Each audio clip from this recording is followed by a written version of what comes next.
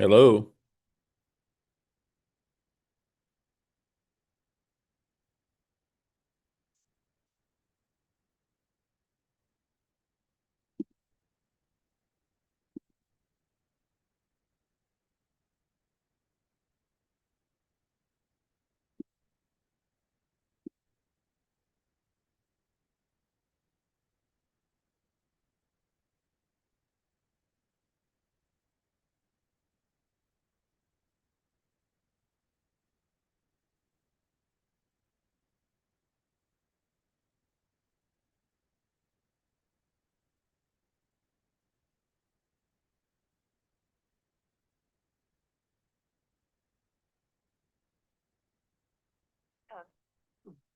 Your meeting ID followed by pound.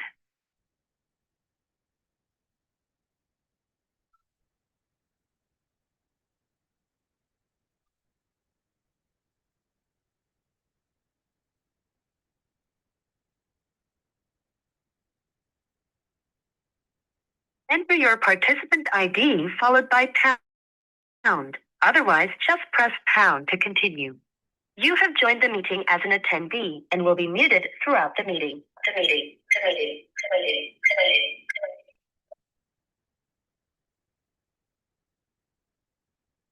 The host would like you to unmute your microphone.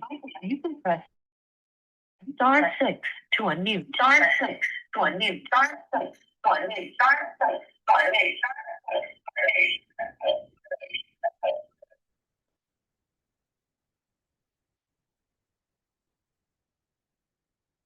Hello. Hello.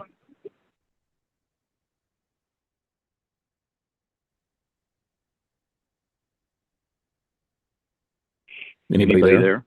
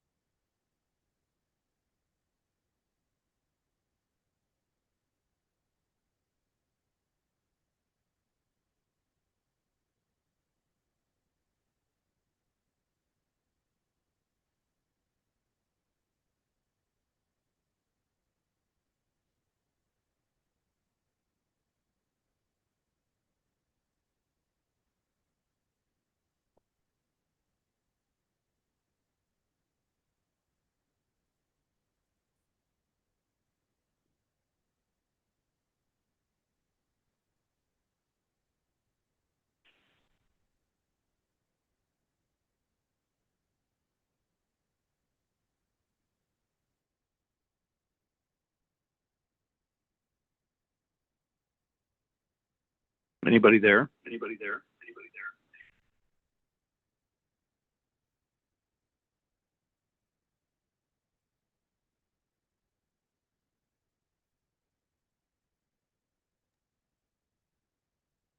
there? The host would like you to unmute your microphone. You can press *6 to unmute.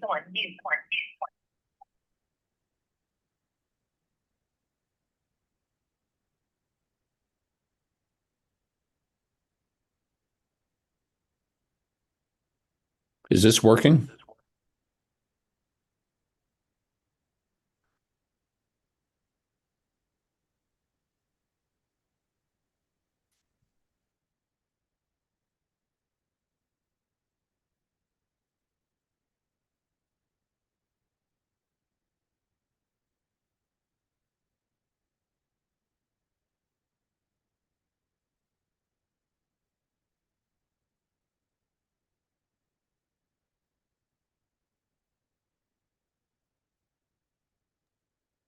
So we're not pausing. Are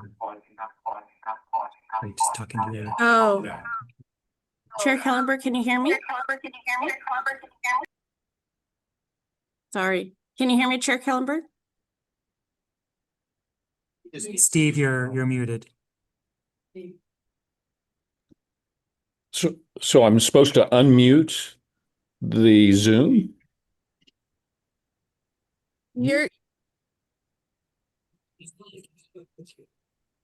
You are currently logged into two devices, Steve.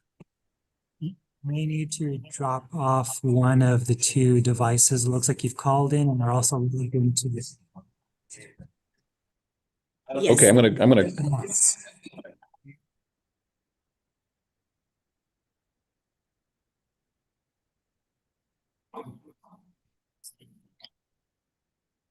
If you open my eyes.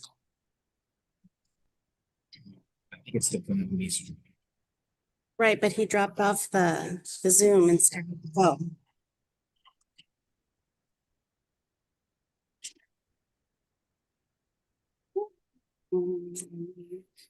Yes, if he jumps, goes back. Probably can't even get you.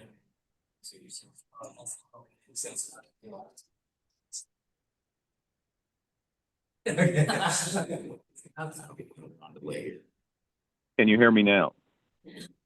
We can't, but would you be able to get back into Zoom and then hang up on the phone? Oh, yeah, I just thought you weren't supposed to do the Zoom. Okay. I can do that. Right, so if you can just hang up the phone and then just go in through Zoom again. Yes.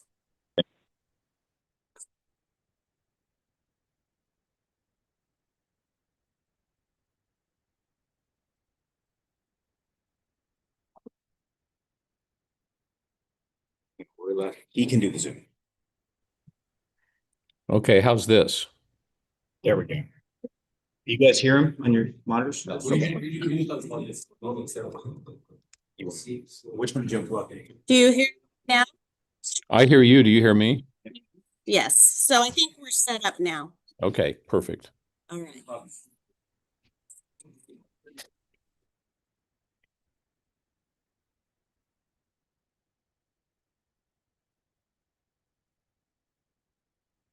So if I want to, will I be able to see the video of the meeting from this Zoom, or do I need to go on the, So you'll be able to see it on Zoom. okay.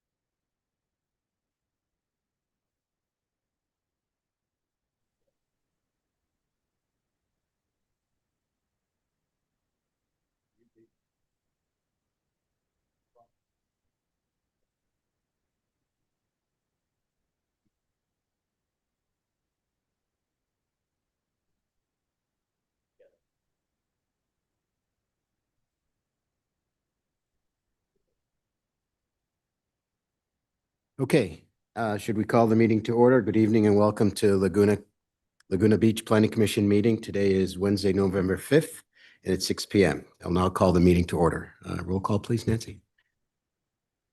Commissioner Sadler, Here. Commissioner Whiten, Yes. Commissioner Dubin, Here. Chair Pro Tem Goldman, Here. Chair Kellenberg. Here. And Chair Kellenberg, can you confirm that there are nobody from the public with you at the meeting? There is not. Okay. And then Chair Kellenberg, can you just please let us know if someone does show up? Thank you. You'll be the first to know. Okay. That's now time for public communications. For any person wishing to address the Planning Commission on a non-agenda item, please be aware that the time limit will be 3 minutes for each person to speak. To allow equal time for speakers, minutes may not be given to another speaker. You may have another person read your written statement. Recording secretary, are there any members of the public wishing to speak? Not that I'm aware of. Okay. Public communications is now closed and we will move to the consent calendar. Do any members of the Planning Commission wish to pull any of the items from consent? No. Okay, if no members of the public have concerns, anyone from the public? Okay, shall we have a motion to approve the consent? Chair Pro Tem, I do see a hand Oh, I'm sorry. raised. Apologize.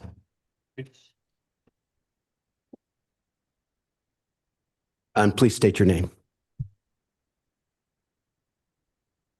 My name's Emily Hine. I just have a protocol question. This is my first hearing. I'm new to Laguna Beach.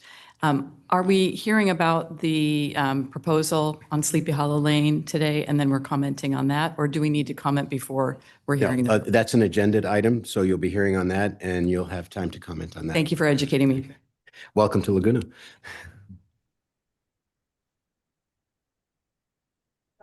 Okay, shall we have a motion regarding the consent calendar? Move approval of the consent calendar? Second. Commissioner Sadler? Yes. Commissioner Whiten? Yes. Commissioner Dubin? Yes. Chair Pro Tem Goldman? Yes. Chair Kellenberg. Yes. Motion carries. Chair, did we need to separate the 4.3 because it's a continuance? Nope. Yeah. It's part of the consent calendar. Okay.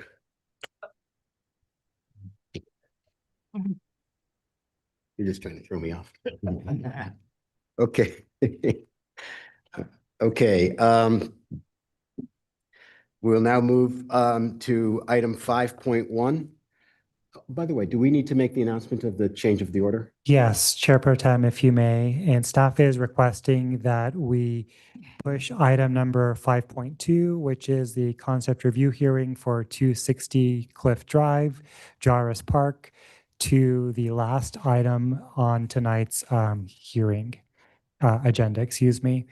We will start with item number 5.2 and then proceed with start with item 5.1, the Rye Goods application, and then we would proceed to item 5.3, 1155 South Coast Highway, followed by 5.4 Pacific Edge, and conclude the evening with 5.2, 260 Cliff Drive.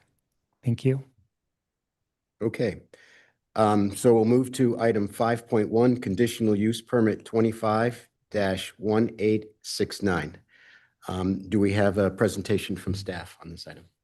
Yes, thank you, Chair Pro Tem, and good evening, members of the Planning Commission. Item 5.1 is a conditional use permit amendment request for Rye Goods.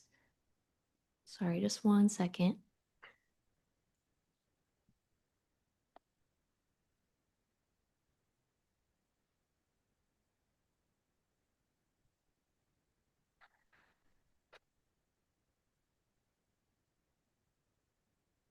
The project is located at 384 Forest Avenue within Suite 4 of the Lumberyard Mall in the downtown commercial district of the Downtown Specific Plan area. Rye Goods is a bakery and cafe and currently operates under an existing conditional use permit that allows for the sale and service of beer and wine, which requires a Type 41 alcohol license. The existing Suite 4 is approximately 1,100 square feet and consists of a back-of-house kitchen area, a front of house service counter, coffee preparation area, a pastry case, retail displays, and cafe seating. The adjacent Suite 5 contains a retail store, Tibet Handicrafts, and will vacate the space in the coming weeks. The proposed amendment to the existing CUP will expand the existing cafe into the adjacent suite, which is approximately 847 square feet. The additional floor area will include an employee-only dry goods storage, expanded beer and wine retail displays, dry goods and refrigerated retail displays, and an additional point-of-sale service area. Within the expansion area, there is a possibility for future non-fixed seating if it's permissible by building code.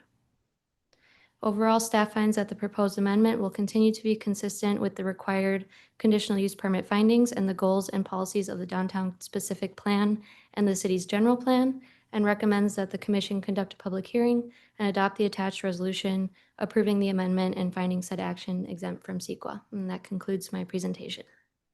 Thank you, Sarah. Do any commissioners have any questions? Yes, I have a question. Thank you. Any disclosures first? No. Nope. Okay, commissioner questions. Yeah, is there any parking issues with the expansion? No parking issues. They will just utilize the existing structure, which is sufficient for the use. And the front part of this that faces the post office, I guess, that's the storage and employee area only, is that correct? Yes. And so the retail space will be entered through the door, the new door that's going to be cut into the space from the existing space, as well as a door from the back patio area. Is that correct? Yeah, so there's actually 3 entrance points. There's the entrance point to the Tibet Handicrafts, and then the entrance point between the building and the post office. And then there's also the existing Rye Goods entrance, which according to plan will become an exit. All right, thanks. Sarah, could you say what, you mentioned that indoor seating could be added. Mhm. Could you explain that? Yeah, actually the original application included fixed seating, but that was omitted just during plan check, just for applicant preferences. But just to keep the option available, the applicant just wants to make it clear if there's a possibility for non-fixed seating, that could also be included. Is that in the resolution? I don't remember. No, it's not included. So would we need to add that to the resolution in order to give them the flexibility? Commissioner White and I would recommend you make that clear in the resolution. My understanding is tonight, the applicant isn't intending to add seating, but to give them flexibility and rely on your approval tonight. Should you grant an approval, we could modify the project description to encapsulate that request. And then they would not need to come back to us again, correct? So how many seats would that be? Could that be? I would have to ask building. Perhaps once we open the public hearing, we could ask the applicant from planning's perspective, because the use is parked at the quote unquote blended parking rate, the parking requirements are not based on the seat count, it's the square footage of the space, and that land use wouldn't be changing to a different parking requirement with the inclusion of seating. So retail to dining or vice versa will not affect the parking requirements for the property. And so from staff's perspective, the seating isn't a planning issue per se, but there will be building code requirements that would be verified during the building plan check process. We would need to review a seating chart to ensure that there are proper aisle widths provided amongst the retail display areas and also any dining areas that would be provided. Okay, but you can craft a new condition to cover that. Yes, we'll have a condition ready for you during the deliberations. Thank you. What about outdoor seating? Are they already at capacity? Because I presume the retail didn't have any outdoor seating. Are they at capacity on the outdoor seating, and is there ability to get more? I mean, what is the outdoor seating based on? The outdoor seating has been there since before Rye Goods occupied that space. It is not dedicated to their exclusive use. Now, they do have customers that do take their items to enjoy at the outdoor courtyard, and that would continue to be the case, subject to landlord approval. They could add additional public seating. If in the future they wish to privatize that space for this tenant's use or some other tenant's use, or enclose an area to provide alcohol service, for example, that would likely require a subsequent application. So essentially, the outdoor seating is all public. And is it at capacity based on the space there? Why I'm saying that, it seems like it would be nice to get a little bit more seating out there, particularly if, if they're expanding their operation. And it sounds like that's not a question, that's not something that's specific to this project. That would be specific to just outdoor seating in a public area for that space. Correct. And we would need to review a proposal with the city's building division, but it's likely that additional seats could be accommodated, provided that accessibility requirements are met. Okay. So would that mean that the city, how would that happen? Would the city initiate it? It would be landlord initiated Okay. and subject to verification by city staff.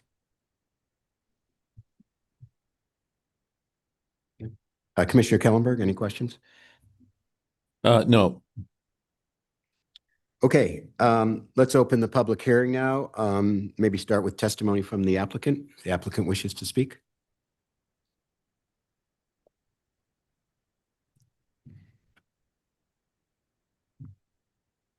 Yeah, and afterwards, please sign in your name, state your name, and then sign in for the record.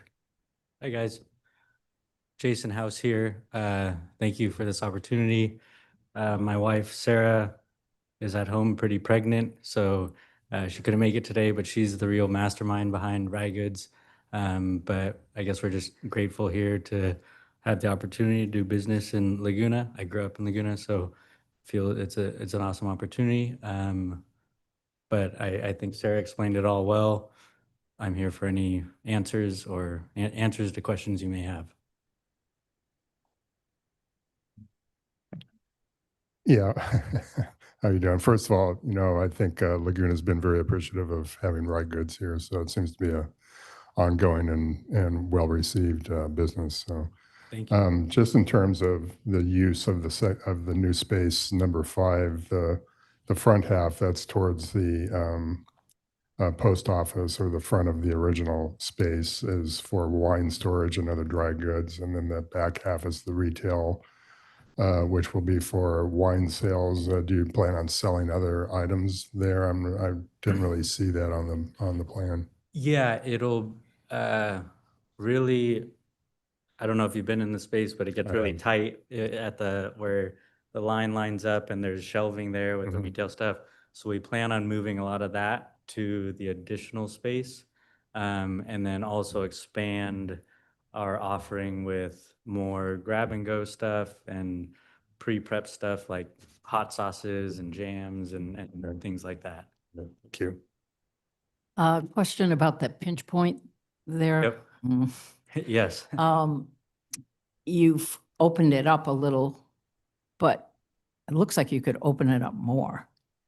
That was the original plan, but that is a shear wall in between the space. The original plan was to take down the whole wall, but it's just too costly.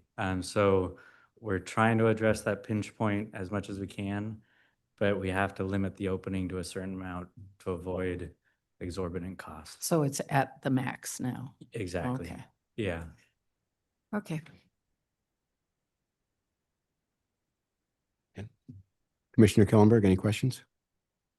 I just have a quick question, and that is, if you have that additional access off of the new store that you're adding to, the store you're taking over, and you just have that small door in between the two spaces, and you have dry goods in the other space, how are you addressing security? I mean, what keeps somebody from just walking in and taking something and walking out that other door?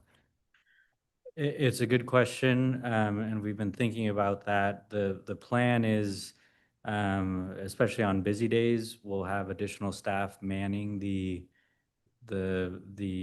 expansion space. And then we have a plan just to have staff patrol the additional space on an ongoing basis. But then we're hopefully just going to trust our customers and hopefully not get too much stuff stolen. Thank you. Okay, if no more questions from the commission, open to the public. Anyone from the public wish to have any questions or comments?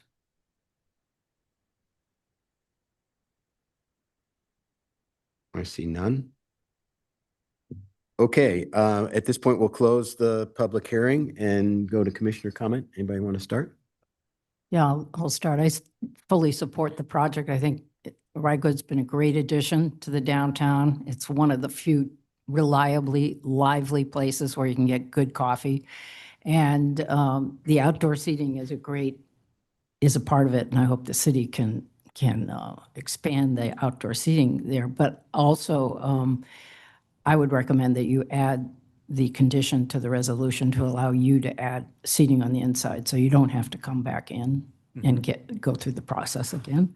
But I'm really happy you're such a successful business, and I'm happy that you're a local business, and I'm happy that you're a different age demographic.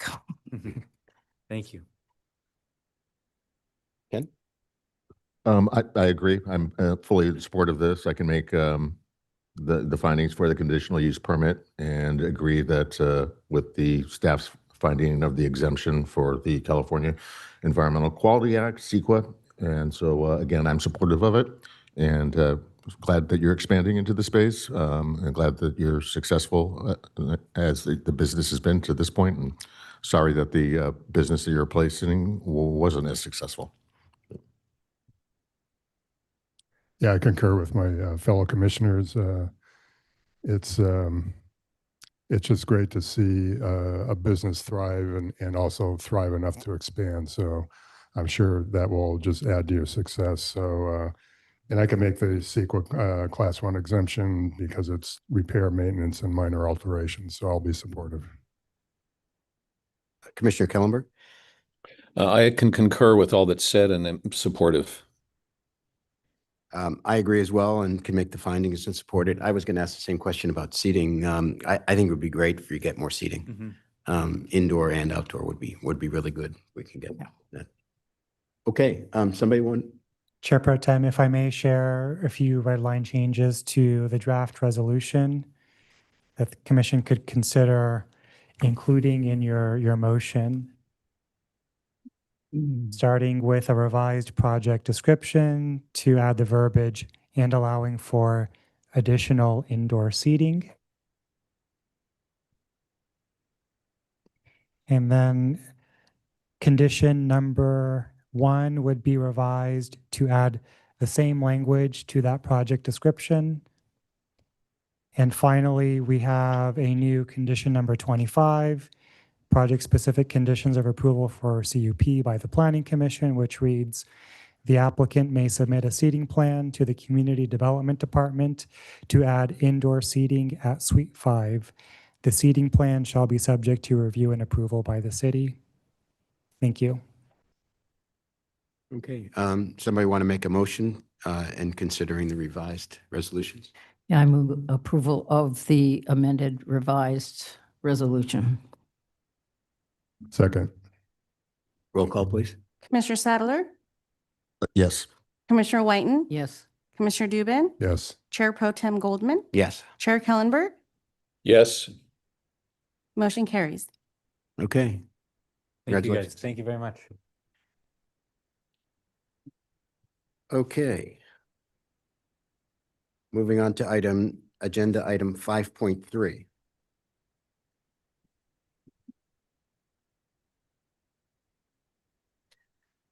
Design Review 25-1324, Coastal Development Permit 25-1704. Do we have a presentation from staff?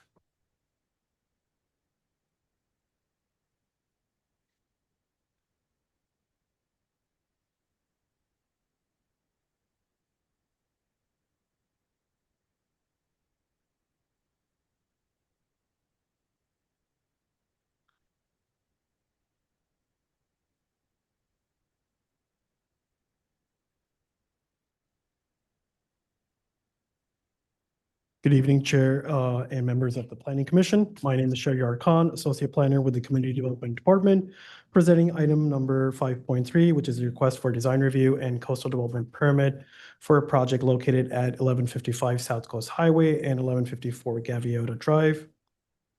The subject property is a 2,500 square foot through lot and fronts South Coast Highway and Gaviota Drive. It's currently developed with a 4-story mixed-use structure that includes a 1,769 square foot residence consisting of 3 dwelling units, a 391 square foot attached garage, and a 602 square foot retail space. At the lower level, which currently includes a dwelling unit and an ADU, the applicant proposes a modest 25 square foot expansion of the existing elevated deck, along with the conversion of an existing crawl space into a new 123 square foot mechanical room. At the middle level, the proposal consists of a 250 square foot expansion of Unit A, which is the 3rd dwelling unit in the structure, and a 41 square foot expansion of an existing elevated deck. Further, like-for-like door and window changes are proposed at the retail space at this level, which is the ground level, which fronts South Coast Highway. At the upper level, which is the continuation of Unit A 130 square foot addition and a new 139 square foot elevated deck are being proposed. The proposed improvements remain within the allowable building envelope and incorporate multiple articulation techniques that thoughtfully respond to the site's natural topography. The design's decks and facade projections help reduce the perceived scale and soften the overall building massing, resulting in a balanced and visually appealing composition.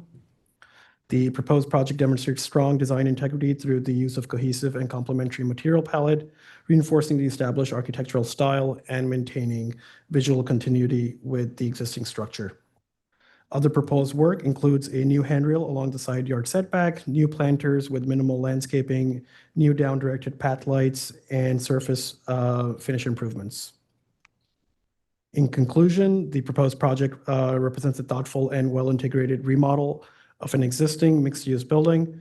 The design enhances the property's functionality, elevates its overall design quality, and strengthens its compatibility with the surrounding neighborhood.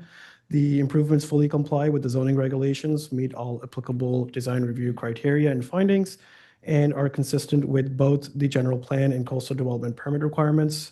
No privacy or view equity impacts are anticipated, ensuring that the project contributes positively to the community's character and built environment. Staff recommends that the Planning Commission conduct a public hearing and adopt the respective resolution, approving the requested entitlements and finding said action exempt from CEQA. Staff has not received any public correspondence in opposition to the project, and letters of support from neighbors are attached to the agenda item. This concludes staff's presentation, and I am available for questions. Thank you. Great. Thank you very much. Any questions? Disclosures again, I guess. Oh, yes, thank you. Any disclosures? No. I had a question. Sure, or Anthony, I'm not sure either of you could answer this. Part of the staff report was pointing out that recently adopted ordinances that were certified by the California Coastal Commission changed things. So in the past, this would have required a conditional use permit.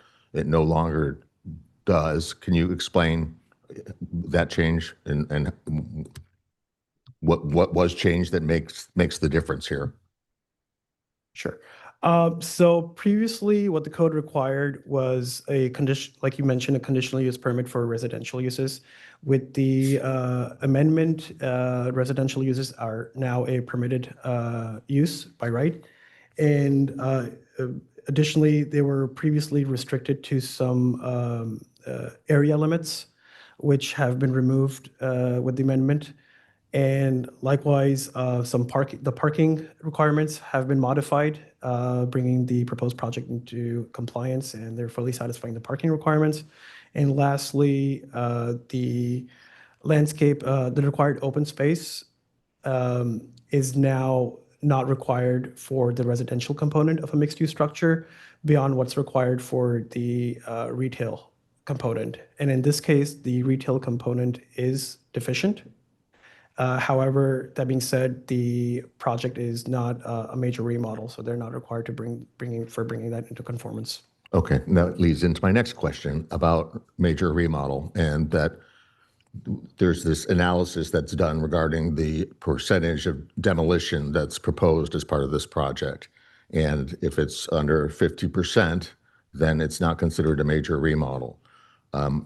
My questions are, one, in this case, the percentage is getting pretty close to that 50%. It's at 46%. What happens under construction if for some reason things don't go as planned and that 50% threshold is crossed? Does this then get retroactively reevaluated and become a major remodel? That is correct, Commissioner. You may recall that did occur with the Red Dragon project several years ago. And I will say that's a very rare occurrence. It could theoretically happen. We always advise applicants that they build in a little bit of a buffer to reduce that risk. Here, the buffer is 4%, so there is a little bit of leeway. Once you start opening up walls and the roof structure and evaluating the foundation, the demolition that occurs during construction could change a little bit. Staff here feels that this is going to remain below those major remodel thresholds. Okay, and when we're talking about roof demo, is it the roof framing structure itself? It's just not, I mean, to remove the roofing material, whether it's shake or whatever it is, that doesn't count towards demolition, correct? That is correct, nor does the sheathing. It's specifically the structural components to the roof. Okay, and floor framing is not part of the analysis of demolition? Only if it is the foundation for the structure. Okay. And the city's major remodel methodology is based on the methodology that's utilized by coastal staff. Okay, thank you very much. Right. Is it an enforcement? Is it enforcement or we rely on the applicant self-reporting? It's verified proactively by city staff as part of the building inspection process. Okay. You mentioned in your presentation that the ordinance no longer is not dependent on an area requirement for residential. So you could have as much residential as you want, but is there a minimum requirement for the retail in the C1 district for a mixed use project? I'm not familiar with that. I'll defer to the deputy director for that. The C1 requirement is for street fronting, ground floor, commercial. That commercial space or spaces need to maintain a minimum 30-foot depth along the primary street frontage, or a reduced depth could be permitted subject to Planning Commission approval. And in this case, the existing commercial space exceeds the minimum requirement. So will this be applied to the DSP2? That Is is it- to is be it already- determined. Oh, There is a phase 2 downtown specific plan update that staff is currently working on. We do envision that certain elements of this infill housing ordinance that we've been discussing during this hearing will be carried over in some form or fashion into the downtown specific plan. And there has been talk about allowing for ground floor residential uses where it's not currently permitted, subject to meeting a similar requirement where along your street frontage, along the streets where you do want commercial continuity, you do have a minimum commercial depth before you have your residential use on the ground floor. thank you. I've got a couple of questions. Unit C in this revised plan is being listed as an ADU, but it's my understanding that because of the square footage is quite small, shouldn't it be designated as a JADU? No, in this case, it would still be an ADU. Actually, junior ADUs are not permitted in mixed use structure, in multiple dwelling structures. Oh, okay. And I can further clarify, if an applicant proposes a JADU or junior accessory dwelling unit, there is a maximum unit size of 500 square feet. Otherwise, there is no minimum unit size for either JADUs or ADUs other than meeting building code requirements. Okay. And there's no issue with historic designation, either state or local, on this property, right? No. Okay. And will any of the residential units be required to comply with ADA standards? To my knowledge, none at this point. Okay. And the HVAC units, I see there's heat pumps in the mechanical room. Is there adequate venting and sound mitigation for Unit C? Those specs will be reviewed during the building plan check phase. Okay. And last question is about the solar panels that I see on one of the roofs. Is there any issues with reflection on neighboring properties? None are anticipated at this point, and this will also be reviewed during the building plan check phase. Okay, thank you. Oh, I had a further question. The public comment letters referred to the deck expansion as not exceeding, what was it, 15 square feet? Referring to the neighborhood support letters? Yes. That may be inaccurate. They're decks at every level. The deck at the lower level where Unit B and the ADU are located, it's expanding by 25 square feet. And the deck at the middle level, which is for Unit A, is actually reducing by, I believe, 184 square feet. So that brings the deck at the middle level to a total of 245 square feet. And the new deck at the uppermost level is 139 feet with, proposed as 139. And there are two other smaller decks with a combined total of 69 square feet. And Commissioner, I think what is being referred to in the letters is that overall there's a net decrease in total deck area. There are deck additions being proposed, which are subject to design review approval this evening, but there are also deck areas that are being removed by the proposed project due to the floor area additions to create additional habitable space. So overall, there is a net decrease in deck area. Okay. I didn't read it that way. That's what it is. Okay. Yes, that's correct. Commissioner Kellenberg, any questions? No, all of mine have been answered. Thank you. Okay, mine as well. Should we open it up to the public, starting with the applicant? Sure. Hi, I'm Allura. I'm Allura A2 Design, the architect for the project. I do have a PowerPoint. I don't necessarily have to put it up. I also have copies if you'd like. I don't know if you want to put that on or, but mainly I want to focus in on the goal of this project is repair. So if you do look, do you guys want copies of this or can you see on the screen? We've got great, so we can see fine. Thank you. So I do have some photos. If you go to the next slide, the goal here, this is on the retail side, these photos, like for like. So we want to keep it exactly as is, paint color to match. Just the windows, they're breaking down. It just needs repair. The paint needs new coat of paint, but we want it to look just like it looks. So for the retail side, it'll maintain that consistent look. And then next slide, please. And here are some photos of the residence. So the reason for the addition, if you look at that upper right-hand image, that's the existing bedroom. The ceiling height's too low. So what we're doing is we're changing the roof pitch to 2 and 12. Right now it's really steep, but it's too low. It doesn't meet code, so you bump your head up there.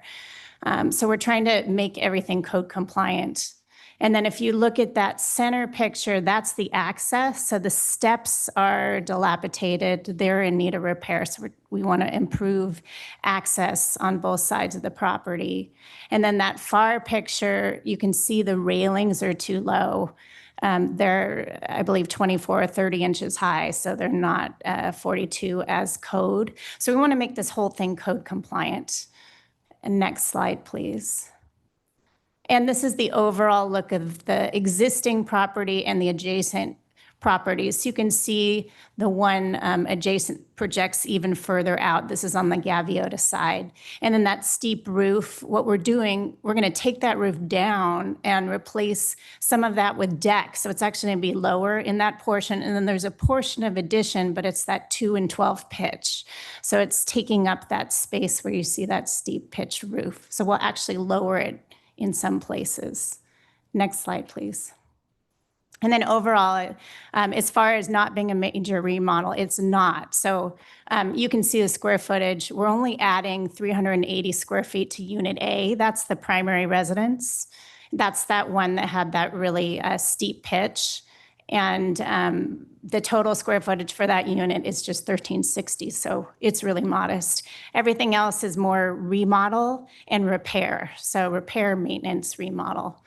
Next slide, please. And then that's that deck that we were talking about with the reduction of 15 square feet. So overall, yes, we are adding, but we're also subtracting. So it's a net reduction. Next slide, please.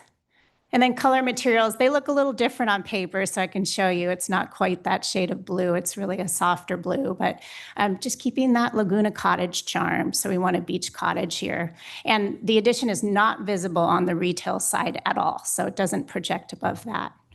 Next slide, please. And then here are the colored elevations. You can kind of go through those.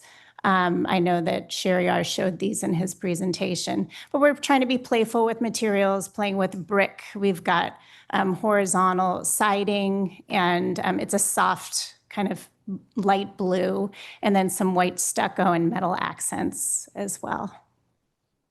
And then if you want to go to the next slide.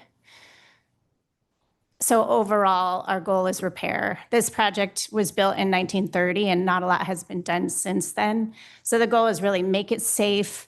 Our client, they plan to live in that upper unit, the Unit A. So they want to make it livable for them. And he grew up in it. It was his childhood home. So it's been in the family the whole time. And the addition is modest. We want this to sit well in the neighborhood. It's neighborhood compatible. It's consistent with the pattern of development. So we hope you support us, and we have nothing but good intentions for this property. So thank you. Thank you. Any commissioner questions for the applicant? When I was out there at the site walking around, I noticed, looking at the staking, that I believe it's that upper level A was going to be is being modified and pushed out. So the staking's coming out a little bit further oceanward. And the neighbor to the south, there was a couple of windows on that side elevation. One of them looked like maybe they'd be potentially affected by that expansion. Did you get any feedback from them or any concerns about any kind of view blockage happening because of the remodel? As far as I know, no. I think our client did talk with the neighbors, and privacy, they just wanted to maintain privacy. That was more their concern than view. So the view is pretty spectacular right from the front. It was a smaller window on that side elevation, so I'm not sure if that was a bathroom or a non-primary living room or something like that, but we didn't receive any negative feedback. So Yeah, right. no issues. Okay, thank you. Thank you. Just a quick one on the retail space. Is there a current occupant there now, or? There is, yes, it's a jewelry store. Right, Lance Heck, right? Yes, And is he coming back after the remodel is all done? he is. Okay. Yeah. Thank you. Commissioner Kellenberg, anything? No questions. Thank you. Okay, I have none either. Open up for any questions, comments from the public?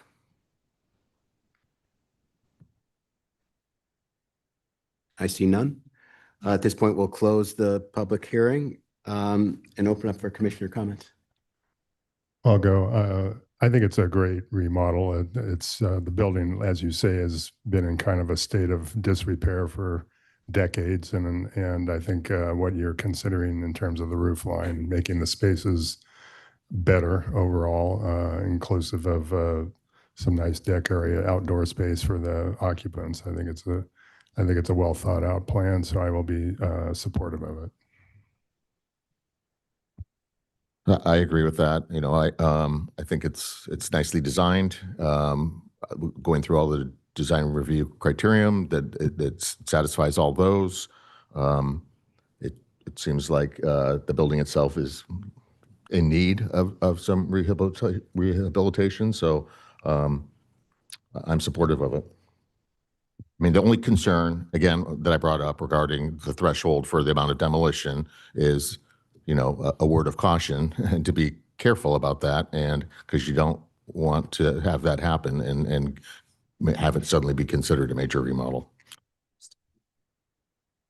Oh, I agree with my fellow commissioner comments. I think it's going to be a really great remodel. Certainly needs it, and it qualifies for a categorical exemption from CEQA and coastal development permit findings can be made. Thank you. Commissioner Kellenberg? Yes, I can make the findings, and I think that this might be a little bit of an example of some of the loosening and changing of some of the criteria for mixed-use buildings that occurred over the last couple of years might have helped this improvement along a little bit and not be quite so constrained by the old requirements. So I'm glad to see that those modifications are leading to what clearly is a major improvement and a much nicer and attractive and fully permitted building. So I'm very supportive, and congratulations on a nice design job. Yeah, I'm highly supportive as well. I walk by that building at least 2, 3, 4 times a week. I noticed the stakes went up before seeing this on the agenda and reading the report, and thought, that looks pretty interesting. So I think it's great what you're doing, and fully support it as well. Okay, do we want to have a motion? Well, I'll move that we adopt resolution number 25-1324, approving design review 25-1324 and coastal development permit 25-1704, and finding said action categorically exempt to CEQA guideline section 15301. I'll second. Commissioner Sadler, Yes. Commissioner Whiten, Yes. Commissioner Dubin, Yes. Chair Pro Tem Goldman, Yes. Chair Kellenberg. Yes. Motion carries. Okay, congratulations. Good luck. Okay, we will move on to agenda item 5.4. Conditional use permit 25-1463, design review 25-1465, coastal development permit 25-1464, revocable encroachment permit 25-1466, and variance 25-1467. Wendy, ready to go? Yes, thank you. Might have a Oh, disclosure. Yeah, disclosures, please. I met with the applicant representatives and Morris Kandarian on site. As did I, and I met also with the applicant's ownership group and architect. I did as well. I met with I met with them all as well. Steve? I met with the architect and owner's representative. Yep. Okey doke. Whenever you're ready, Wendy. Okay, thank you, Chair Pro Tem Goldman. Good evening, Planning Commission and members of the public. I'm Wendy Jung, Principal Planner, and I'll be presenting agenda item 5.4 for the proposed project at Pacific Edge Hotel, which is located at 647 South Coast Highway and 610 to 668 Sleepy Hollow Lane.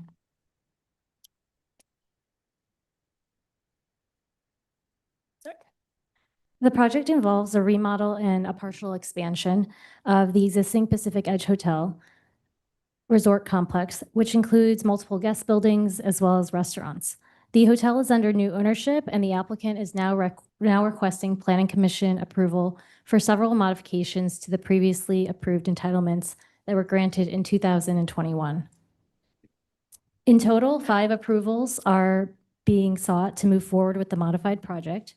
These include amendments to the prior conditional use permit, design review, coastal development permit, and new requests for a revocable encroachment permit and a variance. The applicant is requesting approval to amend the existing conditional use permit 20-6317 and the associated entitlements along with that to update the design and the operations of the hotel.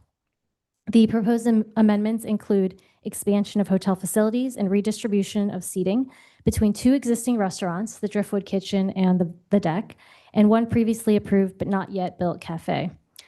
Also, modifications to the valet parking plan are proposed, and this is to improve circulation as well as guest access.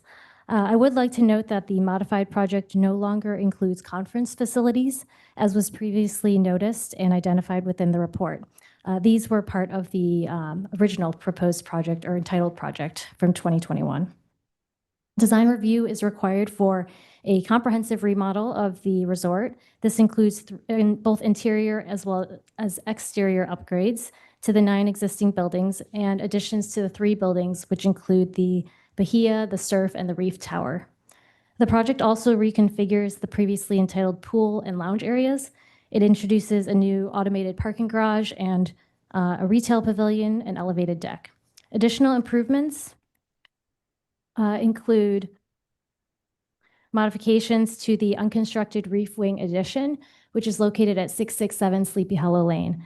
There's also the new cafe with the outdoor dining. This is located within the existing Coast building at 647 South Coast Highway.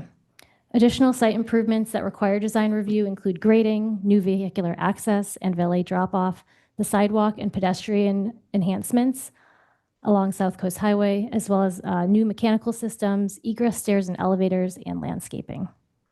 Overall, the revised project will include a total of 136 rooms. This is 20 fewer than the previously entitled. In addition to the conditional use permit amendment and design review, the project also requires a coastal development permit. This is for the new structures and the intensification of use, a revocable encroachment permit for enhanced paving located along Sleepy Hollow Lane, and lastly, a variance is being requested to allow 6 new elevators. These elevators would exceed the height limits, but they are necessary to meet the fire code requirements, fire code access requirements. I want to note that a prior variance was granted in 2021, and this was for 1 elevator, also to exceed the height at the Reef Wing for similar reasons.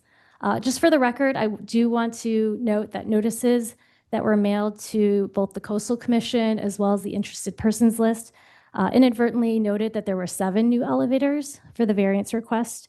The proposed project is requesting 6 new elevators, and the public notices that were mailed to the property owners within 300 feet, as well as the occupants within 100 feet, the property postings and the newspaper ad all noted the correct number, which is 6 new elevators. So moving on to the project site, to give you some context, a vicinity map is shown here on this slide. The hotel occupies a very prominent oceanfront location along South Coast Highway and extends across Sleepy Hollow Lane. The parcels along South Coast Highway are located within the C1 local business district, and the restaurant parcels and the Surf and Reef buildings that are located oceanward of Sleepy Hollow Lane are zoned commercial hotel motel zone. The resort consists of 9 buildings as well as 2 surface parking lots, but it lacks a unified architectural style.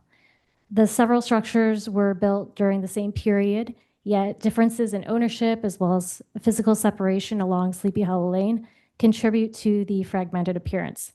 With that said, Pacific Edge's footprint, covering 11 of the 23 properties between Sleepy Hollow Lane and Cleo Street, it makes it a defining presence in the block, especially in terms of the hotel, the restaurant, and the valet activity.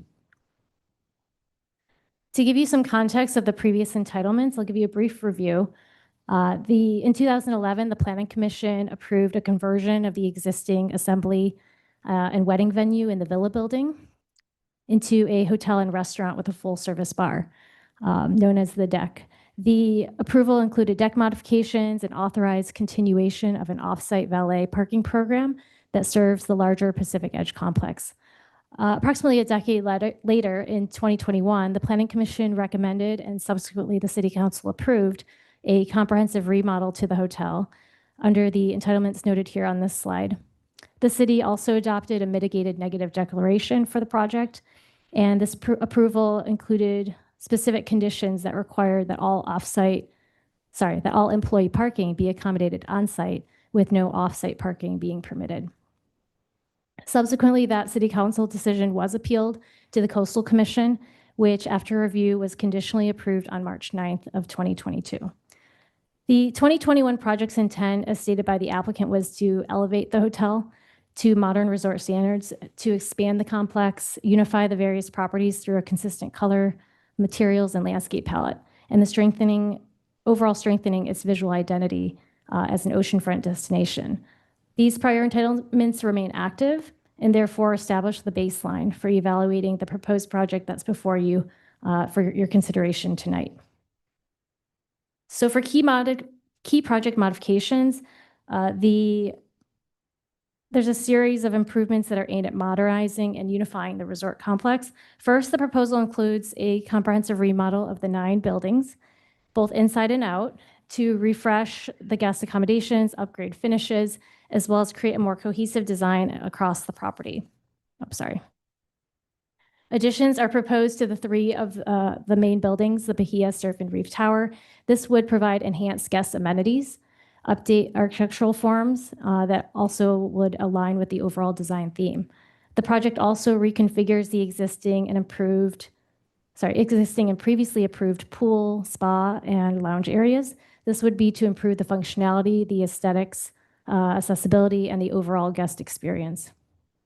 One of the most significant changes is the construction of a new automated parking garage. This would also include an integrated retail pavilion and an elevated deck. This would not only improve parking efficiency, but it also enhances the site's visual appeal from South Coast Highway, as well as the street level activation. There's a new reef wing building that was previously entitled but not yet constructed. This has been modified in order to better integrate with the updated site plan. While the existing coast building will feature the new cafe with the outdoor dining and includes modifications to the layout, it will further activate the South Coast Highway frontage. And lastly, the revised program does result in that reduction of 20 hotel rooms. This would bring that total again to 136 rooms. And this makes for a more efficient site layout. It maintains high quality guest accommodations, and it reduces the overall project intensity. So now I want to go over the automated parking garage and retail pavilion aspect of the project. The applicant is proposing to replace the 2 existing surface parking lots that are located at 610 and 620 Sleepy Hollow Lane with this new automated garage and retail component. The new structure will total about 58,476 square feet, and it will provide 220 parking space across multiple levels. So as you can see here on this slide, it shows 3 subterranean and 2 above grade. Above the garage, they are proposing a approximate 2,200 square foot retail pavilion. This would serve as an experiential showroom, possibly for personal recreational vehicles. This space would allow visitors to view and learn about products through displays and media, but it would also involve no on-site sales, servicing, or test drives. The functioning would be more so as a brand engagement venue, similar to that of the Rivian showroom model. From Sleepy Hollow Lane, the building will appear as a 3-story structure with lower levels used for parking as well as mechanical systems. And then the trash and recycling will be enclosed within the structure and moved curbside, only on collection days. At 610 Sleepy Hollow Lane, the design replaces the surface lot with the new garage and pavilion, adds enhanced landscaping and streetscape design. At 620 Sleepy Hollow Lane, just adjacent to it to the south, the plan introduces a new valet drop-off driveway and improves on-site circulation. For the new Reef Wing building, this represents a refinement of the previously approved hotel development within the Reef complex. Originally, this portion of the site was approved to replace the 42-space surface parking lot with a 15-room hotel building and a pool deck above a parking garage. The updated proposal retains the same general concept, but it reduces the total number of rooms from 15 to 11, and it results in a more balanced and cohesive design. All the parking that was formerly located on this lot will now be provided in the new automated subsurface parking structure at 610 and 620 Sleepy Hollow Lane across the way. This will eliminate on-site surface parking, and it frees up the space for expanded guest amenities. The revised building design includes a 2-story structure above Sleepy Hollow Lane, although it totals 3 stories, featuring an at-grade pool deck, a guest lounge, and a new amenity space that includes a retail gift shop that would be exclusively for hotel guests. This addition enhances the guest experience, and it provides a small-scale retail component that's integrated into the hotel operation. Additional site improvements include a new elevator, perimeter landscaping, and also a stormwater bioretention basin that's located adjacent to the neighboring residence to the south. This would provide both environmental as well as visual benefits. There is a new electrical transformer that will be installed, and this will be fully screened from public view. Regarding circulation, access, as well as public realm enhancements, this project aims to improve the access as well as pedestrian connectivity. A new valet drop-off area and public sidewalk enhancements will not only increase safety, but also visitor convenience, while public right-of-way improvements will contribute to the overall streetscape quality on Sleepy Hollow Lane. There will be new fire code compliant elevators and egress stairs that will improve accessibility and safety throughout the hotel complex. The consultant LSA did complete a transportation memorandum to evaluate how this modified project affects the prior 2021 traffic and parking studies. Just to summarize, for valet and access, all the vehicular access will now occur exclusively from Sleepy Hollow Lane, with the South Coast Highway driveway closed. Guests will check in at the Coast Building lobby, and the valet will move vehicles to the new automated parking garage. This consolidated operation improves efficiency, and it also reduces street congestion. As far as the innovative parking solutions, the modified project continues to utilize those previously approved innovative parking approaches, and this would include a dedicated off-street rideshare area. This encourages sustainable travel with data showing that actual parking demand at 0.73 vehicles per occupied room, which is roughly 20% below the code requirements. Pursuant to the city's parking requirements, this modified project requires 217 spaces after applying allowed credits. The project proposes 220 spaces plus the previously entitled 5 sidewalk cafe parking credits. This exceeds the requirements, and it also maintains compliance for the project overall. And in regard to traffic findings, due to the reduction in the hotel rooms with the improved circulation, the modified project is expected to generate 96 fewer daily trips than the previously approved plan. All the intersections will continue to operate at acceptable levels, and the overall traffic impacts remain less than significant. So staff's analysis concludes that the modified project meets all the required findings for approval of the requested entitlements, and this is detailed within the staff report as well as outlined in the draft resolution. The changes maintain the project's overall intent while enhancing the design quality as well as the compliance with both coastal and safety requirements. Sorry. Regarding the CEQA analysis, in 2021, the City Council did adopt an initial study and mitigated negative declaration for the previously approved project. Since then, the project has been modified and includes the various components that I just went over. To evaluate these updates, Rincon Consultants prepared an addendum to the adopted ISMND in compliance with the CEQA guidelines section 15164. This addendum determined not only that the modified project does not involve substantial changes, new circumstances, or new information, but also that it would not trigger the preparation of a new environmental document under section 15162. Their analysis also confirmed that there are no new or more severe environmental impacts than previously analyzed. There's no additional mitigation measures required. And they also did note that there was one mitigation measure that could be removed, and this was mitigation measure NOI-3. This is related to pool noise, which is no longer necessary. The redesign of the ground level pool and the relocation of the equipment reduces the operational noise below the threshold levels. Overall, the addendum concludes that the final ISMND remains valid and that no subsequent or supplemental MND or EIR is warranted. The modified project continues to comply with CEQA and maintains less than significant environmental impacts. Staff has received 4 written public comments regarding the modified project. Of those, 2 expressed support, citing the overall modernization and design improvements, while 2 did raise concerns related to the potential ocean view obstruction. Additionally, one property owner, which is located on the inland side of South Coast Highway, contacted the applicant after the certified project staking was installed and did note some potential impacts to ocean views. I do want to note that all the written correspondence that was received has been shared with the applicant as well as with the Planning Commission, and we have posted them to the agenda for the public to refer to for the record. As of this afternoon, there was a supplemental staff report that was posted online to the agenda. This was in response to neighbor concerns about potential ocean view impacts that were identified after the project staking, as I just mentioned.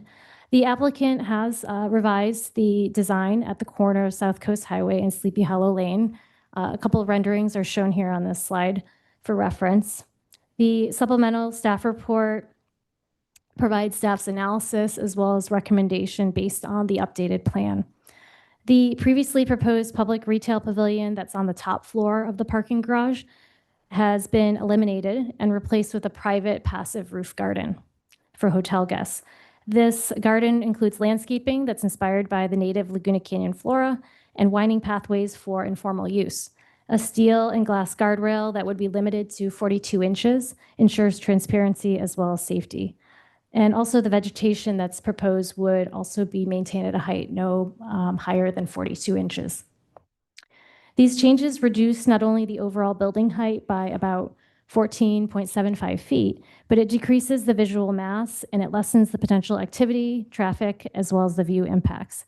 Staff has determined that the modified project remains within the scope of the previously adopted mitigated negative declaration, and also has had Rincon Consultants take a look at this, and they've prepared a memo that provides their analysis of this revised design. The revision demonstrates a thoughtful effort by the applicant to protect ocean views while maintaining a visually appealing landscape-focused design. Home stretch. So staff recommends at this time that the Planning Commission adopt the updated resolution that is attached to the supplemental staff report, which would approve all the requested entitlements, including the CUP, design review, coastal development permit, revocable encroachment permit, and variance. The also would recommend that the Planning Commission adopt the addendum to the previously adopted initial study mitigated negative declaration in accordance with CEQA. Additionally, you'll note here the second bullet, staff requests that the commission direct staff to revise the resolution, specifically to remove condition number 45 that references conference facilities, and also to delete any references within the resolution noting conference facilities, as that to ensure that the document reflects the current project program. So with that, that concludes staff's presentation of the project. I'm happy to answer any questions from the commission at this time. However, I do want to note that the applicant team, as well as their consultants, are all here in attendance this evening, and I know they've prepared an extensive presentation of the modified project. So if the commission desires to hear from them first, prior to asking questions of staff and the applicant, that's open to you. Thank you. Thank you, Wendy. Very nice job on the presentation. Does anybody want to ask questions before seeing the presentation, or go right? Okay, go ahead. Well, yeah, maybe Okay. Commissioner Kellenberg, wait as well, or do you have questions? I just have I'll go ahead with one quick question, and that is to the staff. LSA, in doing a traffic analysis, did they include any discussion on pedestrian vehicular conflicts on Sleepy Hollow as part of their analysis?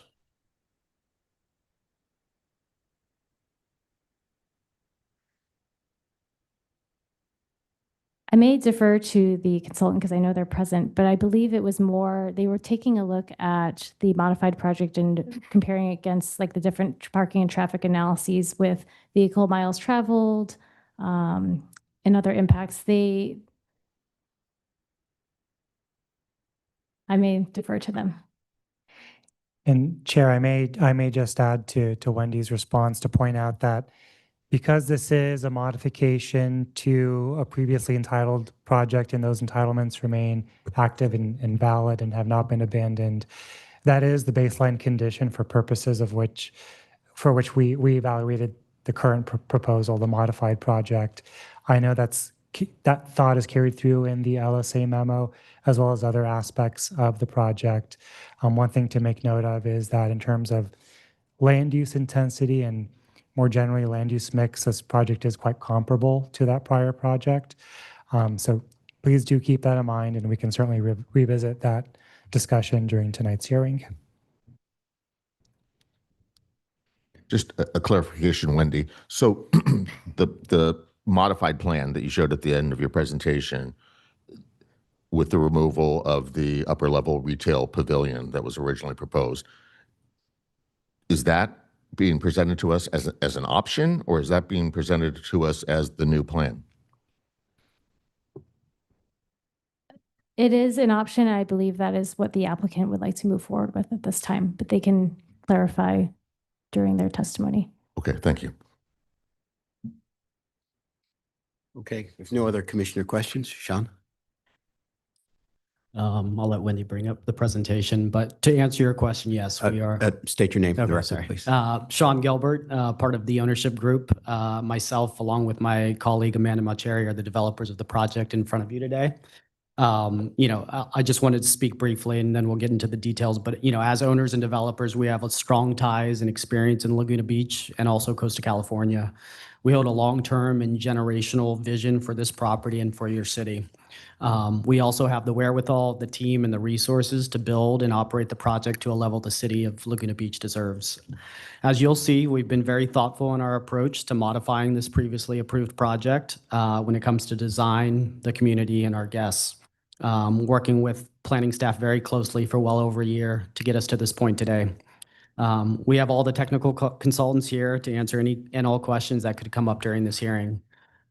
With that, I'll hand it over to Mark, who is with Foster and Partners, the lead design architect for the project, and will be around and available to answer any questions. Thank you.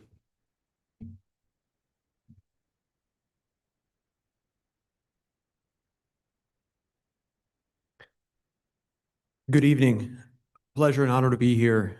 And what a wonderful city you have. And thank you so much, Wendy, for a great presentation. We think it's important to discuss a little bit the process, the thinking behind the proposed project. It's really the best way and the only way to really understand how the ideas were generated. Speaking about not only this project, but about Foster and Partners in general, one word comes to mind, which is contextual. We begin by looking at the context, and the context for us is multidimensional.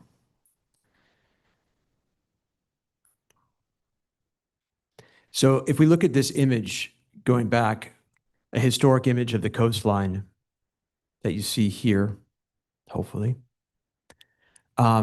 This is a rich context to work within, and it's not something that can be overlooked by any means. Let's zoom in a little bit. Let's look at the 7 miles of coastline. Let's look at the roughly 8 miles of canyon and interhill topography that you have. This is a dream. It's a dream landscape, and what we need to do is make sure it's preserved. What's really interesting about the city of Laguna Beach is you're nestled between these green zones of preserved natural conditions and these purple and blue zones that are these real marine biodiverse ecosystems. many of which are protected and known around the world for their biodiversity. It's a very special climate. And we've had the privilege of doing something that probably you all do every day here, which is walk these trails, some of which are up high towards the mountains. Other open spaces are down low by the ocean. If we look at the cultural heritage of the site, going back to the 1870s when it was a homestead, there's a rich history there. Even in the 1900s, before there was adequate access and infrastructure, this became a recreational destination, the beach, the ocean, and the hills. But everything changed in the 1920s. First, you have major infrastructure like the highway shown here being constructed. Second, you have, nearly 100 years ago, the city of Laguna Beach being incorporated. These are some of the founding members that are photographed in this historic image that we received from the Orange County Historical Society. Then in the 1930s, the true spirit really took shape. Art and culture was paramount from the very beginning. And it wasn't just fine art. It was art amongst all kinds of genres and mediums, music, dance, even performance arts. There's a real historical heritage here. Then in the 50s, the surf culture and this kind of outdoor movement began, and it took off, and it's never faded since. We found these three sort of moments in the history of Laguna Beach that really inspired us as architects and newcomers to the site. The first was in the 60s when the city of Laguna Beach purchases 1,000 feet of beachfront right at the heart of the city. So this is a decision made by the city and an effort made by the public agents. Then in the 90s, you see the people here fighting for the greenscape, which they call the green belt, which they won, and it's now protected. And then about 20 years later, just 15 years ago, the same thing happened with the blue belt, the marine preservation movement. So I think what's amazing about this is the seeds for protecting the rich cultural and historical landscape of Laguna and physical context are already there, and we can't ignore them. What we have to do is build thoughtfully with those in mind, and that's exactly what we're trying to do with our project. So now if I zoom in just a little bit to the site, I think the site is critical to understand our design proposal tonight. First is the topography. If you were to look at the South Coast Highway on the left of this image, the median height and elevation above sea level is roughly about 46 feet above the median tide down to the right of this image to the ocean. That's an enormous amount of height that we can use in a productive way to make sure that views and access for those around this area are preserved and enhanced. And you can see in this image, we're trying to show the difference in dimension between the South Coast Highway and the beach. It varies on the left of this image, which is the north in real life, about 200 feet, to the right around 250 feet. But at our site, it gets quite deep, upwards of 320 feet. And because of the 46-foot delta in topography and the 320-foot depth of landscape and earthscape that you have here, you end up giving birth to Sleepy Hollow Lane. And that's an enormous asset to the project that we'll talk about in just a bit. And the last existing physical characteristic of the site that I just wanted to point out was the way that the built environment meets the natural environment, meets the beach. You see here that the line is not a straight line running left to right on the page. It's kind of a curved crescent. And what it does is it opens up these dramatic vistas from the decks, the terraces, or even the hotel suites themselves to see in 2 dimensions or even in 3 dimensions. And for anyone that has been in these buildings before, these are some of the actual views that you get. And we didn't put it in this presentation due to time, but when you look down at high tide, there's even water. So you have this feeling of being on the bow of a ship, which is truly remarkable and unique. It's unprecedented for this kind of landscape. So now we wanted to draw your attention quickly to some of the parking and access improvements that our project is proposing. And some of my colleagues will go into it in a little bit more technical detail in just a minute. But what you have here on the screen is the master plan as it exists today. You have temporary parking off the South Coast Highway up top on the image, and you have the valet down below towards the first third of Sleepy Hollow Lane, directed from the north. And the parking is all at sort of exposed parking, surface level parking, as you see here in yellow and orange. But what ends up resulting from this existing condition that some of you may know is congestion and frustration, not only for those arriving to the site or departing from the site, but the local neighborhood in general. So in 2021, there was a great proposal in many ways. First, to remove the temporary parking from South Coast Highway. And that's something that we're keeping because we were really inspired by the entitled site plan that was approved about 4 years ago. Second is the valet on Sleepy Hollow Lane is being moved to the right in this image, or moved south in real life by about 125 feet. And what that allows is more cars and stacking and queuing to build up without impeding on the access and throughput of the neighboring South Coast Highway. So we think that's a really bold move forward, and we're really happy with what they've done. If we kind of continue going down the steps here, the other thing that they did was they took advantage in 2021 of the lowest level of the surface parking that you see there in orange. And it's this image that you see here in the photograph. We see this as a great opportunity, and so did the designers and the master planners from 2021. So using this area, which we call the New Reef Zone, is critical and paramount to our proposal moving forward. So now we're going to fast forward to today's proposed site plan that Wendy went into in great detail. The first thing you have to realize is we're moving the valet off of Sleepy Hollow into our private site. And what that allows for is any building of traffic, any queuing or staging of cars, we deal with on private land as opposed to public land. In addition to that, it's much more queuing distance itself. You see upwards of 200 feet on the left and 200 feet on the right. And some of the exhibits that you'll see later exactly show how many cars that is. The other thing that we're really taking advantage of is parallel to South Coast Highway, below South Coast Highway is where the natural topography is of the site. And we're going to push that down further to have parking. And what we're really trying to say here is we're going to take advantage and use this private piece of land that aligns with the South Coast Highway to place cars and infrastructure and parking so that the rest of the site, which is more public and pedestrian friendly and safer, can be opened up. So we're really utilizing, in our words, the natural characteristics of the site to the best of their ability. We really like this image because the 9 existing structures that Wendy spoke about are highlighted here in this diagram in pink, and the 2 proposed new buildings on the table are in blue. And the New Reef Zone that we just referred to is to the middle and the right of this image. This helps you understand what's existing renovation and what's new construction in the 2 different colors. This is a diagrammatic illustration of how the parking would work. On the left, it's coming from the north. On the right, it's coming from the south. And everyone arrives to one central drop-off and valet zone underneath the South Coast Highway elevation, right where the heart is in this diagram. Today, you see this image arriving at Sleepy Hollow. It's an incredible corner. And as you turn the corner, the first thing you see when you arrive on this site is blue. It's an incredible site because many hotels, many resorts out there, it takes a while before you get to see the blue. And on this site, you never leave the site of the blue. And that's what's incredible.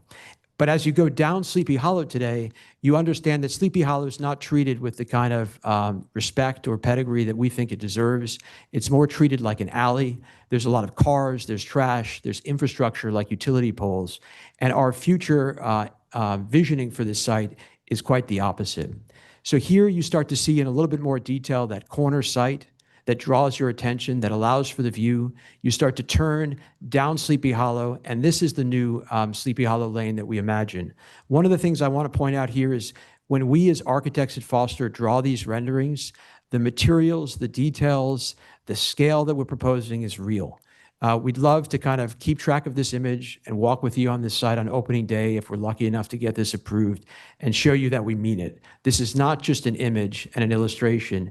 It's reality of what we envision for the site. So it's much warmer, it's much more inviting. The utility poles are underground, the landscape and the pedestrian experience and safety are prioritized, and the cars are moved for the most part to the front below the South Coast Highway like I described. So here you are valeting your vehicle down low. And then right above is this entrance today. This is off of South Coast Highway. It's filled with cars.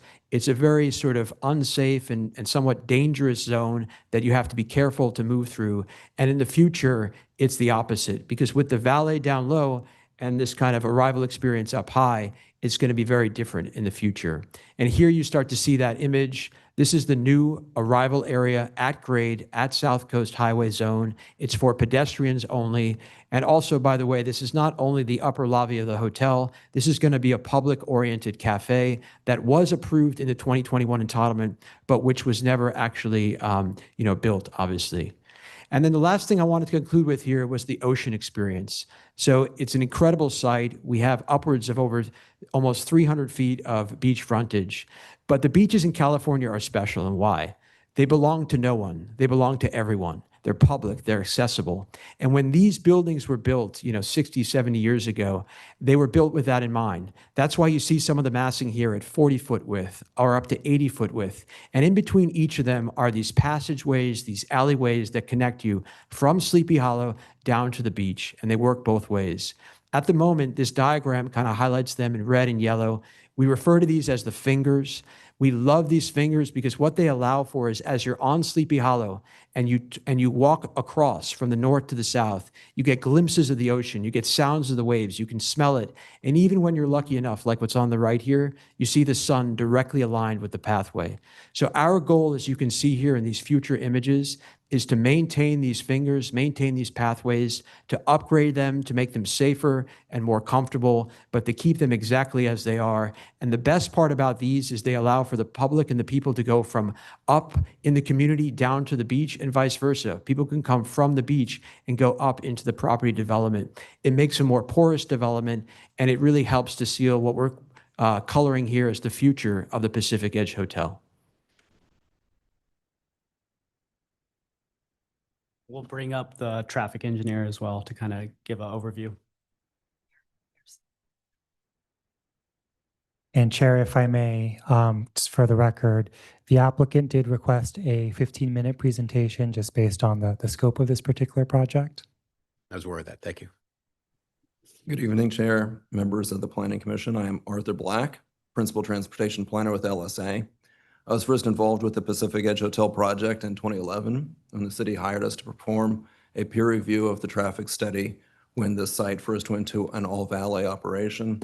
I prepared the technical studies for the 2021 approvals and for this modified project. I will be available to answer questions later as well. This is showing the existing condition. As you can see, there's in the existing condition there are two valet stands. One at the hotel entrance. When a vehicle is dropped off there, the valet has to take the vehicle on Coast Highway back around to the parking lots. There are valet trips that have to occur on Coast Highway, and this is not an ideal condition. The approved project consolidated the valet stand in one location, eliminated those valet trips on Coast Highway, but something you're obviously aware of is that when you have the valet operation on Sleepy Hollow Lane, every vehicle that comes in generates two additional trips on Sleepy Hollow Lane, one where the valet goes out, one where the valet comes back. It triples the traffic volume on Sleepy Hollow. The modified project pulls that valet operation onto private property, reducing the traffic volume that's occurring on Sleepy Hollow by limiting those valet trips. With the modified project that is currently being proposed, the traffic volume on Sleepy Hollow Lane would be reduced to about one vehicle every 30 seconds during peak usage, peak summer usage. As was mentioned, this is going to be accomplished with a parking garage that goes underneath. Currently, the valet stand has about 7 spaces where vehicles can stack, waiting for a valet attendant to come pick up a vehicle and park it. And with the modified project, that's greatly increased. Vehicles would be able to stack in either direction. I don't expect that there would be 17 stacked vehicles based on peak inbound traffic volume and the service rate of the parking system. I expect that you're going to see still about 6 or 7 cars stacked peak summer demand when people are coming in for the restaurants and the hotel simultaneously. This is something else that I'd like to point out is that in the current condition, if somebody is coming from Clio Street at the traffic signal coming down to the to valet their vehicle. They're on the opposite side of the street. And in the modified project, whichever direction somebody is approaching the site, there is a safe way for them to come and approach the valet in the appropriate direction. This is showing a diagram of how the stacked parking is going to work. There is a representative here from Utron who builds and maintains these systems. This automated parking system is specifically designed for confined spaces and space-constrained sites. And frankly, as somebody who's been working in the city of Laguna Beach and around its parking constraints for a long time, this is very exciting to see something like this being proposed that can provide a really workable solution to long-standing problems. If you have specific questions about the operation of the system, representative can answer those. But we do have some analysis that we can provide regarding the time it takes to load a vehicle into the system and get a vehicle parked, as well as some of the retrieval times, if you have specific questions about that later. Okay.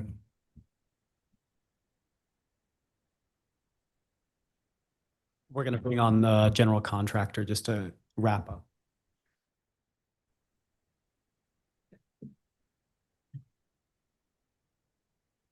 Good evening, everyone. Thank you for the time. My name is Chris Hennessy. I'm the Senior Director of Construction for the West Region for Chalmette Design and Construction, assisting the owner team in the pre-construction and the construction effort. With the on-screen logistics plan we've shared with you today, it gives a little bit of a glimpse of what we foresee in terms of the construction impacts to the neighboring communities. We have accounted for the soil export conditions, phasing, sequencing, duration, all of that sort, which is valuable to the community and the neighboring streets.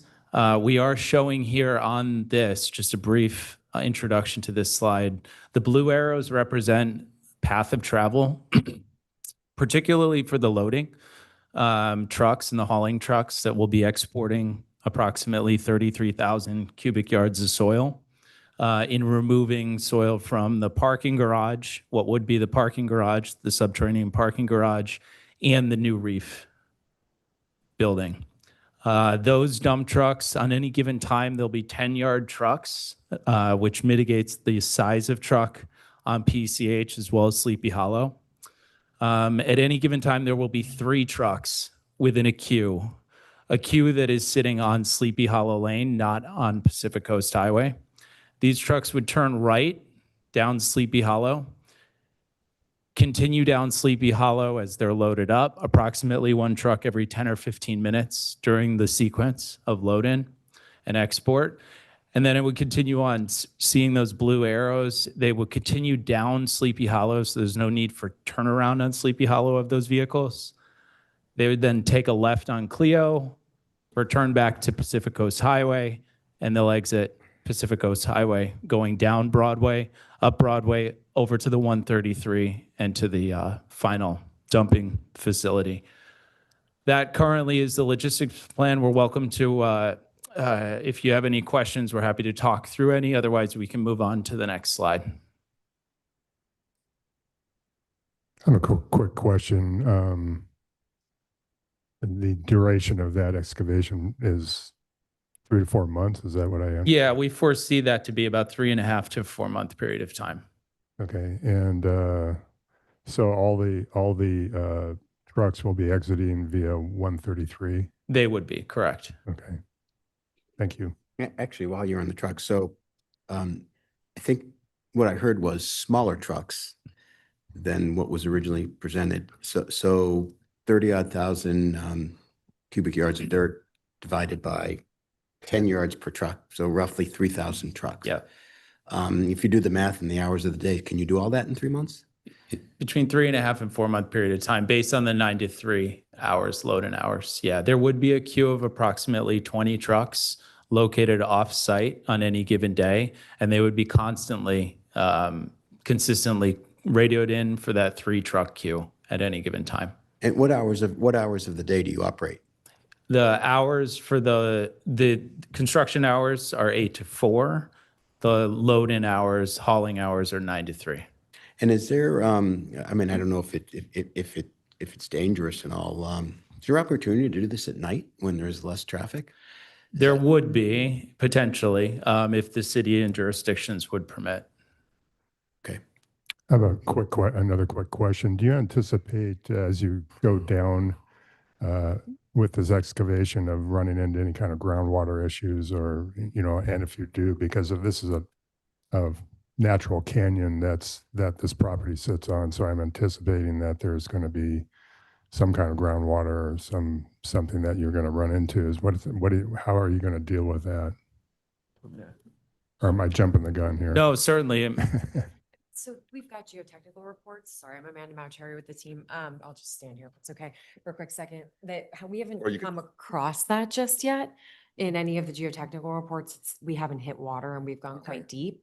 But if that were to happen, these guys can deal with it and we're very well prepared for it, but it's not anticipated at this time. We also would do it in the drier seasons just to make sure we don't run into rain water. Okay. So I had a couple questions. But not in the summer, please. Certainly. So Coast Highway lanes will remain open. Yeah, it is our full intention to keep those open. There is a proposed reservation for the 14 parking spaces in front of the site, which would be used for non-construction vehicles. Mhm. And where would the offsite staging occur? So offsite staging right now is proposed for dump trucks that Laguna parking lot 16 potentially, although that would be further explored. Where is that? Along the 133. That's Act 5, I think. Act 5. Oh, Act 5. Yeah. Okay. Act 5. Okay. All right. Thank you. So yeah, I'm following up on all that. So the plan is all the excavation is going to happen from within the site itself. No equipment located on Coast Highway. It's not going to require any of the lanes to be closed. Not going to require the sidewalk to be closed. Okay. And looking at this, where it's showing the one shade, that's the excavation zone. So the excavation for the parking garage does not extend under the existing buildings at all. No. Okay. No. And the plan to shore the existing retaining wall adjacent to Coast Highway, has that been formalized yet? Are you? Not currently formalized. It is in full coordination with Caltrans. We will work hand in hand along with the ownership team with Caltrans. Okay, there was some condition in the resolution that prohibits any kind of pile driving. So I'm assuming then you'd be drilling probably caissons and correct, putting in steel members and embedding those into the caissons, which go down into bedrock, and then lagging and doing all that. Correct. There was a mention, I think, in the geotechnical report about even with doing that and not pile driving any kind of members, there's potential for vibration and vibrational damage to adjacent structures, which would include Coast Highway. How do you, help alleviate any concerns that Coast Highway would somehow be compromised or damaged? So part of the construction will be full-time monitoring of any such condition to alleviate and mitigate if it is identified. Okay. And the ultimate site that all this export is going to, has that been determined? Currently, right now, it's the Olinda site. The Frank Bowerman is also another site that could be used. It's all based on clean or dirty soils and subject to what's available now versus what's available when we begin the excavation. There could be closer sites created between now and then. And there's no need for trying to, or any possibility for trying to reduce the amount of export by keeping some of it on site or using some of it on site? We have studied some of the balancing capability, but right now that is what we foresee, about 33,000 cubic yards of export. Okay. All right. Thank you. Okay. Shift to the next slide. Lastly, just to zoom out and show you somewhat of an overview of the traffic and path of travel because this will be an important item that we want to address early on. This shows you the in and out paths of travel for the traffic, in being the blue, out being the red, along with the turnarounds. We did also put a little bit of blurbs for each of the key components of this. You do recognize the amount of traffic that uses the 133, and so you're adding, what, 3,000 more vehicles over the course of 3.5 or 4 months to that. Do you feel like there's any alternate routes that you may use in terms of potentially going south to Crown Valley or something like that? Potentially, and actually that's come to light with one of our subcontractors. Depending on the dump locations, there would certainly be that ability. Okay. Is there ability to have multiple dump locations? So yes, you just spread it out? There will be. As well? Yeah, currently there are 2 open. Olinda being the furthest, it's about an hour and a half. But the Bowerman site's a little bit closer. So we certainly can make use of all sites.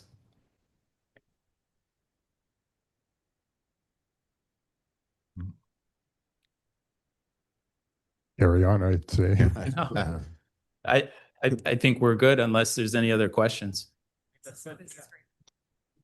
The on-site worker parking, that is, what site is that? So there's a couple of options, one of which is the Neighborhood Congregational Church, just 2 blocks north of the site, which has a lease agreement with the ownership team. That's for a small amount of traffic, cars largely.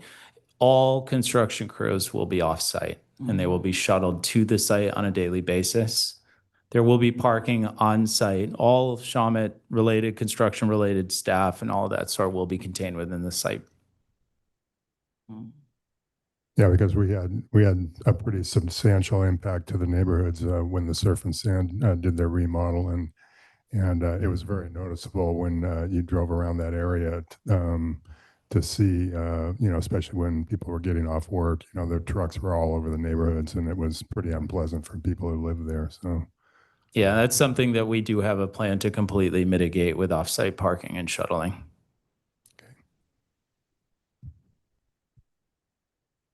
Thank you. Thank you. Maybe we should just ask questions now. Yeah, okay.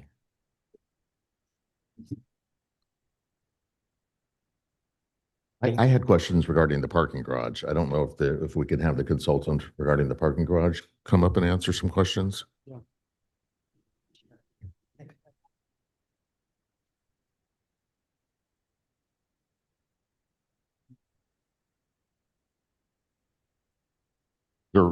Is there a representative from the manufacturer from that system as well? Okay.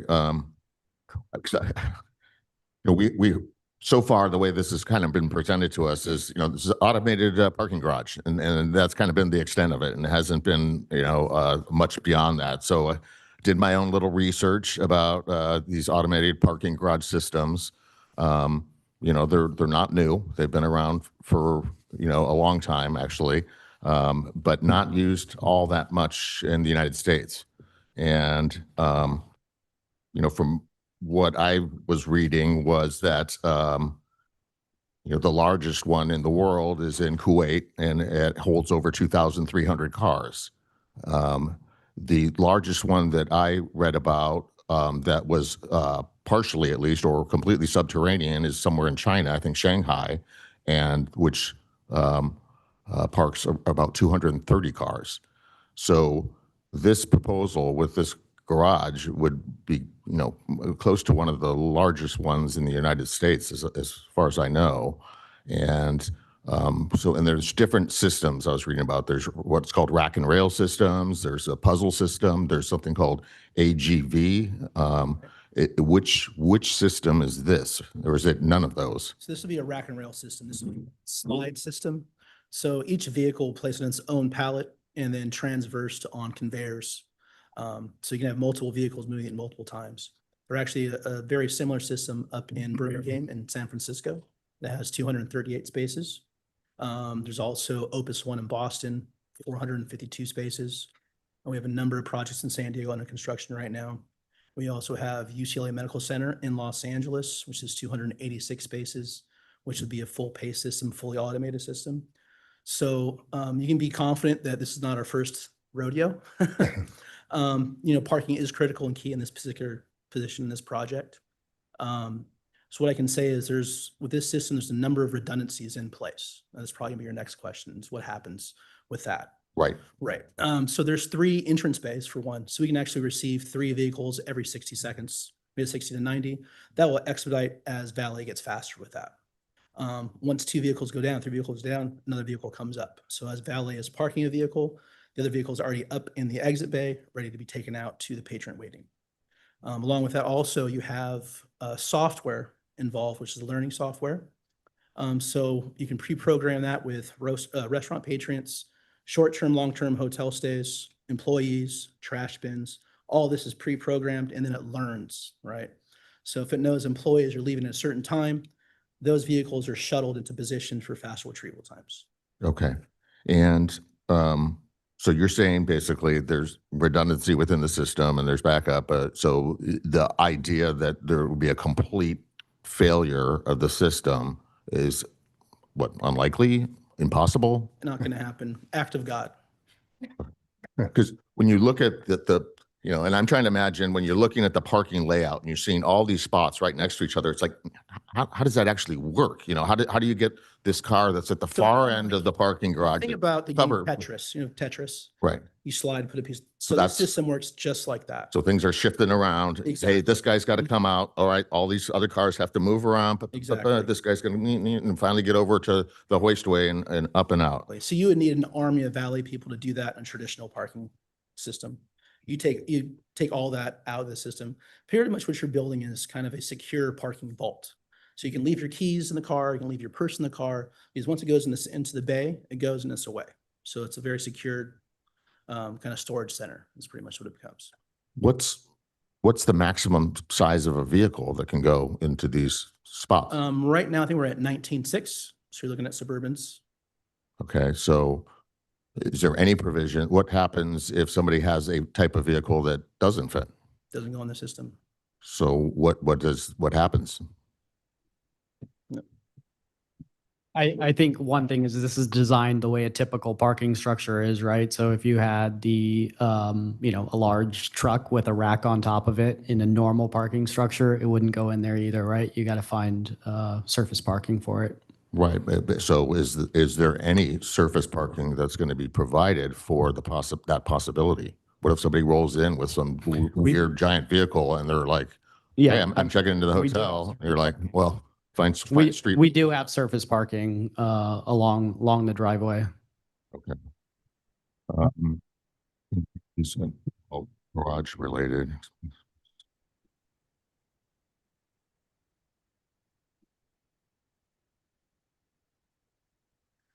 I was while he's looking at his notes, when I was looking at the plan for the trays, there was an indication that they were about 13 feet by 5.5 feet. But you're saying that that's not correct? No, that is correct, but we can have longer pallets if necessary. Yeah, because I was going to say I've got vehicles that are upwards of 20 feet long, and so Right. they obviously wouldn't fit on that smaller Right. tray, I guess. So there's different size trays then that Yes. are part of that. Yes. Okay. My other questions were kind of more about the valet operations themselves. There was the slide that kind of showed the plan, and originally, my question was going to be that you can come from either direction, correct, to that valet stand. So if you're coming south on Coast Highway and you take a right on Sleepy Hollow Lane, come down the hill, and you take that first left, you're driving past the parking garage entrance, you're coming over, and you're in the left lane as you approach the valet stand.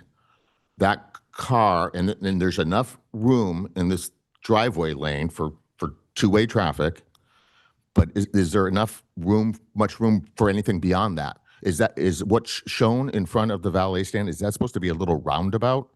So, and that roundabout's going to be large enough for a car? So the idea then was that car that came in from that direction is not going to go all the way around the building and underneath the building again. It's going to turn around in that little roundabout, head and go back into the garage right that way.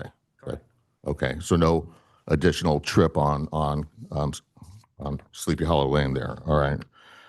And you explained kind of that there'll be a good distance from that valet to the point where that driveway then hits Sleepy Hollow Lane. So it will allow a significant amount of cars to line up there without backing into Sleepy Hollow Lane. That's right. If it is taking a while for valet attendants to retrieve a vehicle and vehicles are backing up, there is a significant amount of space, a total of 17 vehicles in the modified plan that's being proposed tonight before it starts to impact the operation of Sleepy Hollow Lane. And today, it's impacting it immediately. Sorry, because that was a question I had on the drawing, to make sure I understood what you're saying. You were saying that it would take 17 cars in either direction before. No, combined. Combined. Okay, so that's eight and a half or 9 cars. More than 9 cars will get the backup so it goes into Sleepy Hollow? Yeah, so coming from Clio, 8 vehicles, and coming from Sleepy Hollow Lane, 9 vehicles. Okay, so if I understand it correctly, if there's a backup of more than 8 or 9 vehicles, then it's a tie-up on Sleepy Hollow. Well, then you'd start to have stacking on Sleepy Hollow, which is what you have in the existing condition, And entitled. and the approved project, but based on the service rate of the lifts and the Right, that was your and 6 the or peak- 7. Yeah, and the peak traffic volume coming in. That's what we anticipate. Yeah, okay. I want to make sure I understood that. And what was the average retrieval time for getting the car out of the garage? So coming out of the garage is going to be different. I'm looking a lot at putting vehicles in, right? Because I want to clear those vehicles from the private drive and making sure that they're not backing up onto Sleepy Hollow Lane. So the amount of time that it takes for the lift to go down and come up, and the pallet to be taken off at the bottom, and a new pallet be put in the bottom and come back up, you're talking about a minute to a minute and a half for that full operation before the next valet attendant can put a vehicle on the lift to put it into the system.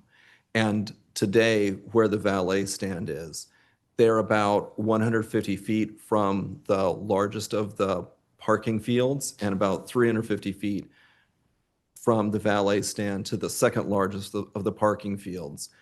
The total time that it takes for you to drive to that largest parking field and then jog back to the valet stand after parking the vehicle is going to be about a minute, a little bit more than a minute. And getting to that farther parking field about 350 feet away, between driving there, parking the vehicle, including jostling vehicles, and then jogging back to the valet stand, you're close to a minute and a half. So it's the service rate for the valet is going to be very comparable to the existing condition using the lifts. Now, retrieving the vehicle, that's where the system gets exciting. So I had an opportunity to talk about the system ahead of time and to see the operation, one of the buildings that they operate in Boston. And there is the potential for somebody that's a hotel guest, their vehicle is going to be farthest back in the system, right? You'll want to keep the restaurant vehicles closer, especially if you know that somebody went in at 6 o'clock, they're going to be coming out around 7:30. And so the system recognizes that vehicle and starts to queue it up closer to the entrance, knowing that that's a restaurant vehicle and they're going to be requesting it at about this time. It preps it.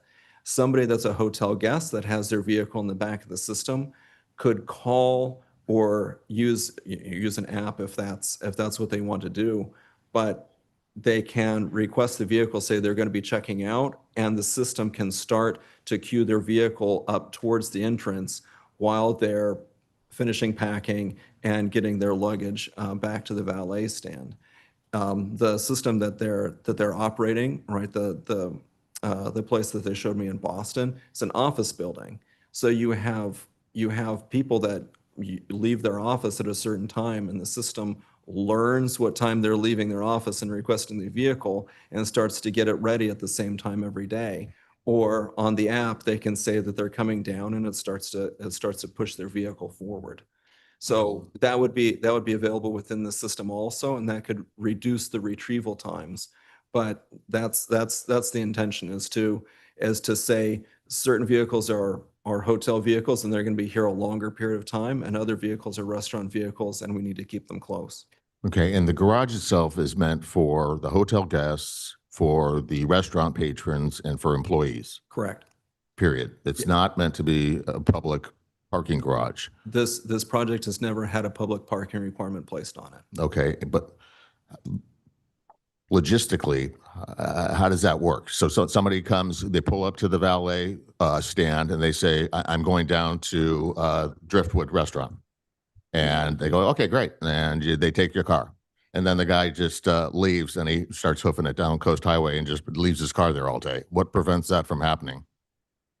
I mean, I think from the hotel guests, we obviously, part of having the valet drop off where it is and having this kind of control access point is helpful, because we are going to ask that questions right on the operations side to make sure.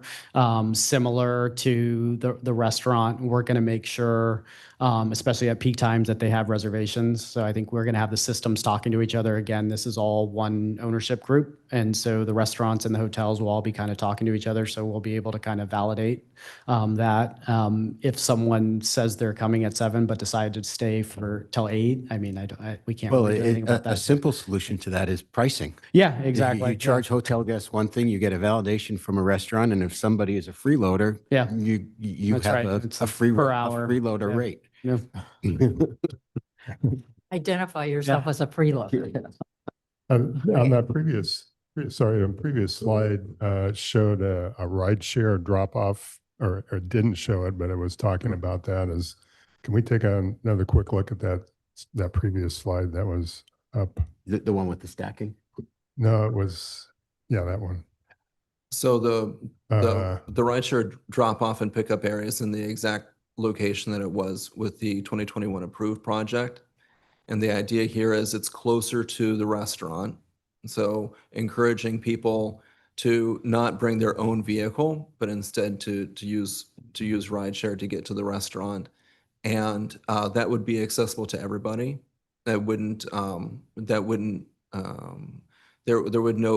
be no prohibition of hotel guests from coming in there to, maybe it's closer to their room and they want to pick up the rest of their party in that area. They could certainly do that. Because we had some concerns about people who were just restaurant patrons, if the valet parking was in and around the roundabout area, it's a little bit of a hike to get over to the restaurants. And if there's a ride share drop off that's close to the restaurants, couldn't there be a valet that could, if somebody's just going to the restaurant, they could also drop their car off and have it transported into the parking garage? I mean, Yeah, it is about 250 feet. It'll just be about a minute walk between the valet stand and we the have, restaurant. Laguna's kind of an older town, so it's, you can't rely on everybody being 35 years old. Yeah, we do have, we know this was one of the comments, and we do have a visual to try to solve for that. One just from the path of travel. So there was the comment, I think, from Commissioner Kellenberg about the path of travel from, if you are going down and making sure there's, a walkway along Sleepy Hollow Lane. So we've looked into that, as well as we have kind of the idea of one, we hope the rideshare kind of solves a lot of that for guests. But we do have kind of a visual that will help with kind of loading and unloading. Because I think one of the biggest concerns from an operations standpoint, and one of the actual big benefits of the deck and the Driftwood right now, is they do really good lunch business. So if you can't get people and customers in and out quickly, and if the guy knows he's got to go all the way up there to the valet stand, you're going to start to lose out from a business perspective. So it's definitely top of mind. It's something that we are open to accommodating and have looked at in detail. Yeah, I think it's, I just think, It's up on the screen right now. okay. How many, to your point, George, how many steps is it from the valet center to Driftwood? Do we know that? I said about what, 250? 50? 250 feet, yeah. And for most of us, it's no big deal, but I'm just thinking, most restaurant patrons Yeah, aren't yes. going to want to, they're going to want to be able to drop their car or get out of the ride share right by the restaurants and then have the ride share drive off or their car taken by a valet into the parking garage. Yeah, so I mean, certainly the ride share drop-off pickup area would be available to them all the time. But if there are periods where ownership believes that having a valet attendant, there is good for the operation of the restaurants.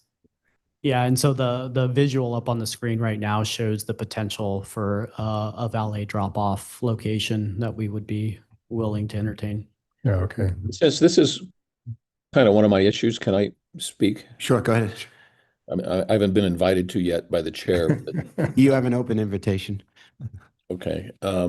So this was, as you know, this was kind of my big hang up because, you've got 160 seats in one restaurant and you've got probably easily you can have 50 to 100 at the deck. So if there's a turn, one full turn, you really have, like 500 people, that are going to these restaurants and especially on a Saturday night, and they're all getting out up at the hotel.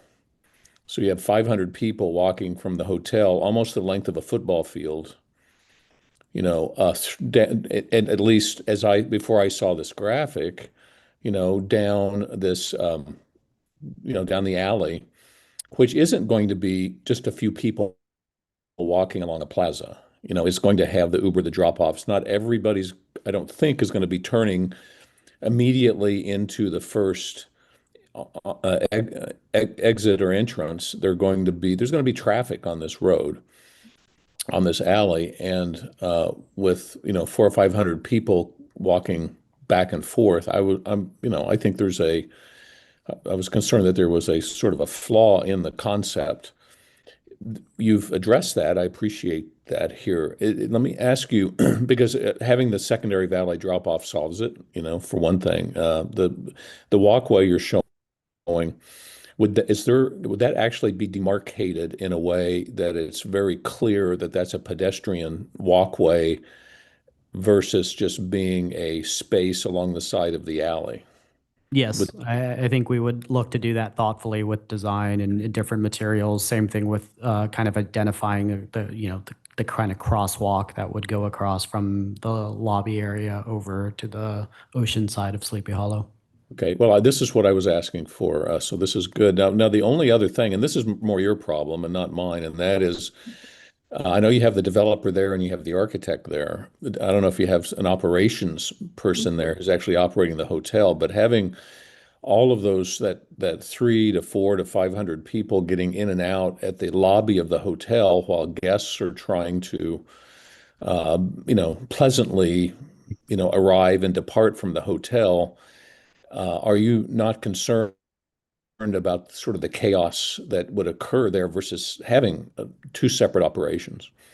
Yeah, and we're heavily involved in the operation side of the things, and we do have the current GM of the hotel here as well that could speak to that. But I think, one, it is 136 keys with 2 restaurants, so it is something that up and down the coast they're constantly dealing with this type of things. It's a balance between activating your lobby and annoying your guests, and so it's a very fine balance. It's something we think about every single day from an ops side and how we separate the path of travel from the restaurant guests to get through the lobby and not kind of disrupt the check-in experience. Because our goal, one of the main goals of putting the lobby check-in and valet drop-off where it is to kind of get you away from the chaos that is South Coast Highway.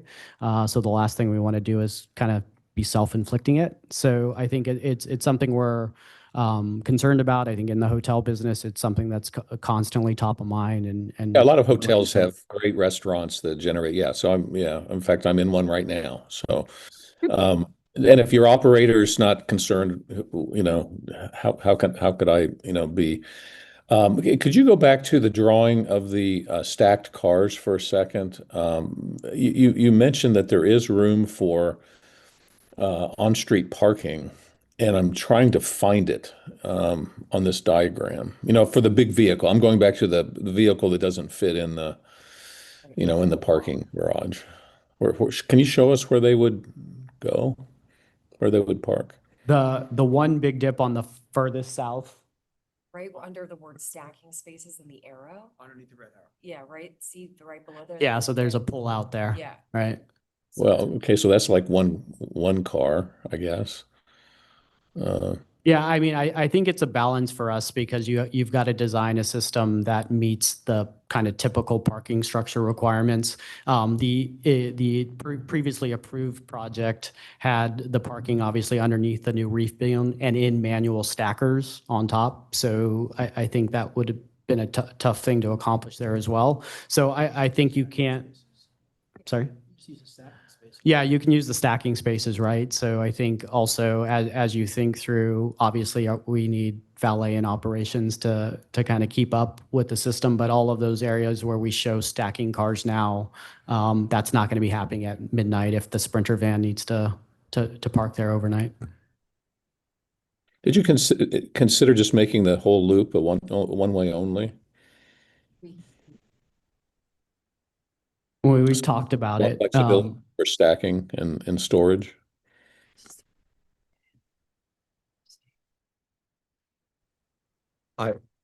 My preference would be the current design where they can come in from either direction because it greatly reduces the traffic volume between those two driveways. So where you've been talking about the potential for pedestrian volume across Sleepy Hollow Lane and the way that the modified plan is currently proposed, the traffic volume is going to be one vehicle every 30 seconds at PM peak hour.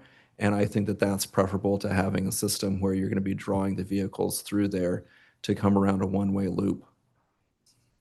Did you consider asking the city to close off Sleepy Hollow altogether in between the two entries? So it truly would be a pedestrian plaza. I mean, No, I think they're out parcel. I know that's an issue, but yeah, no, I think we obviously are agreeing to between undergrounding the electric, changing all of the things along Sleepy Hollow Way. We've agreed to maintain it. I think we like it as a safety valve, right? You think through this has been highly coordinated with Public Works and Fire Department to have the ride share where it is, to have kind of loading. You always want that kind of safety valve where you're able to kind of go through there. The design, I think, lends itself to be kind of a traffic calming device, right? When you see nice material where and a change in tone, I think it helps calm the traffic and slow people down. But I think for everyone, we like to have that ability to still access. And from a circulation perspective, there are private residents along Sleepy Hollow Lane that require access to CLIA because of the traffic signal and the ability to turn left. I have a last question that's not about parking. Can I ask that, Chair? Sure. You gave in on the retail building pretty easily. Yes. You don't want to fight for that?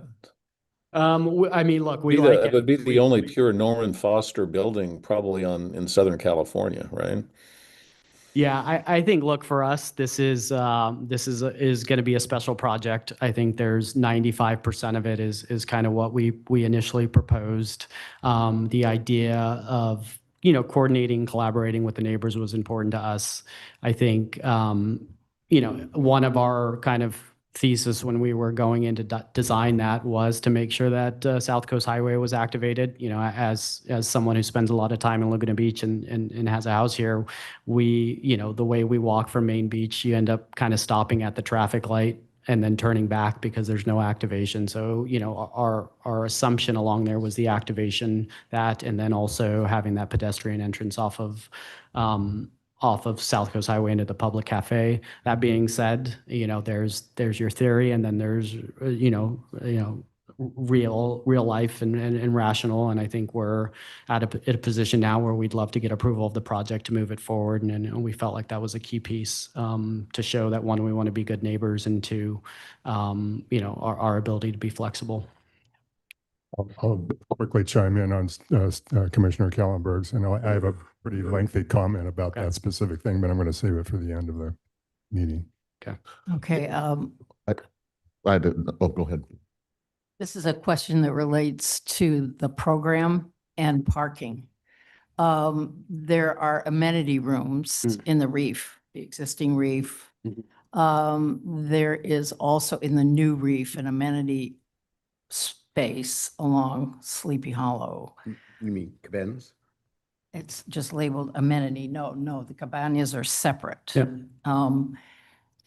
And I understand those are for use by hotel guests only, but I could rent a hotel room and have a birthday party for my grandson, 25 kids, 25 moms with cars. How are you handling surge events? And there are no conference facilities, correct? That's gone. Correct. So there are other surge events that would occur. And there's some mention of getting a temporary CUP for a special event. So for a birthday party like that, how does that work? How does the parking work? Sure. Because you're really putting a stress on the parking, and more than one of those rooms could be rented out at one time, at the same time.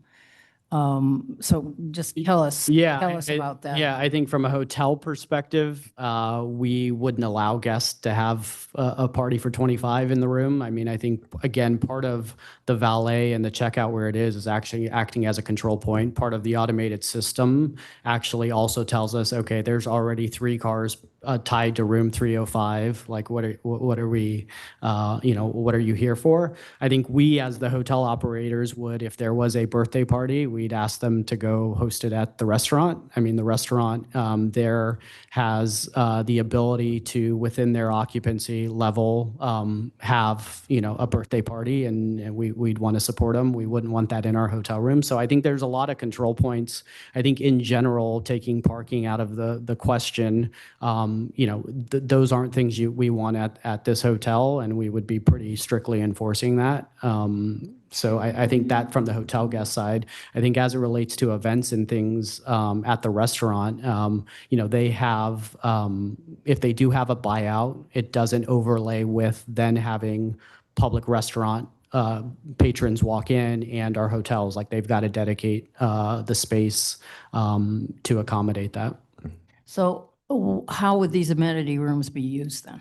I mean, there are amenity rooms for the guests. I mean, I think what you're referencing around the new reef wing, and that is kind of an extension of the pool. It's all within the pool fence area, so it's just kind of covered area, but it's not for rental or public use. It's just an extension. I mean, we've got it's a pretty constrained site, and so if you look at our pool and the areas around it to sit and lounge, it's quite tight. So we're kind of viewing that as an extension as well as a visual connection to the ocean.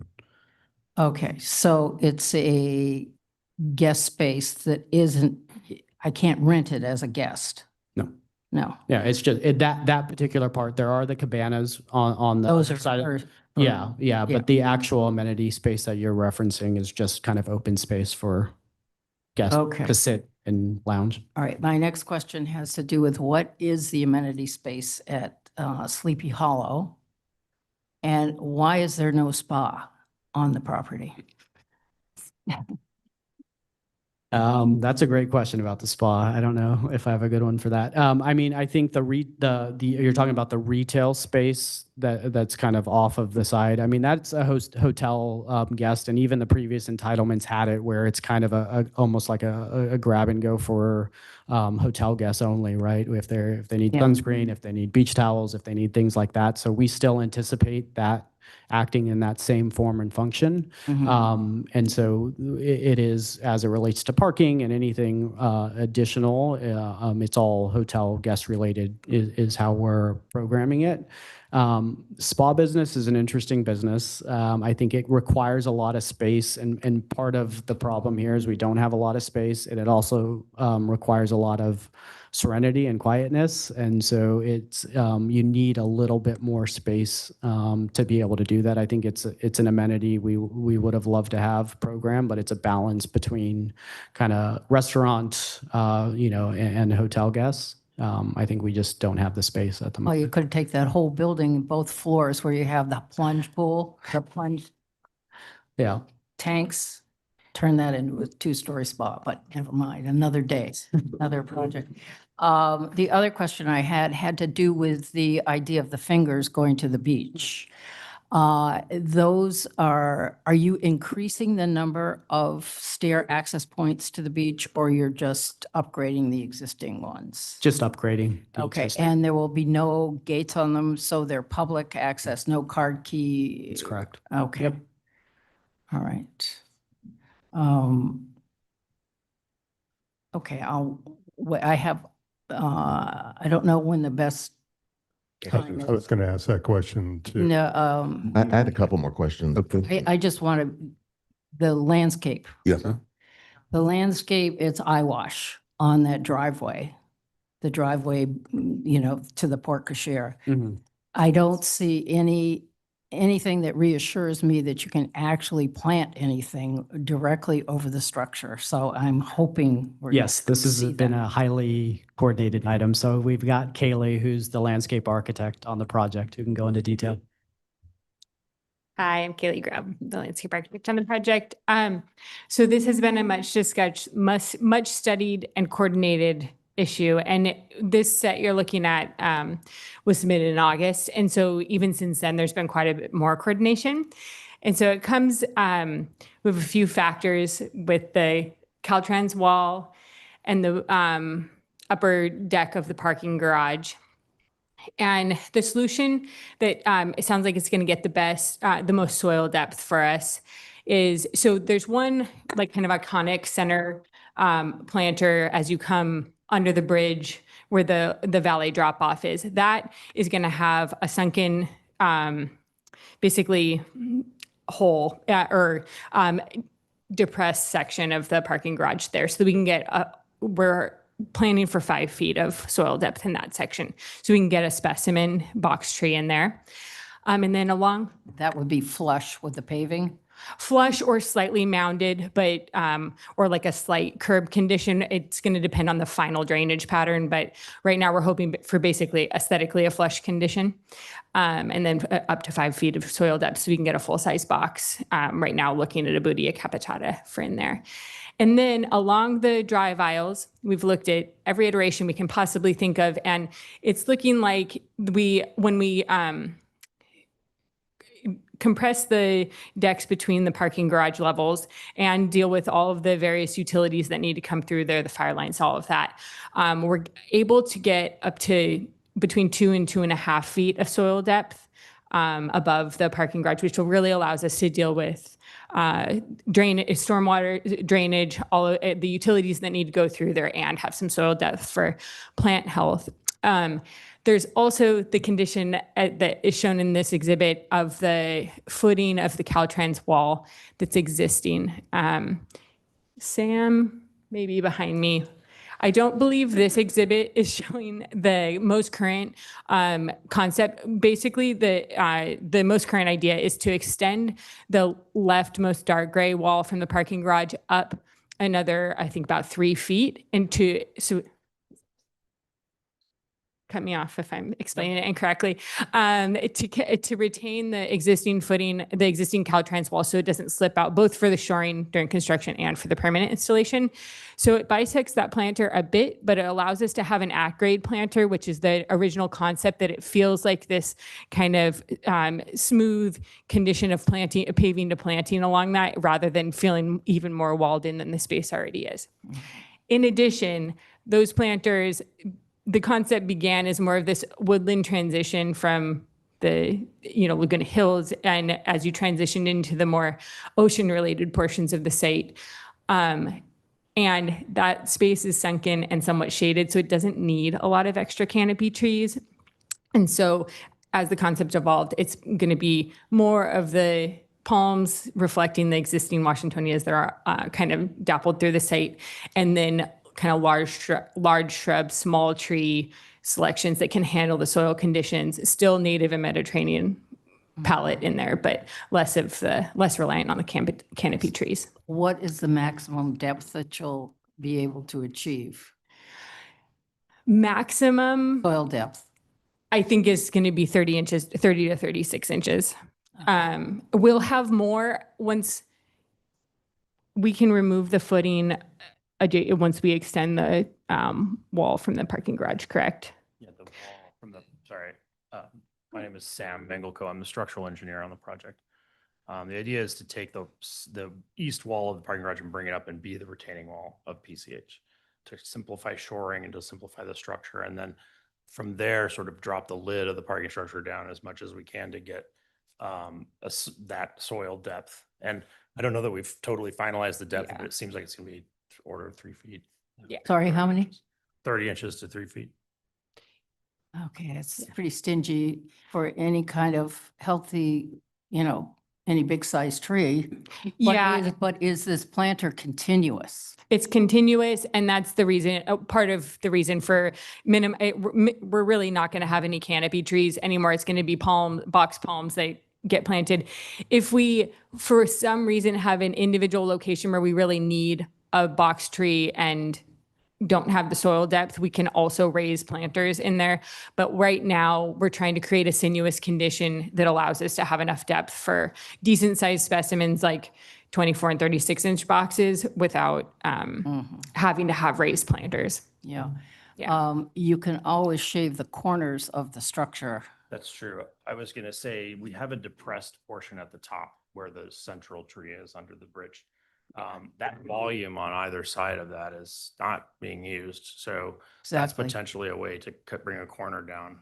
Yeah. I mean, and it's structurally sound, and it would give you some relief to the soil depth and give you more flexibility. One challenge is drainage, though, because if we bring that east wall of the garage all the way up, everything needs to go to the west side of the garage underground once it's draining, right? So that's just something we'd have to resolve. I think. Yeah, But it's tricky. possibility. Yeah, okay, well, this is, and what's the width of these planters? You have the wall at Coast Highway and the shoring, but what's the overall width? It varies. Of the walls, the final walls, they'll have a dimension, right? And that's going to cut The into your thickness of the planting. wall. Sorry? The thickness of the wall? Yes, We're looking at like 16 inches above grade. okay. Yeah. And then the overall width of the planter is what? If we can go to the plan view, and it has evolved a little bit from the plan you're seeing, but I think it varies between 30 inches, and then it goes all the way. There's sections that are 10 feet at the curve, but I think maybe sheet 74. Oh, it's okay. So it varies significantly. undulates. Well, because we curve around, it's kind of a wedge and narrows up. And then on the structure side of the lane, it also varies because we have a pull out, and so we have a wider depth and a narrower depth. But almost, I believe 100% of that area is over the parking structure. So that's why we're aiming for one kind of total solution that we can drop the lid and have. Yeah, that's good. Okay. depth, I retract my comment that it's eyewash. Yeah, and I mean, you have to deal with the structural issue in order to achieve what you're showing. Yes. And there was nothing in the set that has unfortunately happened in the last 3 months. But we have, reassure us, right? Yes. Yeah, now, the other thing is, do you feel, and this is an LSA question, do you think that the 35-foot diameter at the porte cochere, the turnaround, is adequate? I mean, that's what it looks to be, more or less, 35 feet. I did not.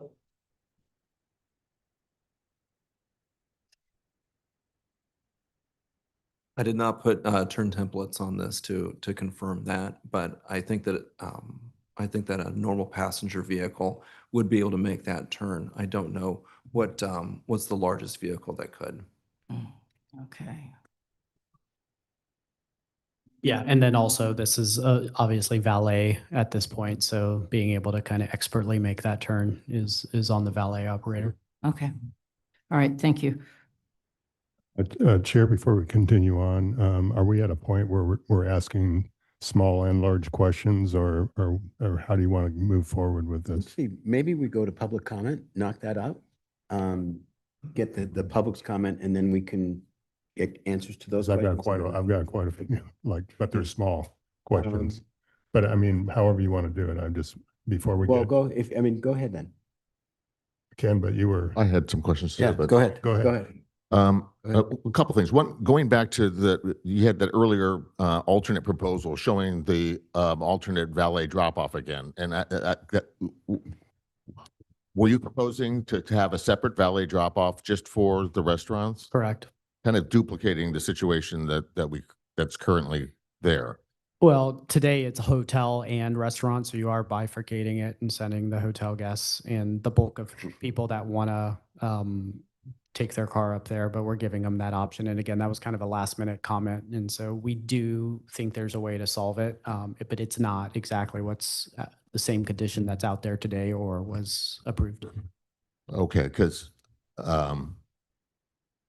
just a bit of a comment was that, when I came to visit last Sunday and got there around noon. And so it was just typical Sunday brunch, people arriving for the restaurants for the most part. And it was pretty disastrous. I mean, I drove down Sleepy Hollow and basically got stuck. There was cars coming down from the other direction down the hill of Sleepy Hollow. And it basically was just a standoff. And we were just looking at each other going like, you've got to back up. You're facing downhill. And finally, some cars shifted around and squeezed between vehicles. And it was, an inch on each side, and just not a good situation at all. Later that day, by the time I was leaving, there was an event I think at the bungalows with the Sip and Shuck fundraiser and stuff. Yep. And it went from, disastrous to dangerous. It was, there was vehicles, a van as part of that fundraiser that was in Sleepy Hollow Lane, blocking traffic, parked, and multiple pedestrians and vehicles. And so I don't know. I'll have to think more about it, whether or not that's a good idea. But going back to the other stacking plan where it showed that, I don't know if we've talked much in depth about the idea about the garage or the garbage pickup. And I believe that stacking plan showed an area and it said garbage truck. So I wasn't sure. I mean, what is the plan there? Go back to that one. If you look at that again, it shows kind of like, right there closest to the garage on Sleepy Hollow, kind of in front of the driveway lane. It says garbage truck. Is that where the garbage truck's going to park as it awaits to pick up garbage? Yeah, so the way that the trash works is it goes in the physical system. So we have currently 7 dumpsters. We're going to accommodate for up to 9 in the new system just to help kind of create more space for trash. And so what we tried to highlight, and it's very small, is at the level of Sleepy Hollow, the staff will come in and there's trash chutes that drop directly into the trays below. And so when the trash comes, and there obviously some of them are recycling, some of them are trash. When the trash comes, currently we have an agreement with them, and we'll continue this because that portion of Sleepy Hollow is way too steep for them to stop and actually deal with. The dumpsters will just go wild. So we have a secondary agreement with them where they bring either a hand truck or a smaller truck. It'll come through the system. So we'll know what time of day they're coming. They'll queue it up. They'll pull them out through the system, but they have to queue in front of Bahia on Sleepy Hollow because it's not possible for them to stop further up. And if we had them turn in, they'd have to back out. So it's just not a particularly safe condition. So we've got, I think it's in the conditions of approval, but the timing of that is that it is before hotel checkout begins. So the goal is to stagger that before restaurants, before hotel guests, so that yes, there's going to be stuff happening on Sleepy Hollow. There's really no way to avoid it. And that's a little bit the proposal that we were discussing, trying to address some of the comments about the safety of or the comfort of guests who maybe can't walk from valet, all the way to the restaurants, is kind of a twofold solution. Is if we can get a loading space or a queuing space in front of Driftwood, which we think we can, we need to explore it, but we're pretty sure it's possible. that could be a great place for our deliveries to pull over to get out of the way, especially when they show up at the wrong time, because they do what they do, even though we try to control them. And also a place for guests who don't want to walk all the way, to the restaurants. I think we would still encourage guests to pull to this typical valet for the restaurants, allow them to maybe pull there and say, hey, can you pull over there? And they're like, no, I can't walk that far. Cool, we'll take your car here. But I think that's not the goal, I don't think we want to redirect all traffic to that location, because to your point, we're just going to recreate the existing condition. It's better because we don't have all those hotel guests, but it's still, not the goal. So that's what the goal of that new diagram is exploring how to get that to be a safer. And looking more to the other side of the plant where where the driveway comes in and goes underneath the C's building, that, you're kind of limited there in terms of, is there going to be enough head clearance? I guess is my question there, because grade is at what it's at. Yep. The floor level is at what it's at. Right now, you're proposing a 25-foot wide section that's going to go underneath that existing building. Currently, there's little spots, one car stalls along there. So there's all these interior bearing walls and a bunch of isolated columns that are right there. Right. And running down in between all that is a dropped soffit that comes down an additional 1.5 feet or something below the floor level. Right. How's that all going to work? I mean, Sam can probably speak to better details, but we've got an 8-foot clearance in there to match. Well, actually, the rotunda is a little higher than that, but to match what's needed for an ADA van, basically, is what we're shooting for as our baseline for clearance. And then to kind of all the rules around remodels. I don't know if Sam wants to come back up and talk, but we've been like surgical about where we take things out, how we lift ceilings up. It's like a very delicate situation where we're being From grade to the floor, the underside of the floor levels, 8 foot there. Exactly. Where you're going to go underneath. Exactly. So you're just going to have to figure out how to get rid of that soffit or whatever. That's right. And Sam seems to know how to do it. I don't personally, but okay. I guess, and the only other question I had at this point was I noticed on one of the sheets, it was, I think sheet A 0.04 and 0.5, that's one of the site plans, and it showed like a median strip or something running in the middle of Sleepy Hollow Lane, and it pointed to it and said landscaping. And I'm like, what is that? That's In the middle of Sleepy Hollow Lane? Yeah, no, that's not correct. It's most likely a drainage. I'm not sure what sheet that's referring to. Hang on, it's in the planning set. Yeah. be sure to speak into No. the mic. Sorry. But no.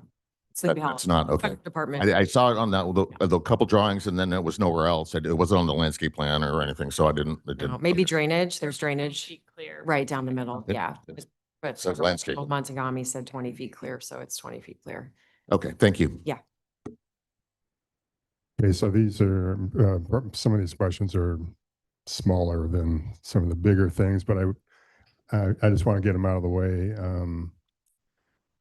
As far as occupancy, on any given day, between hotel guests, restaurant patrons, and employees, how many people do you think are going to be on site on average? On average, and I don't remember what's laid out in the report on the employee count, but This is like 30-ish at any given time. 35. yeah, well, I mean, we have it broken down in the traffic study as well, the amount of employees. So I don't know, Arthur, if you know that off the top of your head. It's 31 spaces for employees, 101 for hotel, and then the math on that 80 something for the restaurant. But is that a parking specific question or actually humans? Those human beings. Yeah.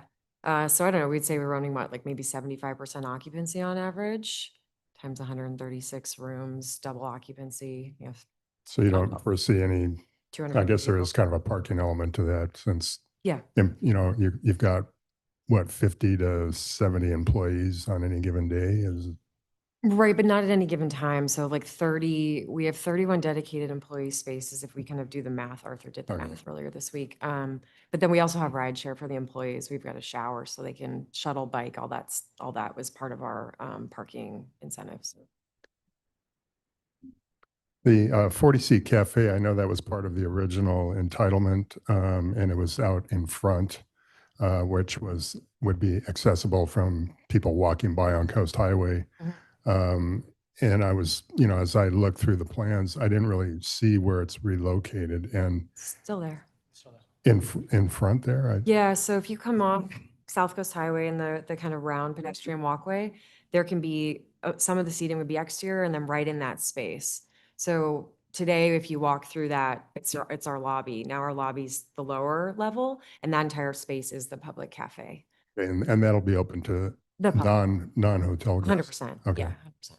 It's got a great view. Yeah, and as far as the Art in Public Places program, because this is something that, always feels like an afterthought for a lot of commercial projects. So what are you anticipating? Are you doing it in lieu of fee, or are you anticipating locating a site-specific sculpture or whatever somewhere? Yeah, I think initially we know there's the deposit of kind of 1.25% of the initial permitted. So I think that's kind of our initial goal, is to put that deposit down, but then be thoughtful about where we put the art, because I think that is our ultimate goal. I think as you see the modified roof line, I think we think that's a great spot to do it. We're going to talk about that later. Yes, let's talk about it. And then also just within the landscape and publicly accessible areas, right? Thinking about that rotunda, thinking about that public cafe, very publicly accessible, right? Versus interior. So that's kind of our initial thoughts, but we do, art's important to us as owners, and it will be a big component of the hotel. The ordinance states that it has to be seen by people driving by or whatever, Yeah. so you can't bury it somewhere in the project. Yep, Okay. understood.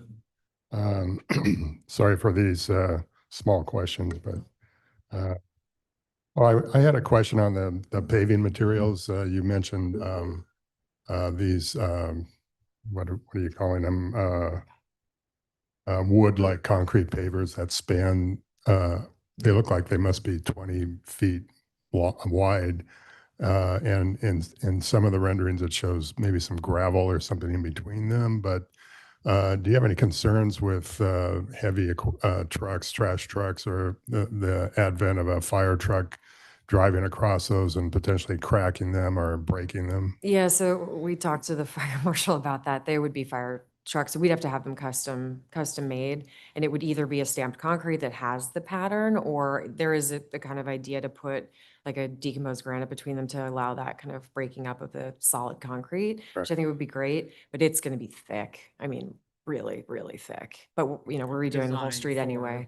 So, Right, okay. yeah, we've got all those specs. Because it's a 20-foot span, and Yeah. it's can be pretty brutal down there between trash trucks, the delivery trucks, and a potential fire trucks. Yeah, and I'm not sure it's realistic to think it's one thing because we do have drainage.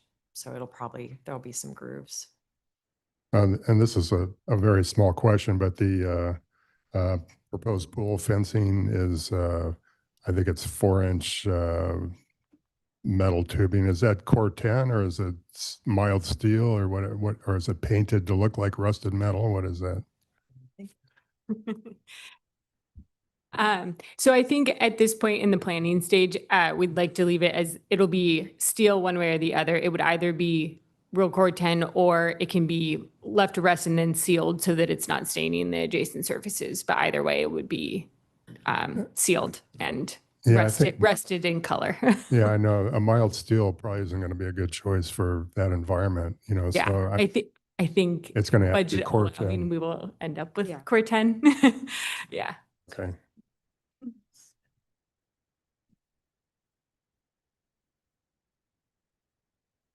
Let's see.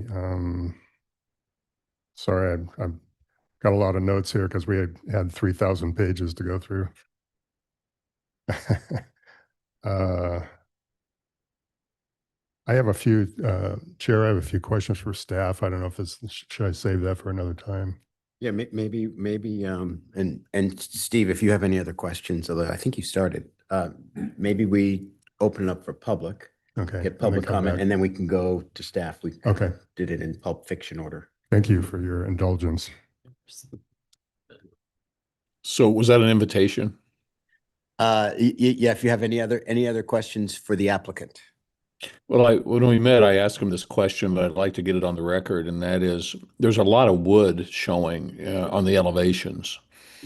Can you talk a little bit about what that really is? Is that the real thing, or is that some kind of faux product? I assume you didn't bring any samples.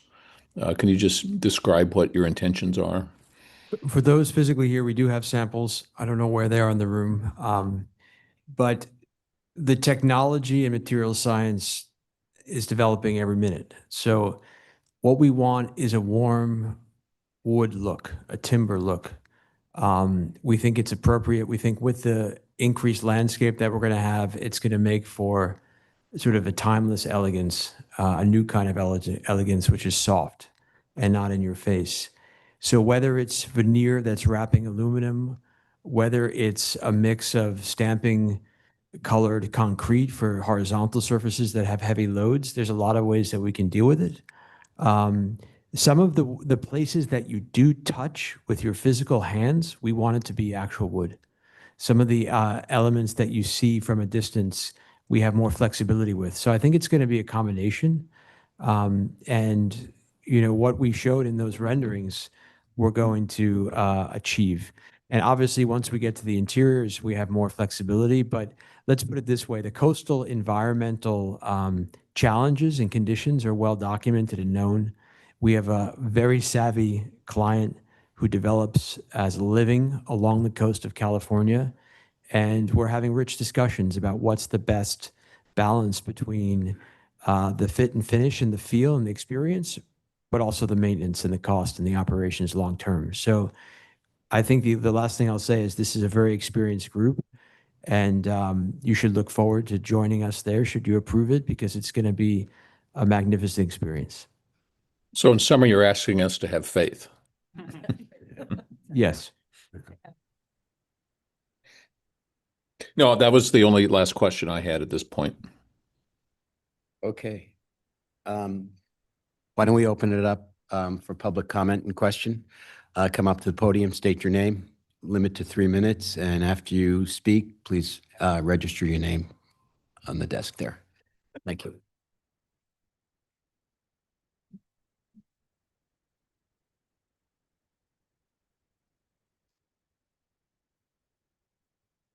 Yeah, or before. Yeah.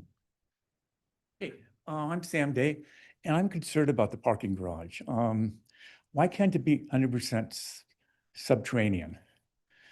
And one concern I have is if you go down Coast Highway, it's huge. The whole building's already huge, and it's a very little blue you can see.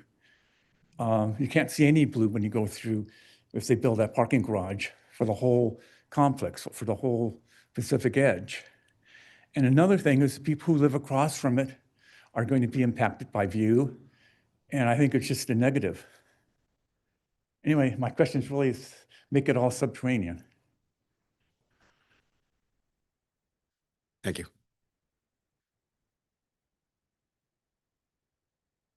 Doug Vogel. I have a business across the street. The renovation is needed. It's an old building. Design looks really good. I do have a question whether this is a notice of public hearing or whether this is the whole enchilada and you're going to vote on it tonight. There's a little bit of BS here, and I'm going to talk about that. There's existing spaces of 220, and so you're only bringing up 225, so you're not creating more parking. You're expanding the need with new restaurants by 50 seats, so you're increasing parking.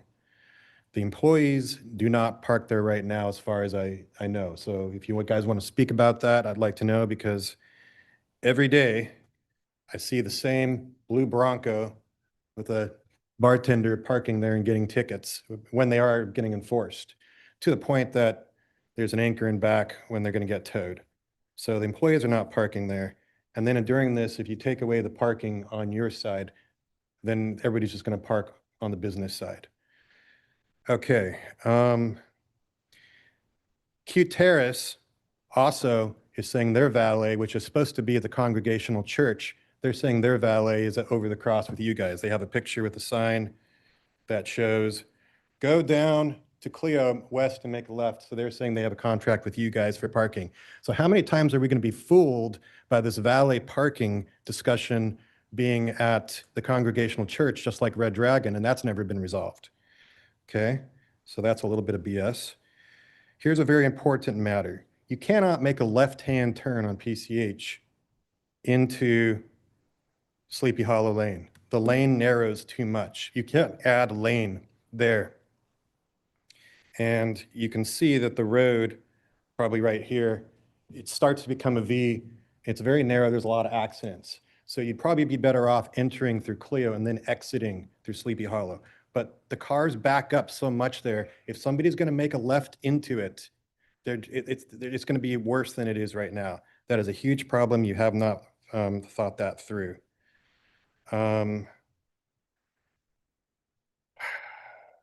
You're saying that there's no events with weddings and stuff, but sometimes you guys have 2 weddings at a time. And so they are going to be taking up that parking. My just concern is it's not fair for the businesses along that area where your customers are already avoiding your $45 parking to park on those meters. It's not being enforced. So be a good neighbor and figure out a plan that's going to help the community. We do want this. It'll be good for all of us, but do it right. We need more time with this.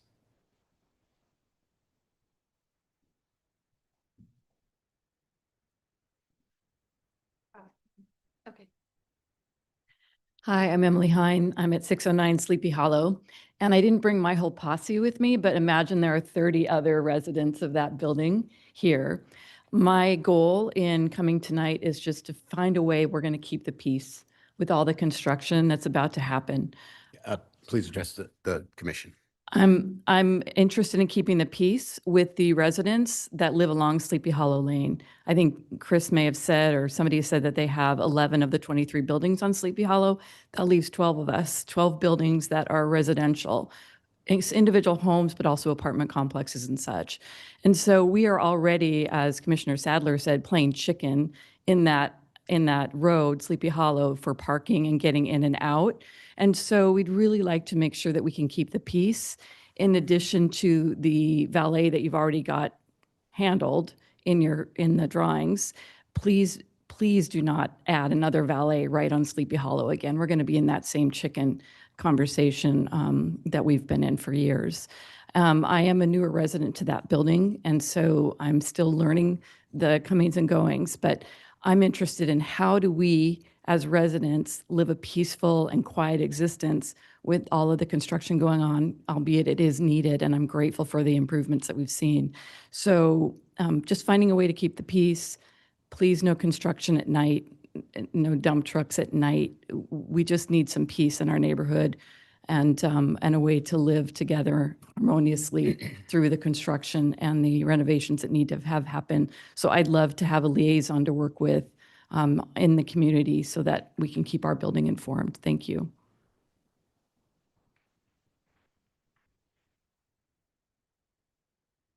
Hi, I'm Lauren Vikander. My family has owned the property across Pacific Coast Highway since the 70s. So in one of those super old cottages there. Appreciate all the information that everyone has given. Still not clear to me whether the parking structure is going to be the larger one at the orange flags or the smaller one at the blue flags. So would love some clarification there because that's a really big difference for everyone living across Pacific Coast Highway. Also, just some questions regarding some of the plans that we saw. It seemed that the entrance to the hotel was called a pedestrian area. It seemed like there was cars being parked there as well. Is that where no, okay. And then Sleepy Hollow also was presented in the photos as a pedestrian area, but it seems like it will not be a pedestrian area. Yeah, okay. That's all. Thank you.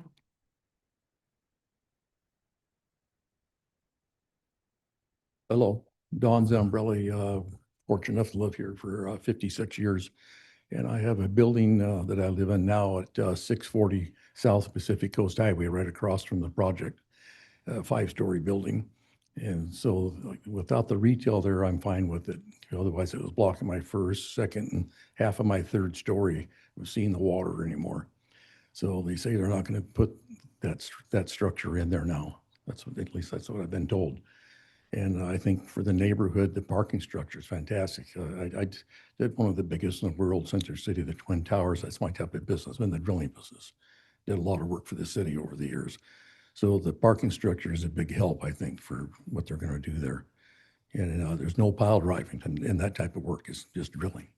So it won't be hurting Coast Highway or anything like that. But I'm for the project if that structure is not there. Thank you.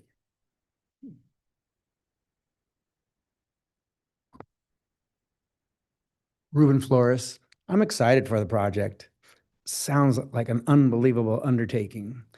And if we just saw the surf and sand go through what it went through with the extended time that the surf and sand went through, we can probably be assured that it's going to be longer than what we're hearing.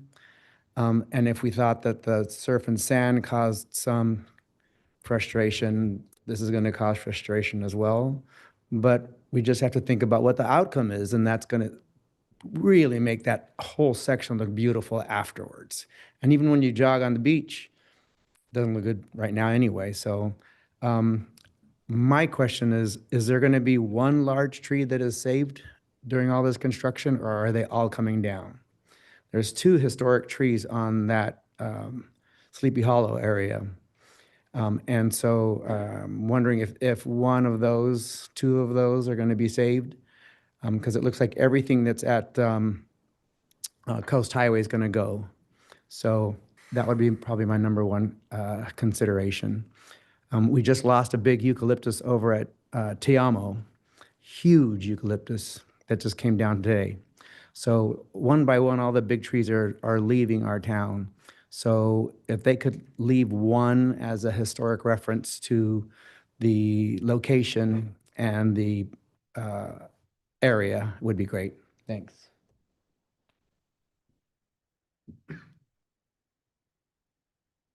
Hi, my name is Chris Whitman. I'm the current general manager of Pacific Edge Hotel. And I just want to talk briefly about kind of the project as it's been and where it's going. I think that, you know, having been brought on to this project and seeing where the hotel sits now and seeing the guests that come and go in this hotel and the excitement that they have talked about having been staying with us for, you know, some of them decades. And, you know, seeing that we are going to go through a renovation and want to talk about that, you know, the legacy that this project has and where it sits on the ocean and the excitement that they have that this legacy is going to continue. I think that this project also, you know, a big thing for me in all of the hotel projects that I've been part of down in Carmel by the Sea, in West Hollywood and in Rancho Santa Fe, and running a lot of those hotels, I will say, you know, a rising tide helps all ships. This project being walking distance to the downtown core, the tourists that it brings into town, and even the locals that come to our restaurants, everybody is excited about this project.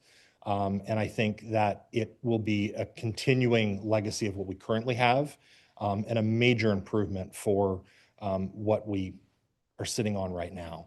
And I'm excited to be part of this project going forward. And I think, you know, everyone in Laguna Beach and even the tourists that are coming to Laguna Beach will be, you know, very intrigued and excited about what they see for a finished project.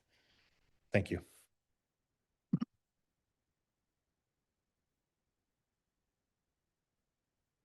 Here's Mark. Like deja vu all over again.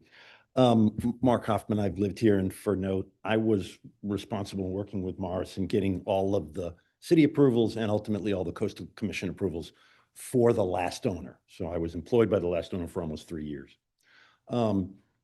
In general, I'm just here in support of the project.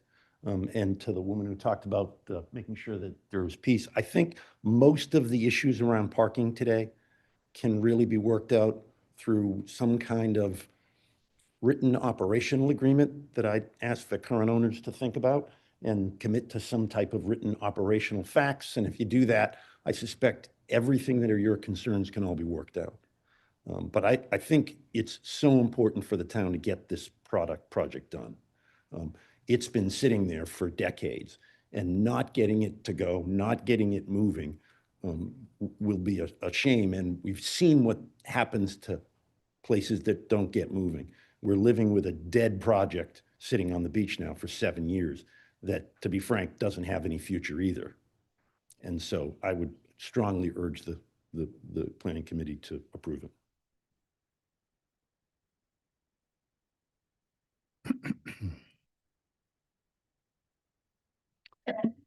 Anyone else wish to speak? Okay, we'll close actually, why don't we you wanna- address the questions?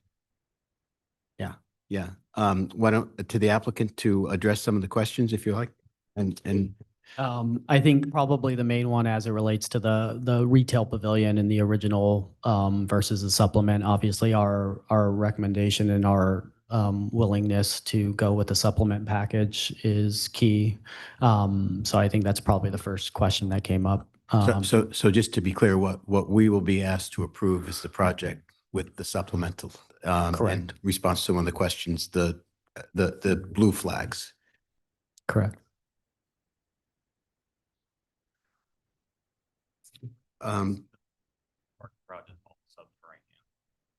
And Chair Pro Tem, if I may clarify, I believe the blue ribbon is the finished roof surface of the parking garage. And then there is an additional 42-inch height for the glass and steel guardrail that would enclose a portion of the new roof garden. And all of the plantings within that roof garden area would also be limited to a maximum 42-inch height. And that has been depicted by an additional ribbon that's been strung up and that's currently being shown on the screen here.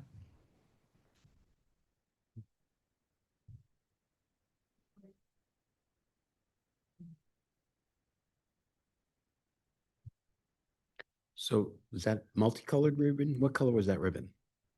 It's also orange, that ribbon.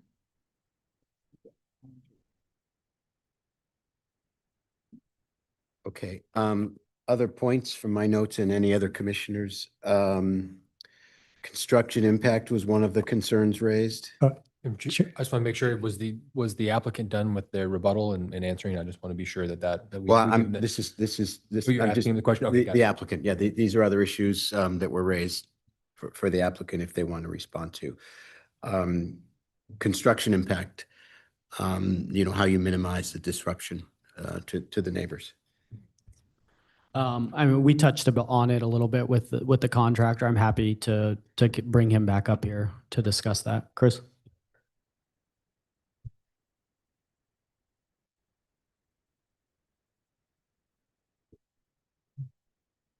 So with all of our projects, we do institute a good neighbor policy. It's in coordination with the community in advance of construction, which will be comprised of pre-construction meetings, open for the community members to discuss any and all concerns leading up to construction. During construction, we do also have a 24/7 hotline available, a direct individual's hotline number available for any neighbor that would reach out with any complaints, concerns, or anything that is of potential risk with the project. But just to finish this up, but you understand that access has to be provided all the time during construction to the people who live on Sleepy Hollow. Correct. At all times with appropriate flagmen, in addition to a full-time safety officer that will be stationed somewhere in that area as well to ensure that both pedestrians and vehicles are safe. Okay, the last one from my notes, unless anybody sees something I missed. Trees. This.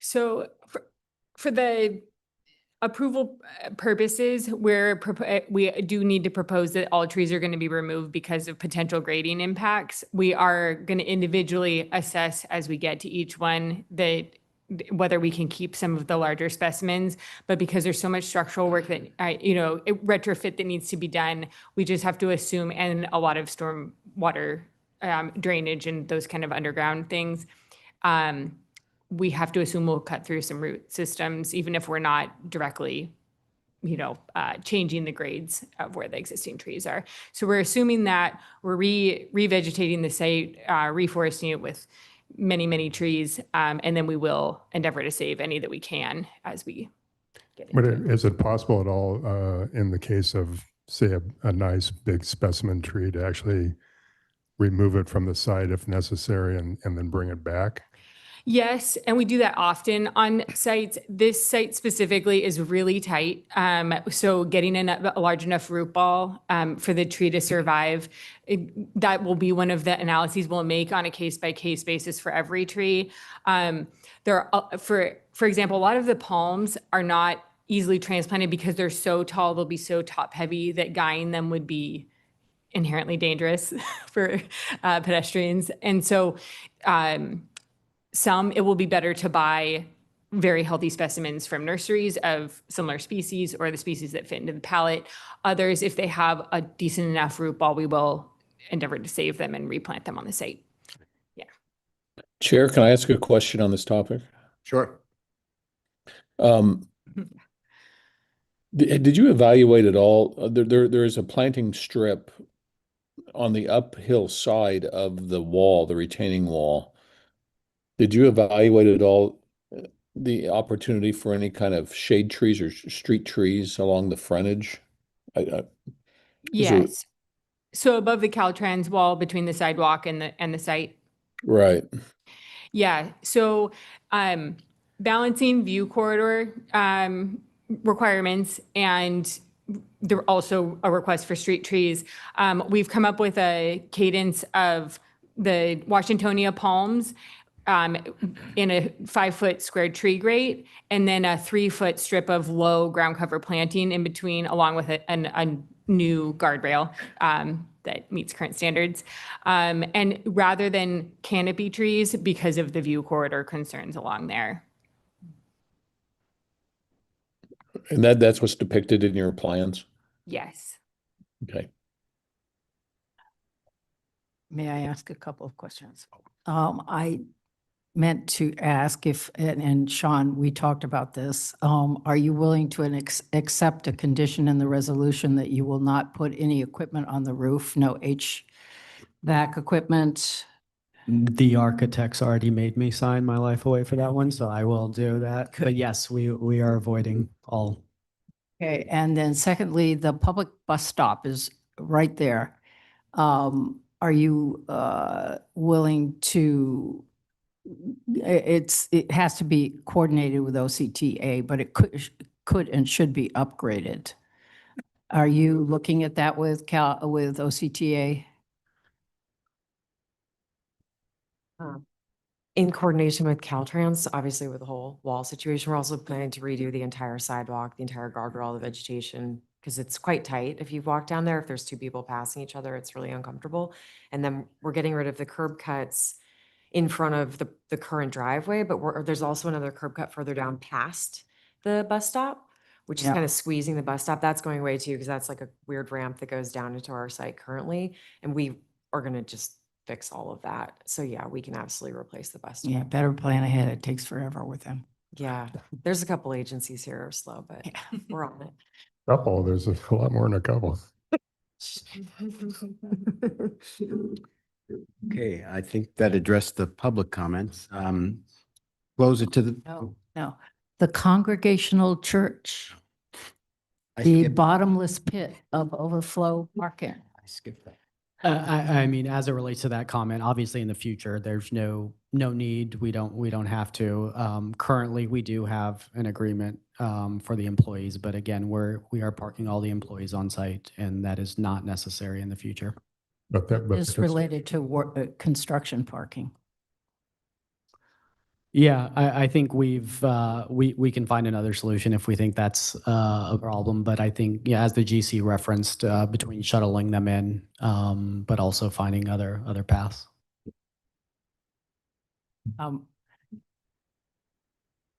Anthony, you might have some insight on this.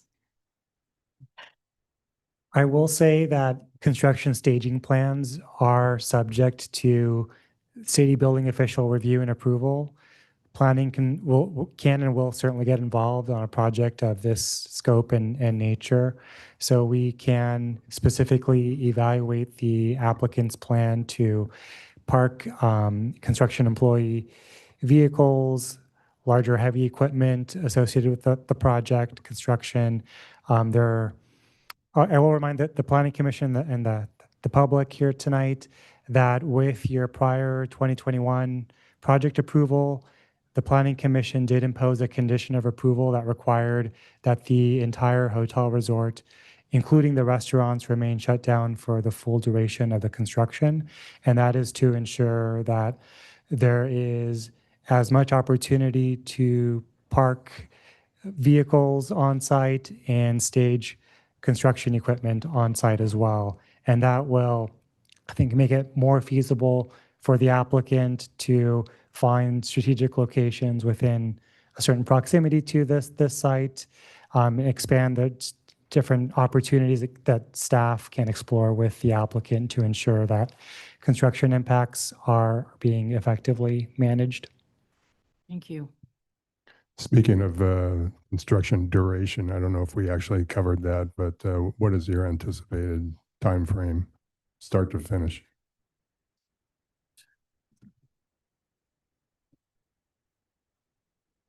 Like musical chairs, eh? Yeah, sorry.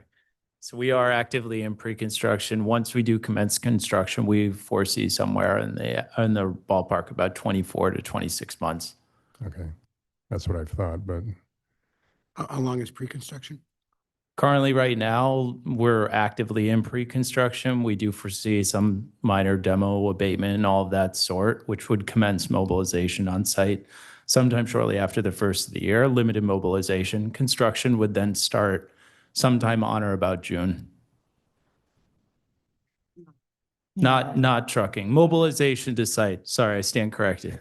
Mobilization scaring to us. site would be June. We have 2 to 3 months worth of full on-site setup. The full plan is to begin hauling and excavation after the Labor Day holiday. right. May I ask another question? This is about signage. Signage is not a part of your package. I don't know how my fellow commissioners feel about it, but I would like the signage to come back to us, I if- assumed it would. well, even if it's administratively approvable, because it could be administratively provable. But even if it is, I'd still like it to come back to us. The Planning Commission, if the applicant is agreeable to such a condition, we can add a condition of approval to the resolution. So as a reminder, today, signs with letter heights exceeding 8 inches do require Planning Commission approval. We are working on an ordinance to increase that threshold. I think even with that increase, it's highly likely that the project would require Planning Commission approval.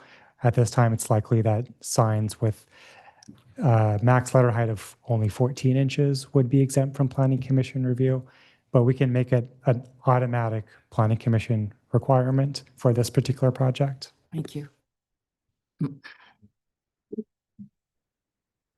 You go, yeah.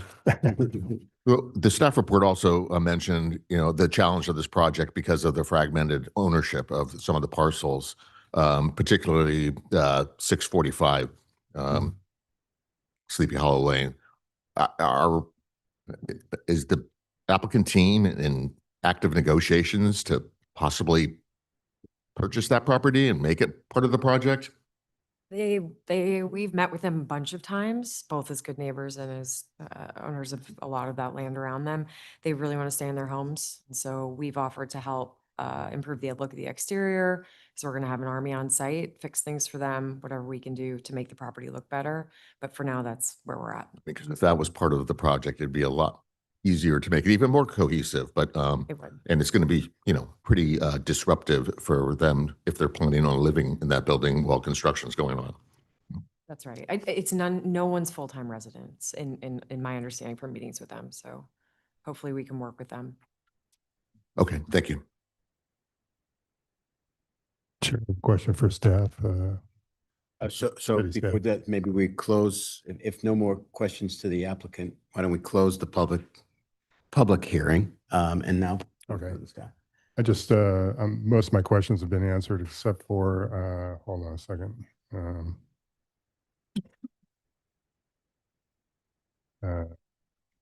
Yeah, so in the land use element policy 6.2, it states to preserve and encourage an increase in affordable rooms.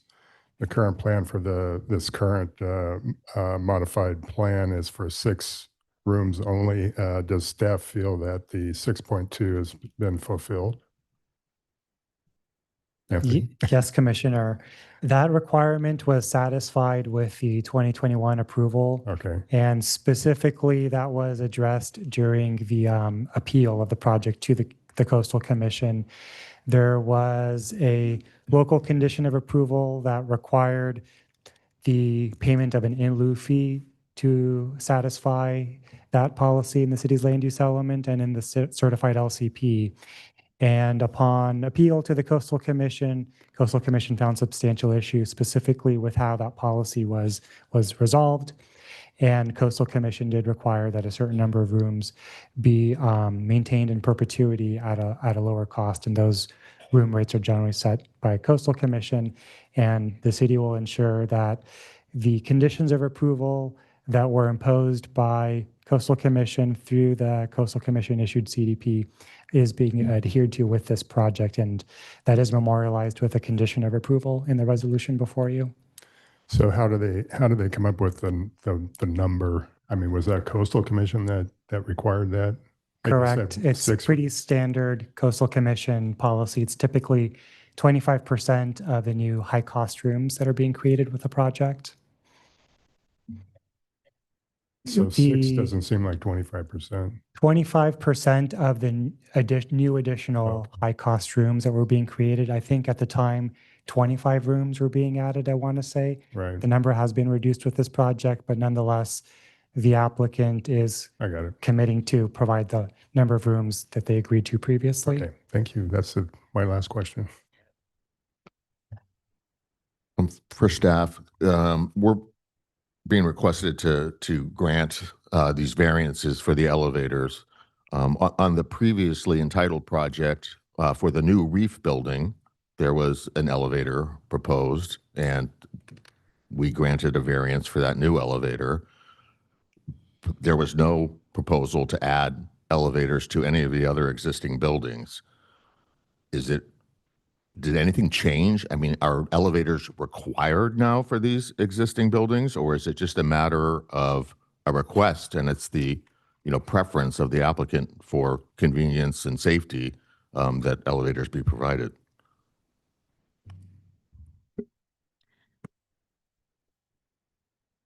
Staff is not aware of any changes to the requirements. I know these were existing non-conforming conditions since the hotel is under new ownership and they've come back with a modified project. They have since changed that request and even the location of the elevator for the reef wing. So now they are requesting the 6. The variance findings are similar to that of the prior variance that was granted in 2021. And if there's anything that the applicant can add, but I believe that is their preference to bring, since they're doing a comprehensive remodel to the entire complex, they want to make sure that everything is code compliant.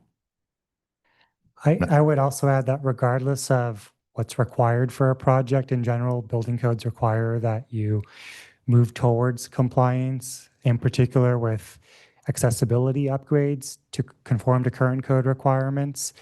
The applicant could probably respond to specifically what was required for this project, but you are required to allocate a certain percentage of the project valuation towards accessibility upgrades if there are deficiencies. And otherwise, I'll turn it over to the applicant if the Chair Pro Tem would like to reopen the public hearing for a response. Sure. That's exactly correct. The value of the construction with our code consultants and architects determines that we really need code compliant elevators. There's a couple of elevators, but they're very, very small. And in meeting with Fire Marshal Montegami, he requested that we make them all Gurney compliant wherever possible. So we've committed to doing that. So in essence, what's happening is it was grandfathered before, and you've elected not to take advantage of the grandfather status and go to code. Correct. Okay, close the public hearing. Other questions? Steve? Sure, thank you. I'm so excited about this project. I think to have a Norman Foster, project in Laguna Beach is, really exciting to me. I assume everybody understands that this firm is probably one of the top 5 firms in the world in terms of design, quality, and I do have faith in what they're going to do in terms of the implementation and the detailing and the materials, because that's the type of firm, that they are. And I would also say that the fact that the developer has invested in a firm of this quality to do this work says a lot about their commitment to this project and to our town. And so I'm really excited that we have this type of investment coming into the town, and the type of commitment that would invest in this level of quality. The primary concern, I love the design. I'm gonna really miss the retail building. I thought it was because it was a true Norman Foster building, and it was really beautiful and striking. But I understand, the issues related to view equity and so forth. The primary issue I had was the whole circulation issue and the conflicts between the vehicular activity that will be happening on Sleepy Hollow, regardless of what's shown on the drawings, and the intensity of pedestrian movement from the valet to the restaurants. And so I would like that there be a condition, whoever makes the motion, that it includes a condition that they do incorporate a clear pedestrian walkway of some configuration of a different material that is safe and clearly, signed to allow people to move up and down the alleyway in safety. But you can tell I'm highly supportive of this project. I think it's a beautiful job, and again, I'm excited about this quality of improvement and design in our town. Anyone want to go next? Okay. I have some of the same feelings as Commissioner Kellenberg in terms of the pavilion. I feel like this design is a huge improvement over the previous entitled project. The feature in dispute, obviously, is the Norman Foster Pavilion, and we have a way of in Laguna of denying things like this. I think to the detriment of this community. I will cite a world famous artist who proposed a pavilion in our village entrance, Mark Fornes. People didn't understand his work, and subsequently that project got killed by this community. And it's unfortunate because it would have brought a piece of world-class sculpture to our town that would have, added a cachet to Laguna Beach. And I feel the same way about this pavilion being 86 from the project. I think it would be a major get for Laguna Beach to have this world-class piece of architecture here in Laguna, not unlike IMP's pyramid at the Louvre in Paris. I think people were probably outraged by that when it was initially installed, and now I think they would kill people if they said they were going to take it away. So it would be an attraction and a landmark. It would be a step forward in showing the world that that we here in Laguna are open to ideas of evolution and innovation. It's a real shame that this is being removed from the project. I was thinking about it, and of course, I'm not a designer, and I would never assume to know or come up with a solution. I would wonder if it was be any way to scale it slightly smaller, or eliminate the back half, let the back half be the park and the front half remain. I think the view corridor would open up if the back half was cut off the pavilion, but that's not up to me to decide or whatever. But I just feel like we're really, it's unfortunate that, you know, because of view equity, that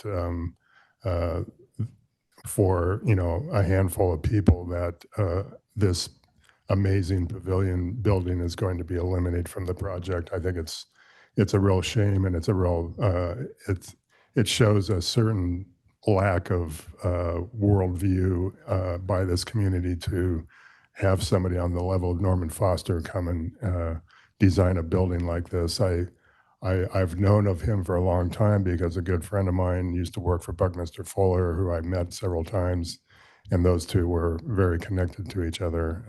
So I know some of the history there, and I know the level of respect that he has garnered in his long, illustrious career. And I'm just pretty bummed out that this is not going to be part of Laguna Beach, because I think if it was there after some years went by, I think people would come to appreciate and love it, and want, and would be very happy that it's here. But so I don't know. I wanted to have that be part of the record, because the more I thought about it, the more I thought it was a real shame that this was not going to be part of the project. And you know, the solution, the secondary supplemental solution, is nice, but it's a real reduction in what I think we could have brought to Laguna Beach, and brought so much cachet to our town as being forward-thinking and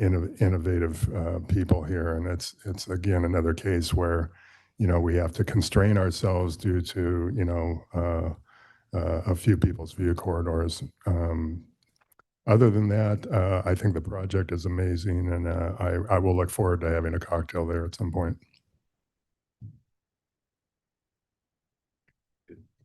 I'm also an enthusiast. I think and this particular project is a huge upgrade from the previously approved project, which itself was an upgrade from where it is now. So it's, you know, definitely on the up and up, and use of materials is great. And I like the little bit of chaos in the Sleepy Hollow Lane situation.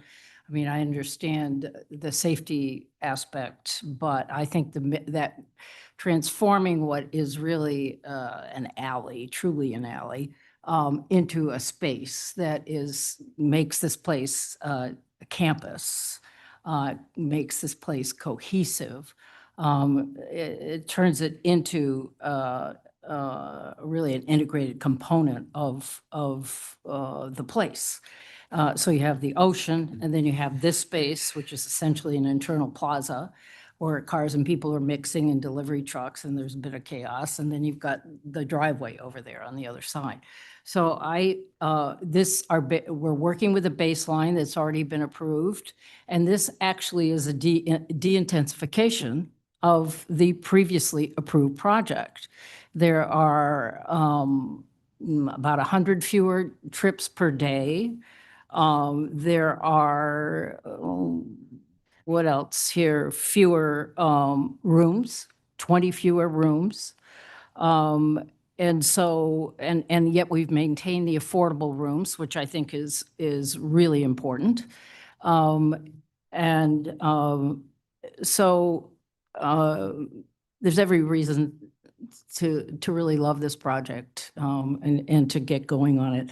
My questions really all had to do with feasibility, not with design, with feasibility. And, you know, I think that the model is beautiful. model. You don't see models so much anymore. And that's really a piece of work. That's a beautiful model. It really brings the place to life. And I appreciate the detail on how, for example, the planters are going to work over the structures and so forth, and your attention to detail. So we have a number of conditions to add to the resolution. And Anthony, are you tracking or those? Yes, we are. We can do that at the end. Thank you. Ken? Interesting project. I've been on the planning commission for a while, so I've, go back to 2011 and when that was heard. So have a history with this project, have a history with this property, have had friends who've stayed at what was called Vacation Village at the time. So that was years ago, and it's a little bit sad because at that time, it was affordable. It was one of the affordable hotels in Laguna Beach, particularly for being an oceanfront hotel, primarily because it was getting a little old and run down. And so it needs to be renovated and be brought up to current standards. I think this applicant team benefited by the previous approval, and a lot of the legwork was done back then to go through with all the environmental analysis and early looks at determining getting one of the big issues initially was, where's the coastal bluff top, and does this thing have to be set back? And that's become an issue with so many other oceanfront projects here in Laguna Beach. And it was determined that there is no bluff in this particular section of the coast. So that issue has gone away, which is good. I think this whole overall project does a great job of more cohesively bringing everything together, and tying in that all the design review criterion have all, I think, been adequately met. With the possible exception, and I'll differ from Commissioner Dubin here, the upper retail pavilion building, while an interesting architectural design and designed by a world-class architect, we still have city land use policies and programs that were guidelines and everything else that we're supposed to be following here, and that's real, should be guiding our decision-making on the Planning Commission. We have land use element policy that says require the use of appropriate landscaping, special architectural treatments, or siting considerations to protect public views for projects visible from major highways and arterial streets, which this is one. Land use element policy 210, maximize the preservation of coastal and canyon views consistent with the principles of view equity from existing properties and minimize blockage of existing public and private views. Best effort should be made to site new development and location to minimize adverse impacts on views from public locations, e.g. roads, bluff-top trails, visited servicing facilities. And then transportation, circulation, and growth management element policy 11C says preserve the scenic qualities of all highways, including views of both ocean and hillside. On the initial presentation that you gave tonight, where you're talking about how unique Laguna is and our history and our coastal environment, and you showed these corridors between the buildings where you can clearly see the ocean. Well, from the sidewalk up there, where this retail pavilion is posed, you have currently those blue water views between a bunch of those buildings. And that retail pavilion would take that away. So, there's consideration for the neighbors who are concerned about losing their, views, but more importantly is these public views. And so, rather than talking about, there's a few neighbors who are being affected, the public is being affected. How many people is that? It's the public. That's a lot of people. So I wouldn't have approved that. So, that's my feeling on that part of the project. My other main concerns were about this automated parking garage. Now you have to, it's a pretty bold concept. And So it's concerned about learning more about how that was proposed, how that would actually operate and work. And my fears, generally speaking, have been alleviated. You know, my other concerns were about the massive amount of excavation, 36,000 cubic yards, 3,600 truck trips to excavate all that. Probably the largest excavation project in Laguna Beach since perhaps the Montage was built. And so it's significant. And there's all sorts of policies and guidelines and talk about environmental context about minimizing grading. Now, does this minimize grading? No, it does not. But you have to look at the trade-offs here, and it's not being done for, you know, willy-nilly for no reason. It's being done as a critical part of this project. And so, yeah, we have to try to be able to balance that. So I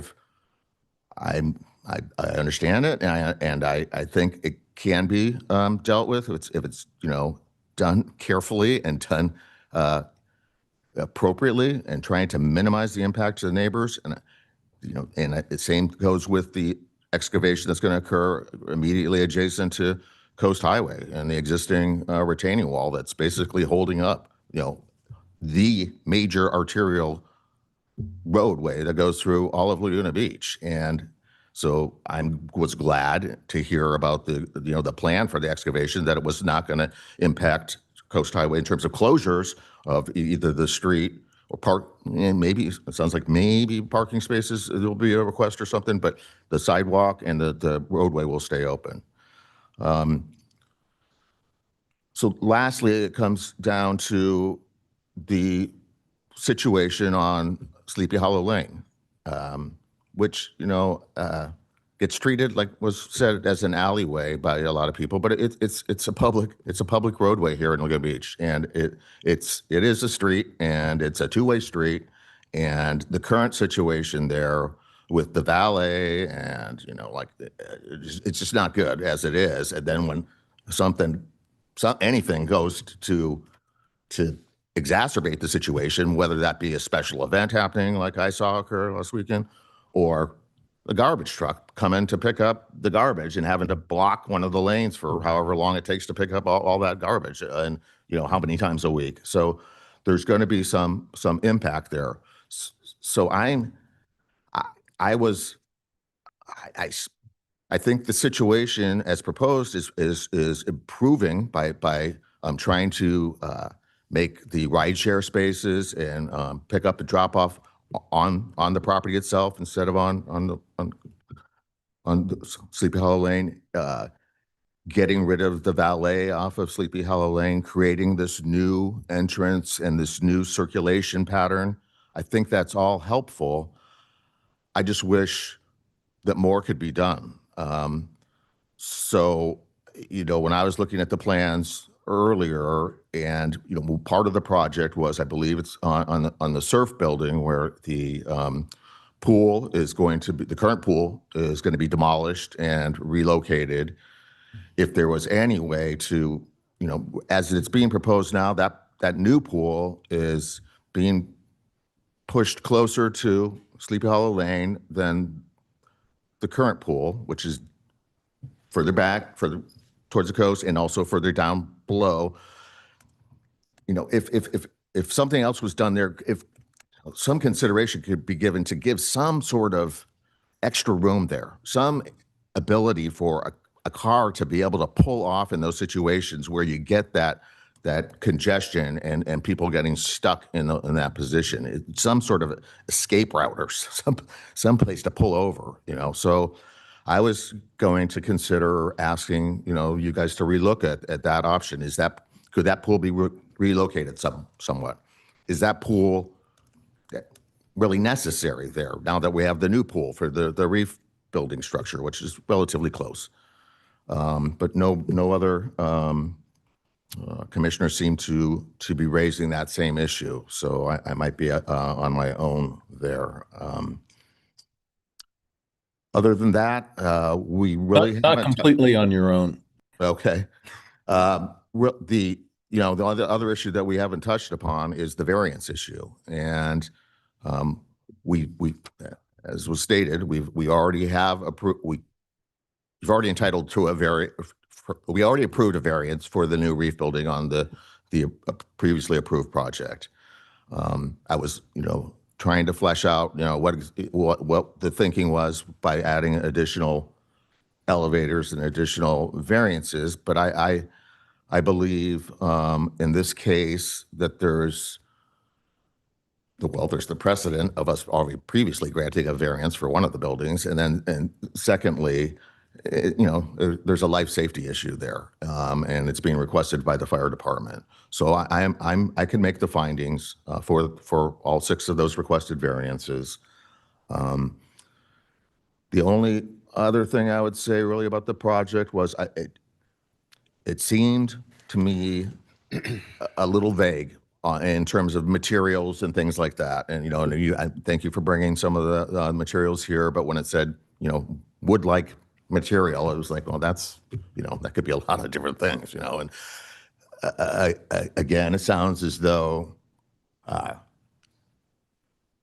based on the applicant team here and the presentation to this point, it seems like there's going to be some deference on the part of maybe the commission to trust more than maybe normally we would. So I'll wait to hear, if anybody else has any other comments about that. But I agree with Commissioner Kellenberg's suggestion that somehow, the pedestrian walkways be delineated somehow to make it more clear. Because again, when I was there on Sunday, it was scary just to be a pedestrian there when all that stuff was going on. I was trying to have a conversation with Morris, and meanwhile, we're like having to move and dodge a car here and dodge a car there. And it's, again, that's still an issue for me. But I'm trying to think if there was anything else really to add. There was the only other question. This was that question maybe that staff can think about. When I was looking through the resolution itself, there was a couple of minor things. One, resolution condition number 87 says it shall comply with the 2022 California Building Code, which is the current building code right now. That's going away as of January. So unless you're getting your plans in here in the next 2 months, I'm assuming that the governing building code will be what is in effect at the time of the application of the construction plans. And so that could be changed to either refer to what is going to be the 2025 California Building Code, or just saying the building code, the California Building Code in force at the time of submittal.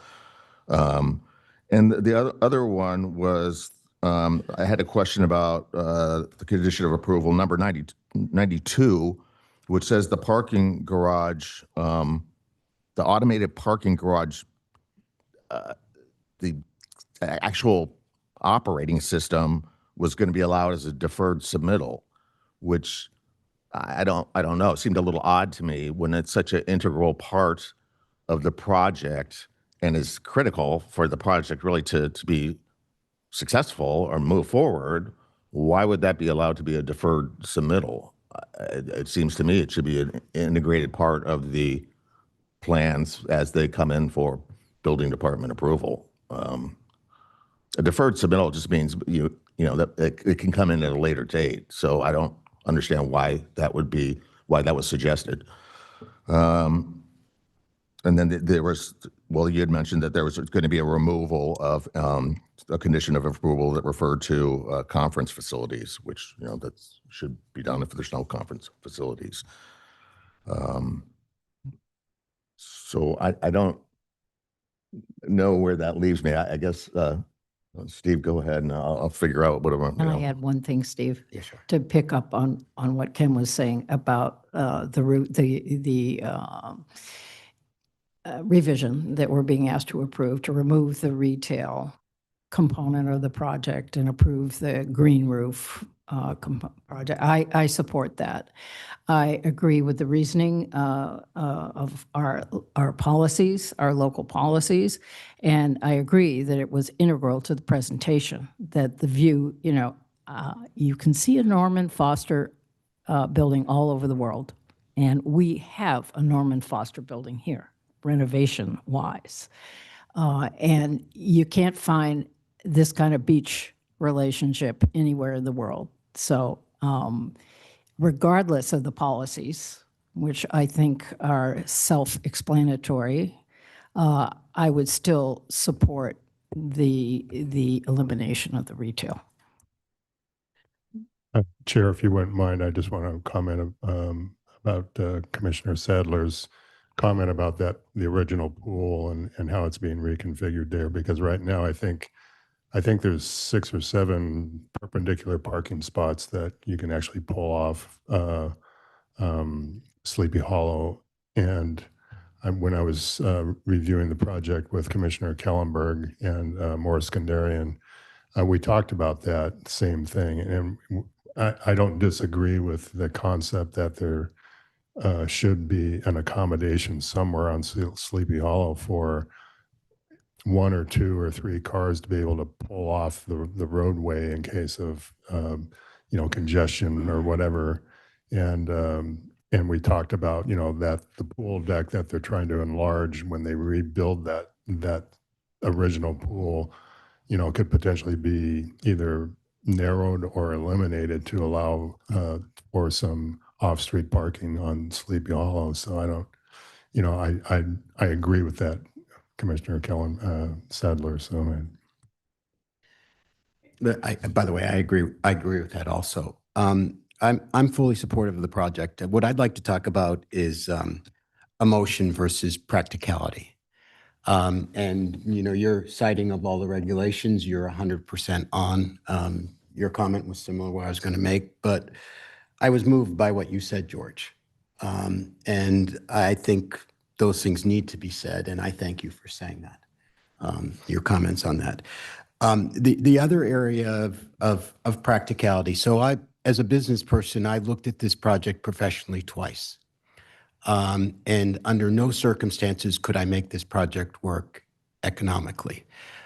When we heard the applicant in 2021, I knew who the applicant was. I know their business. I know personally the person head of their firm. And I knew there was zero chance they would ever do that project. I think I actually said that to you a few times, Morris. There's no way they're doing this project because it made no economic sense. What you all have done was you took that and you amped it up by several degrees, and you have really created a beautiful project.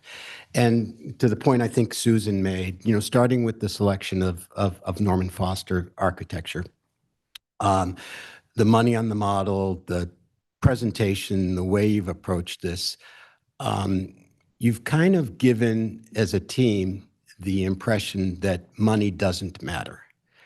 And frankly, to get this project done, money can't matter. And what we haven't talked about from a practical standpoint is how much this thing is going to cost.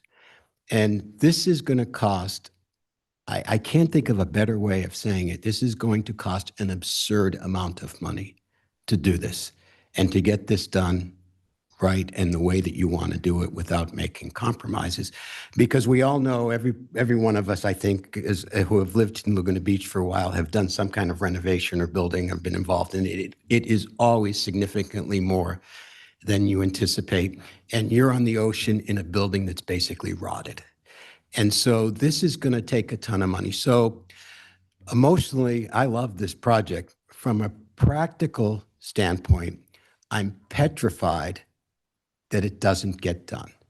And, I'm fully supportive. I hope we all approve this tonight because this is just great for the city.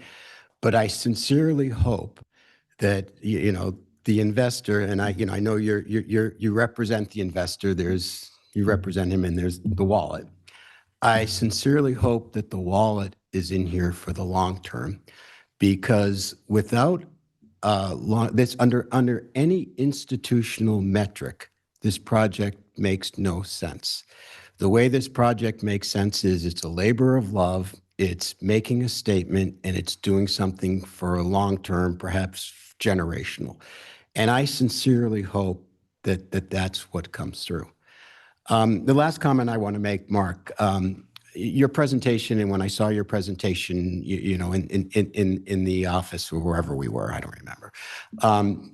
I want to compliment you. You know, we have I've seen other architects and firms from LA come in here, and basically they have the attitude, we're LA, we don't give a shit about Laguna Beach. And I think you really, in your presentation and the way you approached it, you really embraced who we are and what we are. And again, you've captured that emotionally in the project. And I appreciate that for one. And again, back to the comment, I hope we can keep that spirit and complete this thing, you know, with that in mind. So those are my comments. I don't know if we're ready for a motion and Should we talk? the requirements. Yeah. Anthony and Wendy, maybe you want to run through and recap where we are and what we're going to be making a motion on. Before you do that, would it be appropriate to reopen the hearing to talk about this pull-out possibility? Yeah, because I wanted to maybe have a discussion amongst ourselves about that, because you know, a couple of things. One, you know, there's a few little loose ends here as far as I'm concerned. I mean, you know, we have this recent change in proposal with removing this retail pavilion and putting a rooftop vegetated deck area there. Now, that's pretty vague as it is right now. If everybody's comfortable with that, I would say that that's one thing that could be tightened up a little bit, right? That clearly change the plans and that they reflect this new thing in a better way. Two, you know, where we at with that, the concept of still having a valet stand down on Sleepy Hollow Lane. I would not be in favor of that unless that pool area is revised to allow for some spaces there, some ability for getting around other traffic or something. So, if others feel that, you know, they're similarly, you know, aligned, that's, you know, a pretty significant modification to the plans, more than I would feel comfortable just telling the applicant, yeah, we, you know, go ahead and do that, and we trust you, and it's all going to work out fine. I understand that, you know, the desire to move things forward, but I also want to have it all tied up nice as well. So you're talking about addressing that as a condition for approval? I'm asking about potentially continuing this to another meeting. I don't know, you know, if others feel as though these are significant enough of issues that it requires that, or if they're just not in favor of making those changes at all, and just the way the plans are now are fine. Is there another vehicle to do that? We do have draft conditions of approval to make changes to the updated resolution that was published with today's supplemental staff report that Wendy can put up on the screen. No, Anthony, my question is there a way not to, we can't bifurcate the project, but is there a way to approve the project and conditionally and have it come back to look at specific areas? Strongly discourage that approach. We do want a fully defined project. Did we do that on a prior project? I believe there may have been, was it the fire station that came back with kind of just a presentation? But echoing the sentiments here, any type of formal decision for which you guys make is of course subject to appeal. And so this idea of approving parts of it and then coming back, which would require what I hear Commissioner Sadler saying, I don't want to put words in your mouth, a thumbs up or thumbs down. Really what that does in practice is bifurcated. And now the applicant is faced with these kind of dual tracks, and it just gets very, very messy. So once again, acting chair, we may have, I think in that one specific issue with the city being the applicant, it was a little bit different and a bit more palatable. I would advise against any type of bifurcation or approval and coming back for a formal, any type of formal approval. I guess it could be a little bit different if it's a purely presentation, but you all need to be clear on that, that if the presentation is, in your guys' eyes horrific, there's no formal teeth or structure for us to force a change. Right, you're saying if they came back and you're saying if they came back with something that wasn't exactly what we thought it was, we're stuck. Correct. I mean, obviously, it's a partnership. I'm not going to say that we couldn't politely ask. I am telling you that if all 5 of you said, this is not what we wanted, this is terrible, there's no mechanism for us to force them. So this is kind of a long-winded way of saying, if the planning commission has these concerns, you can direct staff. If there's trust and confidence there. Once again, this is a big deal to us. If you guys want to create some of those, me and Anthony can take a brief recess and try to create worded conditions to that effect. Those are my thoughts, Acting Chair. I mean, I guess I'll react first. I think, and consistent with the comments I made before, we are taking a massive leap of faith on this project, given the complexity of it and what you guys are trying to do.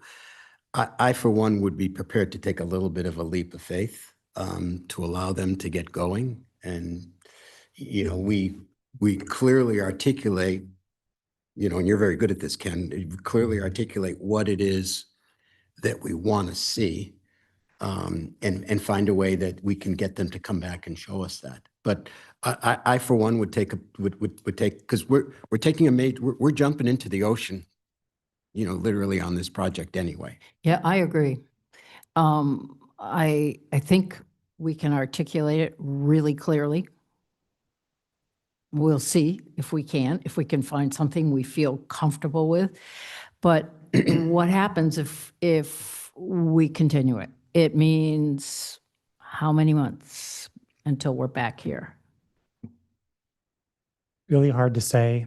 In part, it's based on what the assignment is back to the applicant. Sure, but just to get on the calendar, I mean, forget about it this year. So We probably are looking at sometime early next year. yeah, for what February opinion. probably. That's a significant hiccup. And it is a leap. There's so many leaps of faith in this project. I mean, this kind of material situation, not acceptable. I mean, teeny little projects have to have whole material boards. You guys, you're huge projects and, a couple of pieces of wood, come on, where are the materials, right? So, but we know you're a known quantity, obviously, we're not just going to Reno here, but, yeah, I think we should discuss if that's possible and if we're comfortable. Like I said, I still don't know if the majority of the commission feels as strongly about the possible modification there on Sleepy Hollow Lane as that I do. I think we do. I agree. I think we should we all I, agree. I think it can be handled with a condition, and with potentially staff review and approval. Okay, can we open the public hearing so we can ask the applicant a couple questions? Yes. Okay. Open the public hearing. I guess the question would be, you heard our discussion. Are you willing to eliminate the pool at the?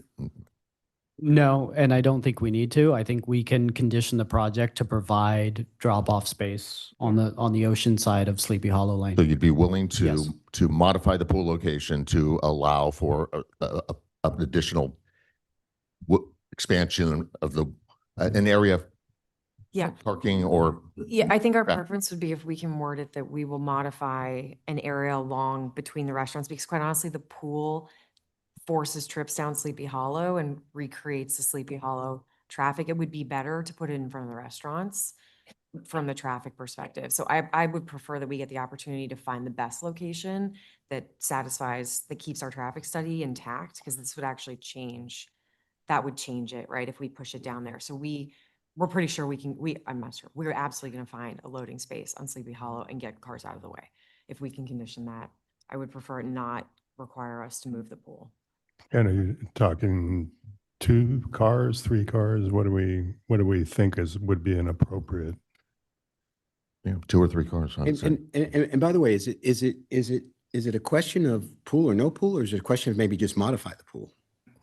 Where it shrinks Yeah, like a- no, I think the pool is necessary. I think we can find a thoughtful way to accommodate what you guys are asking. If conditioned, I think we will find a way to satisfy that and keep the pool.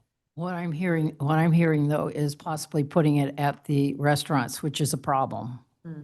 It's a congestion problem. No, It's look, a I think, conflict. yeah, I think we have rideshare drop off on that other side of Sleepy Hollow Lane, probably where you guys want it, where it's along the pool, and I think we can find it there. Yeah. So I think you guys can absolutely condition the project and we can figure that out.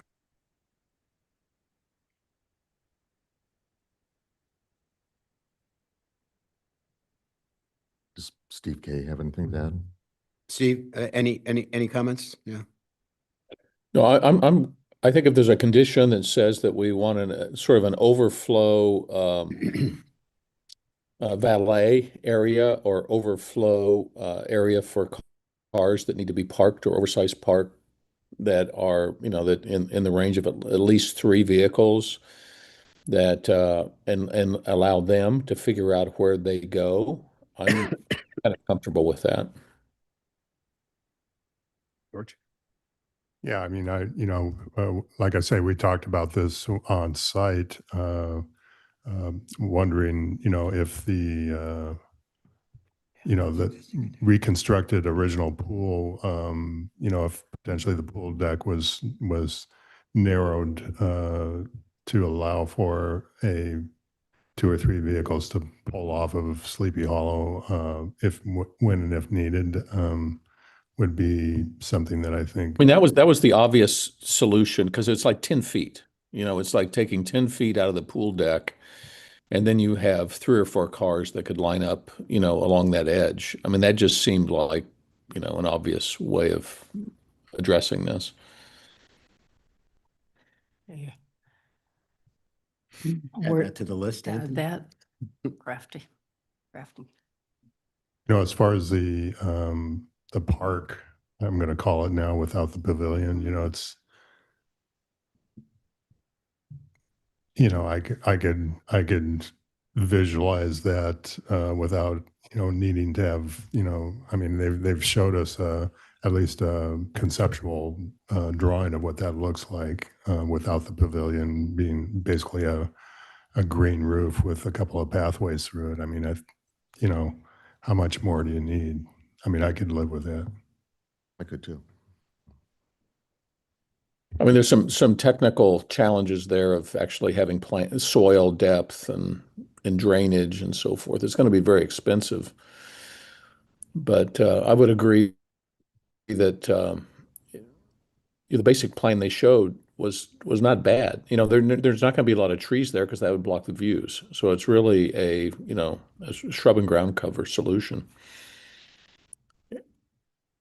I think again, I think their landscape architect, they're I mean, there's a certain self-servance here to doing a really good job.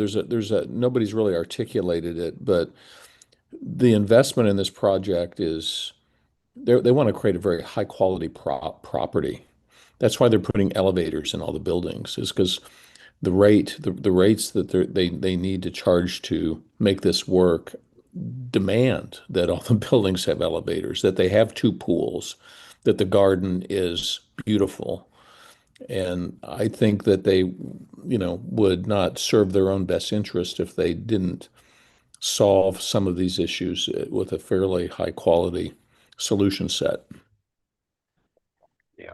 Well, so Anthony and Wendy, are you ready that you can list the conditions that we can use to make the motion? I am. My formatting is just off a little, so bear with me, or if you don't mind. And maybe amongst ourselves, who's making the motion? I know I'm not. Well, I agree with what Commissioner Kellenberg was saying also, that there's a a lot of incentive here for this project to work properly, which is part of my reason for coming around kind of agreeing to this automated garage concept. Because, it's got to work. If it doesn't work, I agree. Look, I agree with you. It's a huge problem. I agree with you 100%. This is an incredibly complicated and expensive project, and we're taking a massive leap of faith. Well, and again, I don't want to, especially if it's going to be a couple months, to delay the project. And I saw a lot of shaking heads out there. So I understand that probably makes a difference to somebody, but we just wanted to see if you're still awake. Okay, I'm ready if you are. Sorry. Please go ahead. Okay, so I just, as a recap for the staff recommendation, this was the slide that was shown to you during my presentation. So that would be the start of the motion. And then we've created these additional conditions of approval as well as modifications that would be to the updated resolution that was attached to the supplemental staff report. So the first condition of approval would be that no mechanical units shall be added to any of the hotel or restaurant building rooftops. Number 2, sign application for the project shall be subject to Planning Commission review and approval. Number 3, that the applicant shall design and construct a safe, signed pedestrian pathway along the project frontage on Sleepy Hollow Lane to connect the hotel lobby to the restaurants. The pathway shall be surfaced with a material and/or color that is visually distinct from the roadway, include appropriate signage or markings, and provide adequate separation or buffering from vehicular traffic. Subject And to be no less than 4 feet wide. Okay.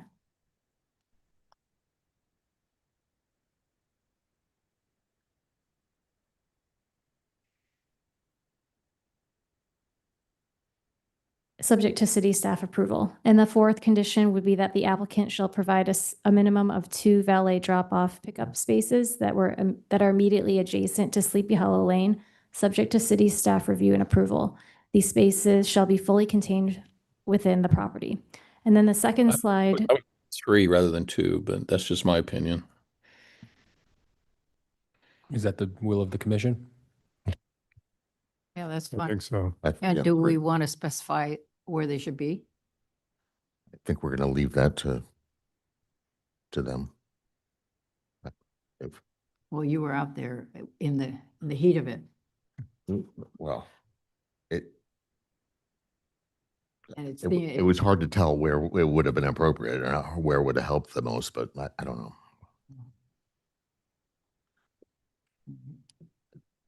I don't think you want it right at the turn when you enter Sleepy Hollow. It's got to be a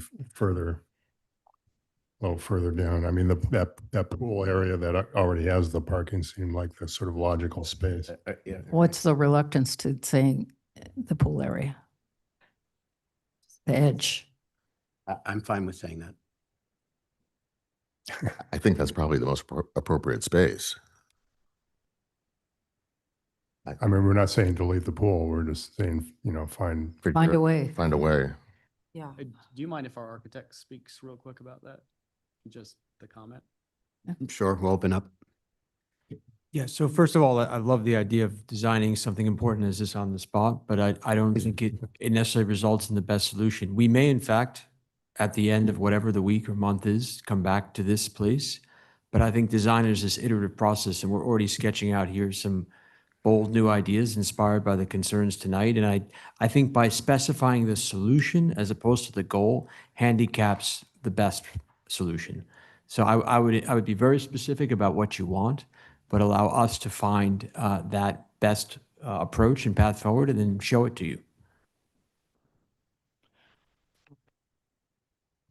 Yeah, no, I mean, condition the project. At some point you'll see it, but yeah.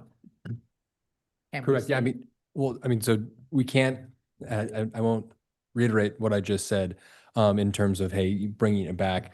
I'm sure staff will review it, update you all accordingly, maybe as a happy medium. And once again, I'm just suggesting here, maybe the Planning Commission articulate where they do not want it. I believe I heard Commissioner Dubin say close to right where you come down Sleepy Hollow Lane as a way to, say, hey, we don't want it here. And then, of course, let the applicant, figure it out from there. Yeah. Okay. Yeah. That's fine with me. Do we want to specify the, the number of off-street spots, like 3? I think we did. Yeah, we're saying 3. Yeah, I prefer not to see it right at the restaurants because that's the sort of pinch point of the whole thing.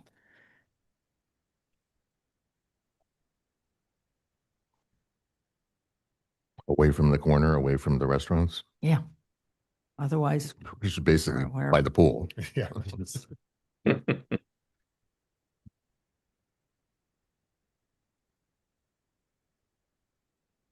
mm,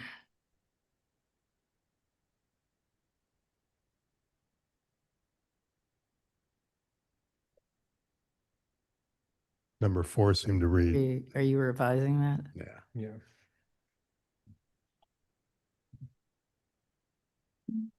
Anybody have any jokes they want to, while we're waiting?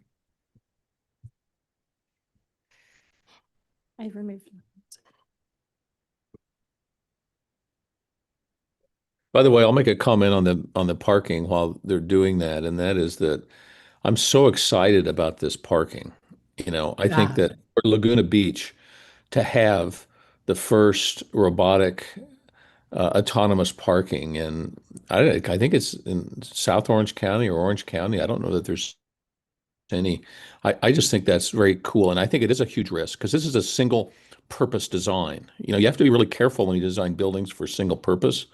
This building only works if this robotic parking actually works. So it's a risk for them more than us. But I'm just think it's so cool and that we get to have that in Laguna Beach. And would there be an ability for people to stay in their car and ride this thing a little bit? Now. No. Guest rooms. Actually, they'll move us personally. Yeah. We'll go in as a car. Yeah. Put some chairs on one of those platforms and take a spin.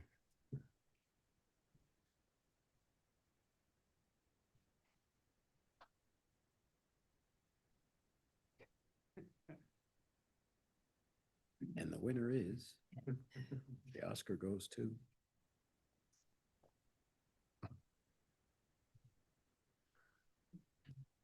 Okay, so this is the second slide that summarizes the modifications to the updated resolution. This includes the removal of condition number 45 and all references to conference facilities throughout the resolution. The other comment that was made by, I believe, Commissioner Sadler was to revise condition number 88 to read as the project must comply with the governing California Building Code with local Laguna Beach amendments. And the last condition we would revise is condition number 93, and that is to eliminate the word deferred and just simply indicate that a plan must be submitted and reviewed regarding the automated parking system, providing the third-party listing for the testing and approvals. And then the previous condition about Sleepy Hollow Lane. So that has been modified to now state a minimum of 3. Right, and so I think what I have, and once again, this is an iterative process. So that last sentence would read, spaces shall be fully contained within the property and designed to avoid being in front of the restaurant area or near the curve of Sleepy Hollow Lane. Let's say directly in front of the restaurant area. I mean, we want it in the vicinity, so. Okay, yeah, so I'll read it again. The spaces shall be fully contained within the property and designed to avoid being directly in front of the restaurants or near the curve of Sleepy Hollow Lane.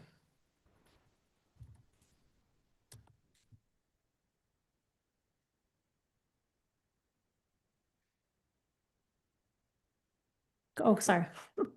Curb. Yeah, curve. Okay.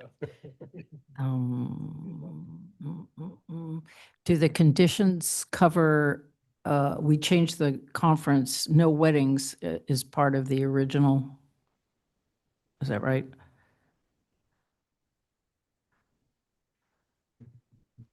I don't believe it was regarding weddings. It's just the conference facilities. Yeah, but originally, the previous approval included no weddings. You're talking about the That's not, I don't recall there being such a condition. We Oh. can verify that. You can have weddings? Have weddings on the beach.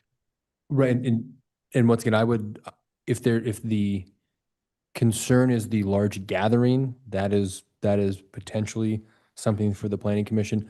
I would avoid explicitly calling out any type of specific ceremony, particularly in this one, which may have religious connotations, such that we do not want to allow a non-wedding that has the same number of people and the same number of guests allowed and not a wedding. So if the idea is, a mass group of people coming to the facility that are not guests of the hotel, I guess we can explore that, but I would advise against explicit call out of just no weddings. I don't think we should put a condition like that in.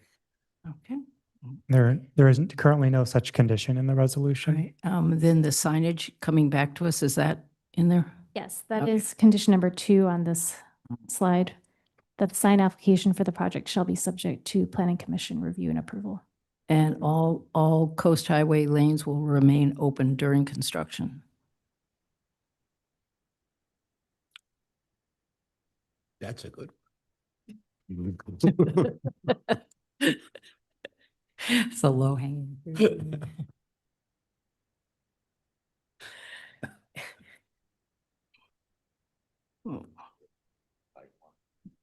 I guess, yeah, and sidewalk, public sidewalk.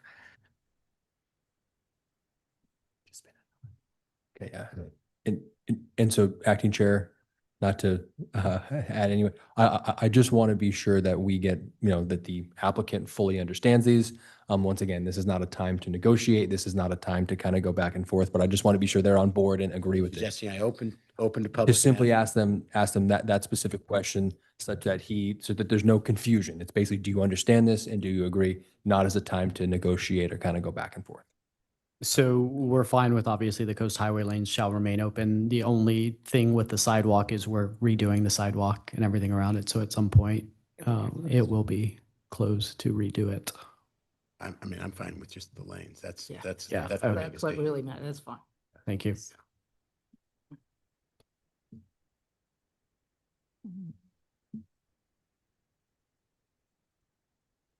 Reopen. It's our civil engineer, just let me know. Can you condition this as subject to Caltrans approval? Because we don't control. They may have something to say about closing lanes that we have no idea about, or how does that work? I don't know. Us either. Ultimately, it is a state highway, and it's difficult for us to presuppose what Caltrans, a separate permitting agency with some level of permitting authority over this particular project, may require for reconstructing and improving the sidewalk and curb and gutter along the South Coast Highway project frontage. So would you say something to the effect of unless required by Caltrans? Yes, I think that's a great addition. Maybe add, or any other, unless required by Caltrans or any other government entity. Well, Caltrans is the only one that owns the road, right? South Coast Highway, that is correct. Correct, yeah. Okay. I mean, we don't want Gavin Newsom coming in here and.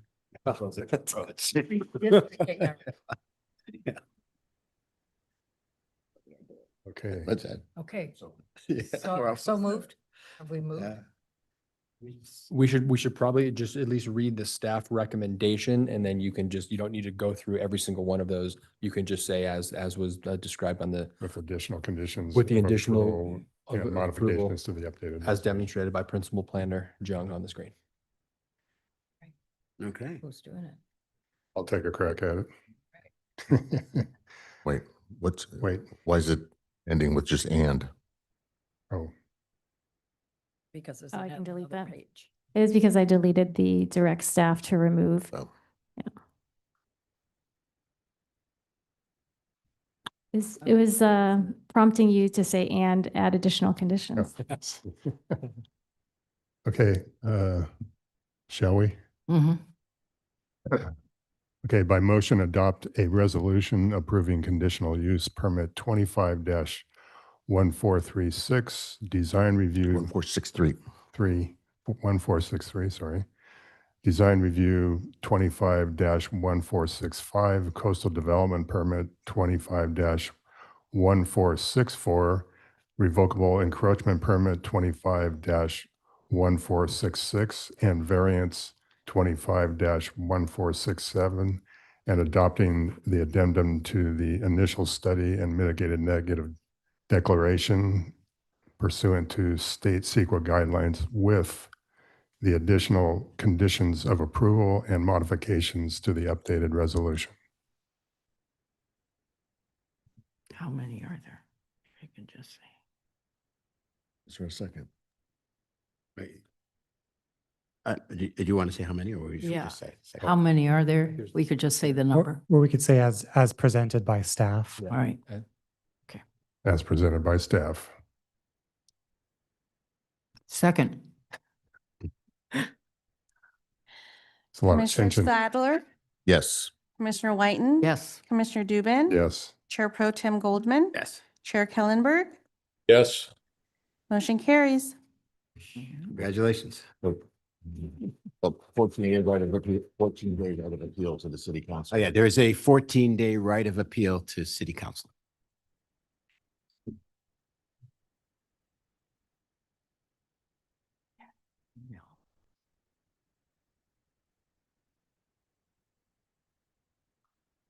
Let's continue the design review. You want to take a little reset? Yeah, let's take a 5-minute break. Okay. Nice job.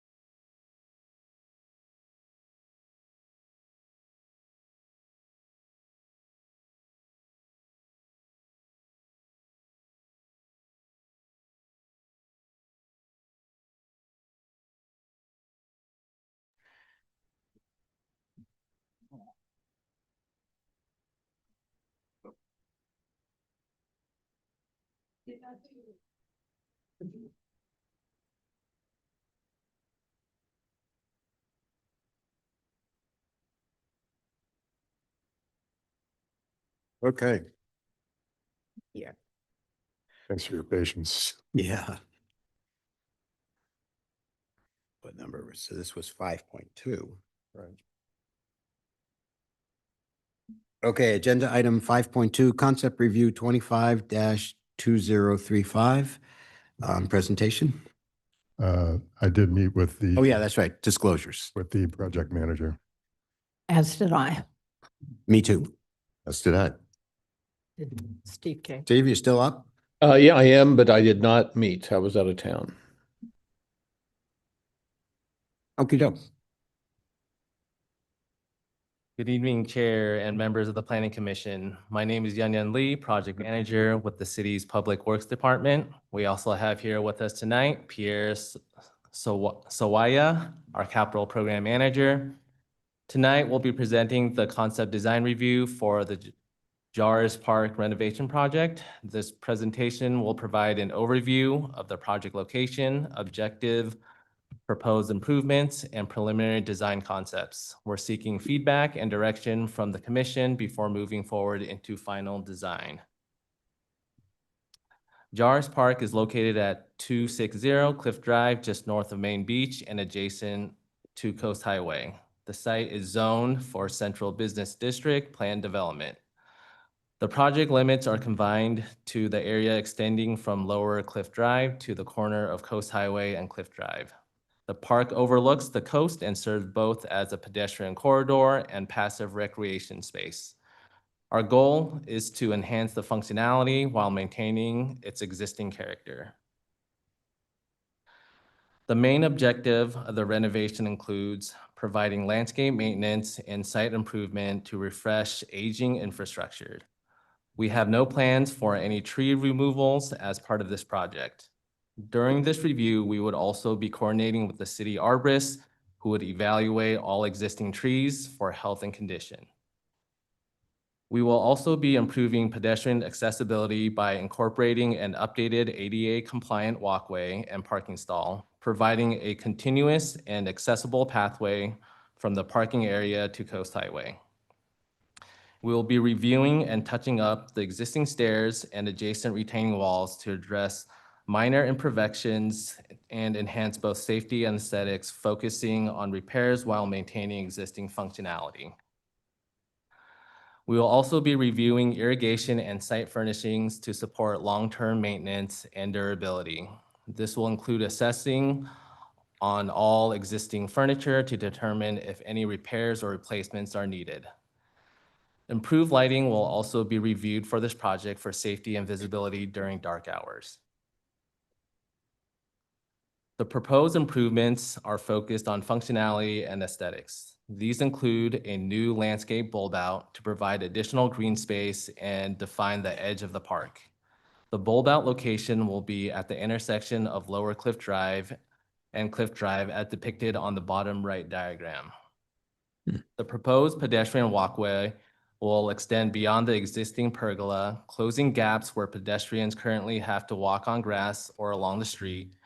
This extension will improve connectivity and circulation throughout the park. This is highlighted in red on the bottom left diagram.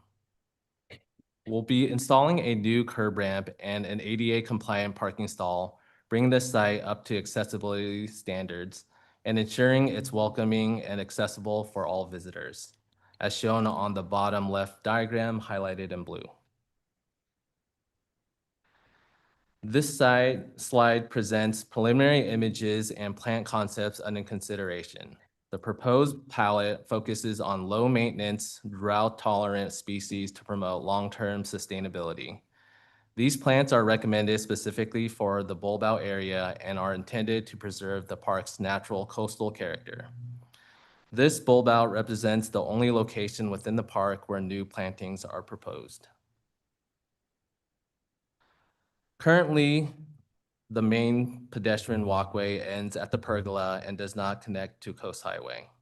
We're proposing to extend the existing walkway to create a more cohesive and accessible path from the upper park down towards Coast Highway. This improvement will address existing gaps where pedestrians currently walk on the grass. As shown in the diagram on the left, the proposed ADA compliant stall and curb ramp will connect to a new walkway extension along the street side designed to maintain accessibility while avoiding any disturbance of the two existing trees. Tree roots have caused cracking along the existing asphalt pedestrian path. We're recommending repair and replacement with new asphalt to provide a smooth, safe walking surface. We will be working closely with our city arborist to ensure that no tree roots or trees will be damaged or harmed in the process. The existing stairs show signs of wear, including missing stones, deteriorating grout, and uneven landings. We will review all areas to determine which sections require repair, adding grout, and filling voids to create a more even, safe surface for pedestrian use. We also propose removing the cracked stucco on the adjacent stair walls facing Coast Highway, as shown in the bottom two photos, to expose the rock underneath, matching the finish on the opposite side. This approach will create a more cohesive entrance and enhance the overall balance and appearance of the stairway. The existing stairs on the north end of the park are uneven, and it is recommended that they are removed and replaced with extended walls to match the existing adjacent walls. The proposed new walkway design will eliminate the need for the stairway. These modifications will enhance both the safety and visual continuity throughout the site. One concern we've heard from both staff and public is the lack of adequate lighting in the park during dark hours. To address this, we're proposing the installation of low-profile bollard lights along the walkways. These fixtures will enhance the visibility and safety while maintaining a warm pedestrian-scaled aesthetic that complements the park's character. We also plan to match the proposed fixtures with existing stair lighting, which is a cast low copper aluminum high-efficient LED bollard light. The current stair lights stand approximately 35 inches, and the manufacturer offers a lower profile 15-inch version that could be incorporated throughout the park as an alternative. These existing lights were previously approved in 2017 by the Planning Commission. This slide highlights the plan to remove existing individual parking meters and replace them with a single consolidated parking pay station. This change will free up the sidewalk space and improve pedestrian flow and reduce visual clutter along the park's walkway. During demolition and construction, the removal of the parking meters will include grinding and leveling the surface to ensure a safe and even walkway for pedestrians. Landscape maintenance is another key aspect of this project. Much of the current vegetation has become overgrown. We propose to remove non-native and overgrown plants like the ivy, prune existing vegetation, which will improve long-term maintainability and restore the park to its intended design. We'll take great care to protect all existing trees and vegetation throughout this process, ensuring the park receives a thoughtful, refreshed, while preserving its natural beauty. In summary, Jarvis Park renovation project aims to preserve the park's character while addressing safety, accessibility, and maintenance needs.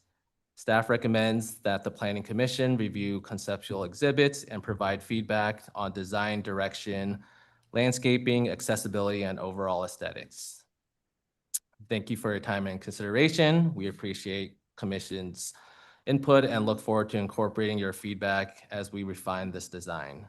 Happy to answer any questions or provide any clarification on any of the proposed improvements. Great. Thank you. Questions, staff? No, I just have, sort of review some of my comments that I made when we were on site. When you, and I brought this up because, if you walk along parts of Heisler Park where they removed meters, the whoever did that didn't flush the stubs down to the ground. So there is like trip hazards all along there, and that needs to be taken care of as a separate matter. But when you remove the meters, definitely make sure that, you know, it's ground flat to the surface of the sidewalks. So we reduce trip hazards, because that's become a big deal here in the city of, you know, we're getting, you know, various lawsuits here and there for people, you know, tripping over uneven surfaces. So that should be a big part of the consideration. You know, as far as the pathway lighting, we talked about that. I think that would be a great addition to a lot of areas in the park, because it is very dark there, and it's because, you know, we're going to maintain the rock work that's part of the walkway. You know, we got to make sure that people can see it, so we reduce the risk of trip hazards there as well, while maintaining the rock areas of the pathways. As far as the trellis that's against the little seating area, that trellis is falling over and should just be completely removed, and the I don't know what the vine is there, that can go up against the structure itself and just clean that area up, and then I think I got read Ruben's suggestions, and I thought it was kind of interesting that that park is really more of a pass-through area for people who live in the, you know, who are walking downtown and they want to come home. It's never really been used too much as a park, you know, where people can sit and enjoy and have stuff going on. And down in the area, that's sort of where all the shaded trees are, you know, that's become kind of a inviting place for overnight guests to sleep, and creating, you know, really kind of cleaning that area up, and maybe actually creating an environment there. I know Ruben suggested like a little amphitheater or something, you know. I mean, that may be a down the road thing, but to really sort of revitalize that as a functional park where people could actually go and sit, and maybe there's some small events that could happen there. I mean, I think that's a great idea, you know. So basically, that's my input.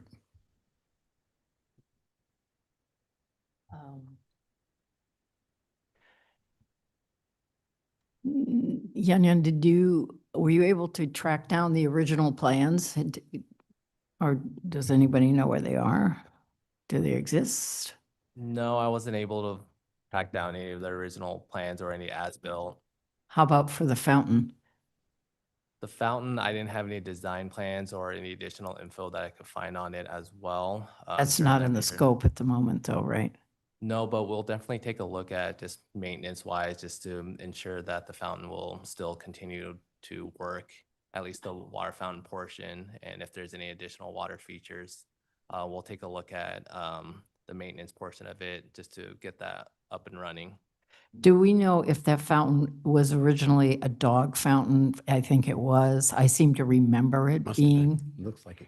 And yeah, and maybe we can get the garden club involved in this or something, you know, that seems like a perfect project for them. Okay, just a couple of questions. It looks like this is primarily a maintenance project at this point. So we do like a deep cleaning, get rid of all the ivy, go in there and really prune out all the thatch and blah, blah, blah, clean it up and see what we have, right?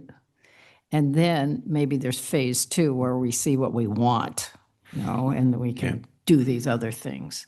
But I think the stuff that you flagged to look at, you know, it's got a lot of the right level of detail. Now, on the original stone, some of the grout is failing, some of the stone is uneven. Is there budget to remove the grout, leave the stones in place, and then regrout because it's a patchwork right now. You got, some of it looks like it's original, then there's this other stuff that's just been slapped in there, and then there are pieces that are of stone that are missing, and, you know. Yeah, that's a great question. I think in its current state, we would be looking to make repairs. It would be still kind of that patchwork. If you wanted to look at a more wholesale solution, yeah, that would be considerably more than what's being considered for this project. Okay. But we do want to retain the character, and that's why that's the intent, to see if we can kind of repair those spot areas and do, keep that, but make it safer. Yeah, and then just to clarify, the section of this curved stucco wall at the bottom of the stairs has a brick cap. You're going to remove the brick too, right? Okay. Yeah, so it looks like there's that cap and the stucco that extends to the south. Our assumption is that there's stone underneath, so if we can peel that off and expose the stone, that would be ideal, but we'll certainly investigate that more. Okay. This new sidewalk that extends from the pergola to the ADA space and then down to the point of the peninsula there, that sidewalk is outside the existing curb, correct? That's correct. Because the way it's shown on the plan, it looks as though it's abutting right up against the tree, the pepper tree, but it's not. It's not. Nowhere near it, actually, right? Yes, it's extended out from the current Right. curb, and then that will get extended out. So the existing 2 trees wouldn't be affected by the new proposed walkway. Okay, so then the stairs that go down to Coast Highway by the fountain and the stone bench would be removed. That stone would be saved. And then the new wall there would be faced with the stone that you salvaged from the stairs. That's Is that correct. right? Okay. And then you're going to plant there, so you don't need a guardrail. That's correct. So we'll salvage and try to reuse the stone that we can. That'll be the intent. And then, yes, as far as we wouldn't put a new guardrail, we'd try to mimic the planting of those bushes in that adjacent area and just kind of emulate that right at that location. Right. Yeah, and I read Ruben's letter too. I agree, the planting is really terrible, plant species. But I think we should do something really simple in that bulb out for the moment. See what we have once we get down to the good stuff that's been overgrown and overtaken and choked out by all that ivy. And then look in phase 2 at some of these other ideas, what program, and maybe, a different plant palette, a better, more appropriate plant palette for that whole park. So these are just questions at this point. I won't comment until we're in deliberation mode. Oh, that's, yeah. okay. Well, then what was I going to say? Oh, I was going to say, I think it's a passive park. I think it's unique in that way, that is so quiet and shady and really cool. And it's such a unique space, and if we lost it, we would really notice that it was gone. And there's some good views of the ocean from there. Unfortunately, those yuccas on that other person's property, blocking our view. But we need the right maintenance company too. Some people, this is an art form in and of itself. I like the round shrubs. You do. Yeah, anyway, those are my comments. I'll just go real quick because I walked with you like 8 hours ago. I don't remember when it was. Gave you a bunch of comments. You took notes. A lot of them you brought up, but I'm fine with the comments I gave you when we walked today because frankly, I don't even remember what they are at this point in the night. But I know I gave you a bunch of them. But as George said, that the trellis that's against the pergola has to go. Yeah, or at least cut down a bit. Now, just the trellis needs to go. It's not a part of the original, and that original pergola is really beautiful. So where's the automated? I raise a challenge to the plan. You're not allowed to challenge remotely. I walk up that sidewalk all the time because this idea of those little steps going up and the bench. I know they don't really there's not a lot of function to them necessarily in terms of desire lines, but they really, to me, reflect sort of an era gone by, of craftsmanship and just the curve of the steps and the curve of the wall and the little bench. This idea of let's just rip all that out. Can you explain to me why that's important to rip all that out versus just patching it up a little bit and leaving that little bit of design that somebody cared so much about, 50 or 60 years ago? I think Pierce said. Oh, I think the intent perhaps of those small stairs going up was there wasn't an accessible pathway up around that corner there, and maybe that was a little cut through that was designed back in the day. I think the intent here will be with the new accessible sidewalk that can get pedestrian traffic around that peninsula there. There'd be no further need for those stairs, which also in its current state could present a safety issue for folks who, try to get up and down it very quickly. So you're tearing it out because there's not a current function and somebody might trip going up a couple of steps. Correct. In its current state, it's not in its safest state. So with the sidewalk wrapping around, that would be the pedestrian route, which is more safe and accessible for folks. I mean, it just seems like a very good engineering, point of view. But I don't know. I would miss those steps myself. But Yeah, I agree. I could be the only one thinking that. No, I agree with that. I like it's funky and it's old and but it's Trip certainly subject to hazards. code. And hazard. definitely needs a handrail if it were to stay. Motion. So, I mean, can it stay if it has a handrail? That's something we could look at. We'd have to see how that handrail would be implemented and also what it would look like. My thoughts would be it might stand out a little bit like an eyesore if we added Or just handrails. use the handrail that they've got on the other stairs. It's just a metal pipe, Yeah, we can certainly explore that. just really simple. I mean, it's a little bit of Laguna charm and ripping it out because I don't know. If we can keep it, I think it would be nice. It's not so charming if, there's a $250,000 lawsuit over. Yeah, that's the only thing. Just keep. Well, okay, then let's cut down all the trees and get rid of all the cracked sidewalks and all the stuff that we do, And so Acting Chair Goldman, I just want to be sure, while this is concept review, so it's a little bit, less formal, we do have some members of the public. So before we start getting into the design direction, we may want to take public comment.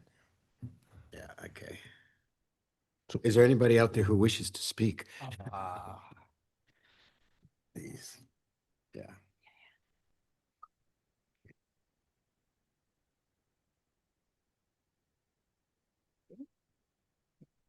This is what you sent. Plus. Ruben Flores, I've been working on this park since 2015. I was able to get Arbor Day, the city to clean up the park a little bit in 2018 so that we could hold our Arbor Day there. And they promised at 2018 that they would quickly do our phase 2, and it still isn't doing it. It looks like we're trying to go another 10 years till we go to the next phase 2. The items that I spoke of were basically all of the numbered items on the plan. So the fountain, yes, it was a dog and person fountain, and that's the oldest piece of art in the whole city. That one fountain was the very first piece of public art. So we do need to get that happen again. The stairs I think are great, but the stairs don't go with the ball. So I think the ball should go hedge and then put the pipe and then let the steps stay. The roots on the walkways, okay. Plants cut back. If we take out all the ivy, it's gonna be 80% less plants. So we're gonna need to put something back in. Walls, yes. I think the stucco was put on because of the Au Pair building just kind of floated over into that area, so taking off the stucco, but we're gonna need some stone somewhere. The irrigation is an issue. Against my recommendation, they put in a Torrey pine right in the middle of the lawn. No pines, most trees shouldn't be inside of lawns. So the irrigation, as I pointed out in the plans, we need to take the lawn at least 10 feet away from each of the trees so that there isn't lawn that's being irrigated so that the trees don't rot. And that should happen in all of our parks. And that needs to happen in Nita Carmen Park where we already lost that tree. Meter's great. It's our only shade park, the only one.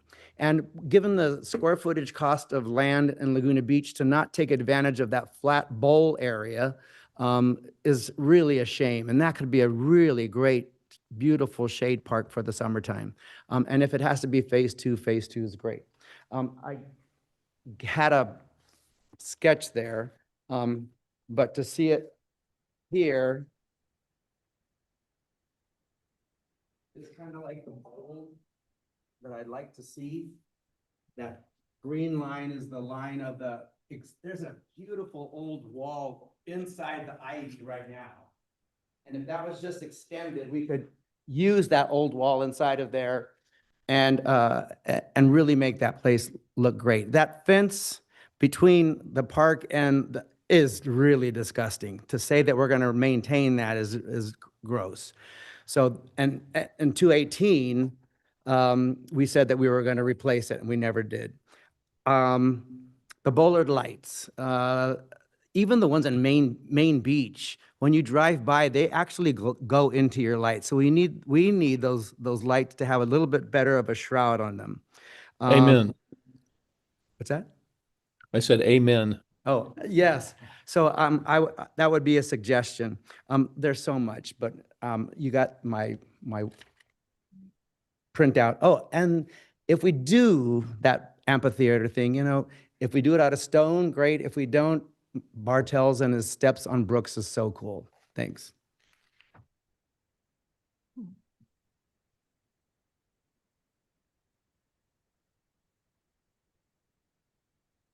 Ruben keeps preventing me from going home. This park is so important, which is true.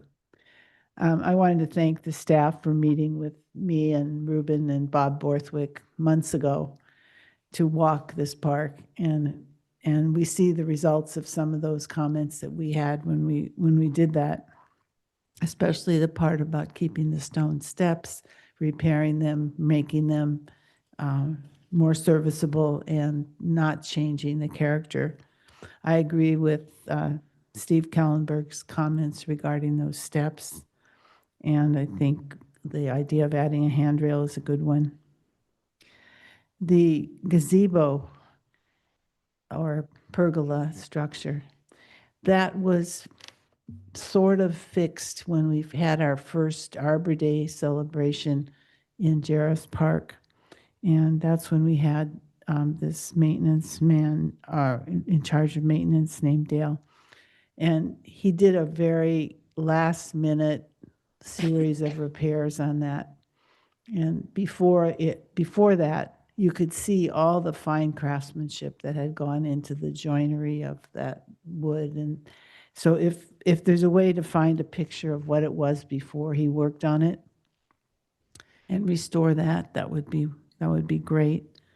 I want to make sure that all the other steps have railings that are compliant, but as you said, simple and pipes. And planting is really critical for the new plants. So I'm looking forward to being able to choose some really appropriate shrubbery that doesn't rely on the ivy. Thank you.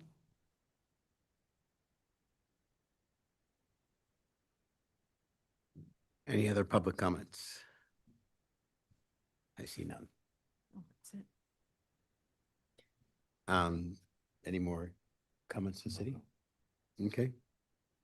I would like to just reinforce the comment about the lights. I was really surprised by the lights in Main Beach. about what bright spots they are at night, and it's very distracting, when you're in the park. So hopefully we're not replicating those specific fixtures and finding some that have better shading and more downward lighting. Yeah, Steve, did you notice in the staff report, there was or was it in the staff report? No, it was in the presentation tonight. Yunyan had the spec sheet for the existing bollard lights that are in the park now.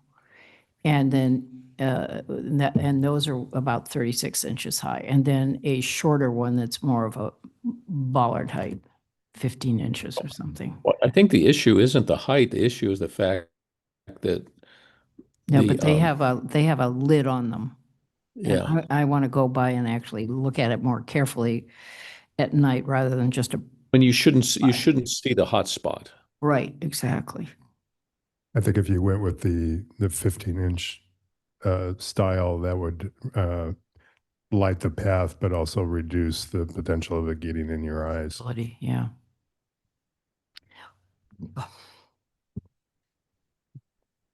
Okay. Well, first off, thank you to staff for doing a concept review. Really appreciate it. I realize that the scope of this park renovation is nothing like Main Beach, but still, I think it's worthwhile that we do these concept reviews.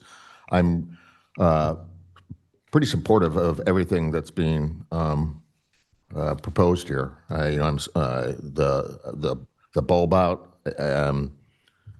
provides a little bit more landscaping area, and also hopefully will provide a little bit more safety for that entrance to Lower Cliff Drive, and the connection between the two sidewalks and the little not necessarily a marked crosswalk, but a crossing area there for pedestrians. I'm supportive of continuing the sidewalk as proposed. I believe, like was stated, that the plan is a little bit different than what's actually proposed. That sidewalk pushes out a little bit further into Cliff Drive and stays a little bit further away from the trees. But I'm all for connectivity and doing that where possible. And I asked when I was out there visiting the site whether or not anything had been done to look at the crosswalk that comes off of the tip of that peninsula across Cliff Drive there. That's an awkward intersection, and I don't know if there's a history of accidents there or pedestrians being hit, but I asked about that, and the crosswalk is not part of this project. But by extending that sidewalk, it's going to more or less make that crosswalk a little bit shorter. So I guess therefore a little bit safer. The idea of keeping those stone steps existing there, I would be in favor of that as well, as long as there's not a documented history of liability problems or lawsuits based on that. And I don't know if it's easy for the staff to research that or not.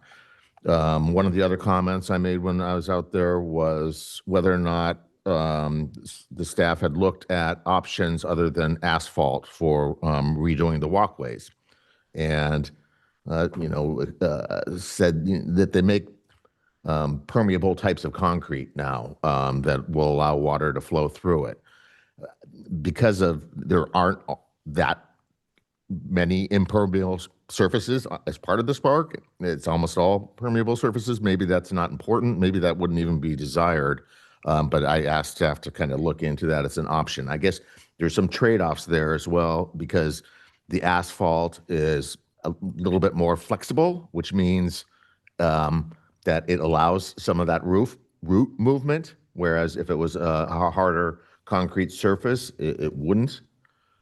So that's, maybe it's helpful to have the trees not have their roots pinched like that, but then over time, where the roots come through, the asphalt, it's going to have to be dealt with at some point or another.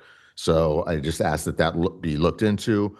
I also asked whether staff knew how those walkways act right now during a heavy rain event?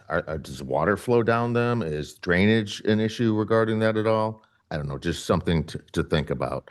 I think just the general thinning out of everything, of the overgrowth in there is going to be really helpful. I like the concept that somebody had of saying, let's get rid of more of this dense hedge look and try to actually be able to see individual plants a little bit more. And I noticed that it seemed as though there were some, non-native plants and little orphan plants that probably had just propagated by themselves over time, and some of that stuff should be evaluated. The trees themselves hopefully will be evaluated health-wise for part of this process. My understanding was that the metal fence that's between the park and the adjacent commercial property is the commercial adjacent properties fence. It's not part of the park.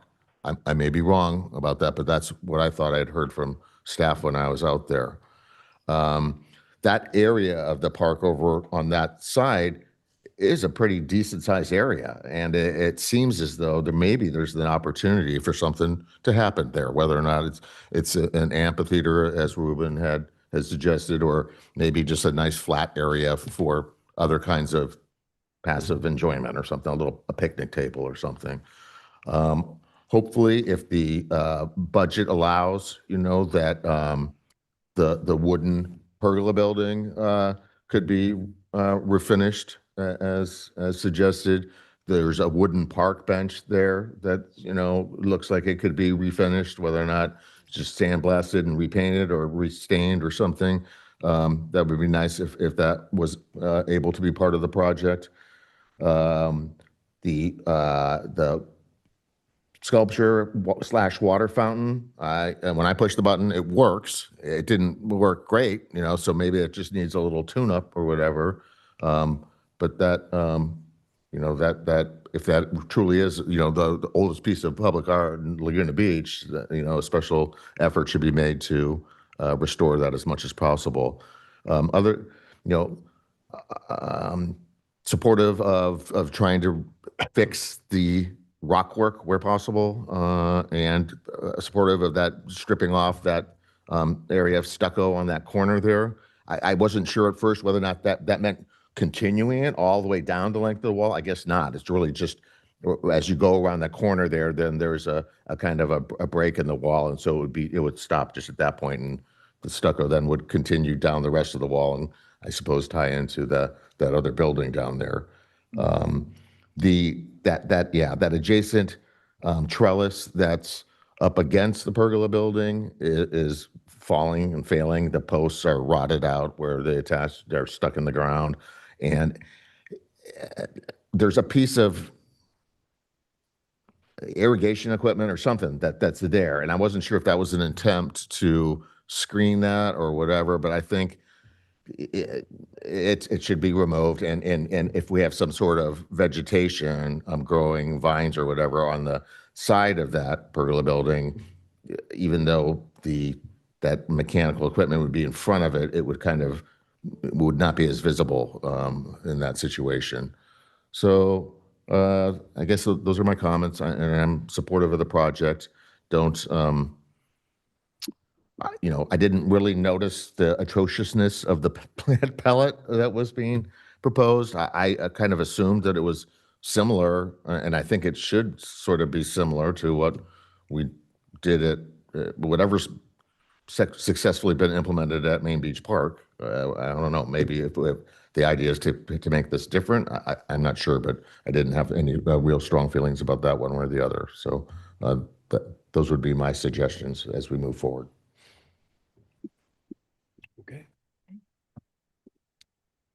Steve Kellenberg have all this. You commented, didn't you, Steve? I think you did. Yeah, I made my comments about the lights and retaining the steps. That was pretty much it. I agree with. Yeah, the last thing about the lighting, the existing taller bollards that are there along the pathway and where the steps are and the railing, I think those are appropriate. And I would think that if we match the style with the lower ones, in other areas, that would be my suggestion. My only other thought was really about public art, and there's a couple of pieces there already. It seems like such a prominent location that I just was wondering if there was an opportunity for a piece that could go in someday. That was just a lingering thought. Well, there's the Cheryl Ekstrom warrior sculpture that's there, and then of course the original piece of sculpture. Right. So connecting there the is there's art there. It's Yeah. just maybe there's if you think of the number of pieces over in Heisler Park, if there's I don't know, just a thought. I would like to see some lighting on Cheryl's sculpture. It's dark. It'd be nice to have at least one little light so you can see it at nighttime. It'd be dramatic. I was actually standing Union. I'd walked by there so many times. I never noticed the sculpture. I know. Well, they kind of located in a kind of By a a strange tree. spot. Weird, yeah. Odd sighting. Yes. Okay, I think we're done on this. Any committee, commissioner, staff reports? Hopefully not. There are no staff reports this evening, Chair. I will say you do not need to make a motion Right. on this item. We can simply close the hearing. Staff has received your direction, and we will be returning to the Planning Commission at a future date to request entitlements for the project. Okay. One thing I did want to add, for the benefit of the group, the Planning Commissioners Academy is coming to Anaheim in March. As I understand it, our mayor will be in attendance. I'm not sure what staff members or maybe someone from our office will also attend. And once again, What'd you say it was, Patrick? it's called the Planning Commissioners Academy. It's put on by the California League of Cities. And so it's just one day. It's not college. It's nothing like that. But they usually kind of give presentations on kind of new and emerging topics and things like that. I was asked to ensure that you guys are all aware of it. Should you be Did you interested? send us an email with the details? I sure can. That'd be great. Free drinks. Yeah, I did it many years ago, and it was pretty interesting. It was 2 days back then, but Yeah. much more extensive. I heard that Zoom is coming back. Is that true? Same thing, like July. So I believe it's SB 707 or 770. It's going to be up to yes, that there's new updated both teleconferencing rules and Brown Act rules. As of right now, it does not automatically apply to the Planning Commission.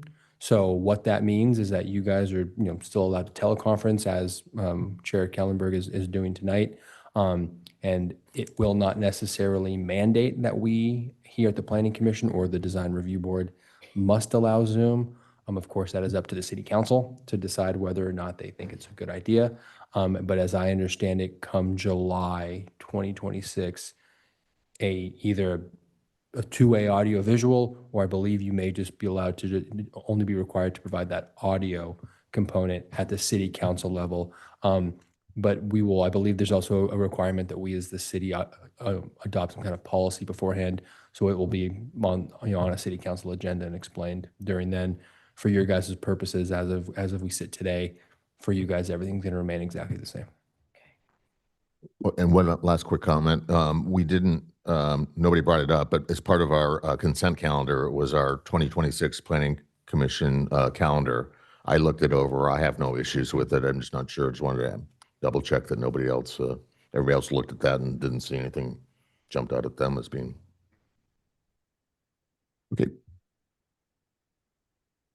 Okay, a motion for adjournment to the next meeting? That would be to the November 19th regular meeting. I move that we adjourn into our next regularly scheduled Planning Commission meeting on November 19th, 2025 at 6 p.m. Second. Commissioner Sadler? Yes. Commissioner Whiten? Yes. Commissioner Dubin? Yes. Chair Pro Tem Goldman? Yes. Chair Kellenberg? Yes. Motion carries. That'll be it.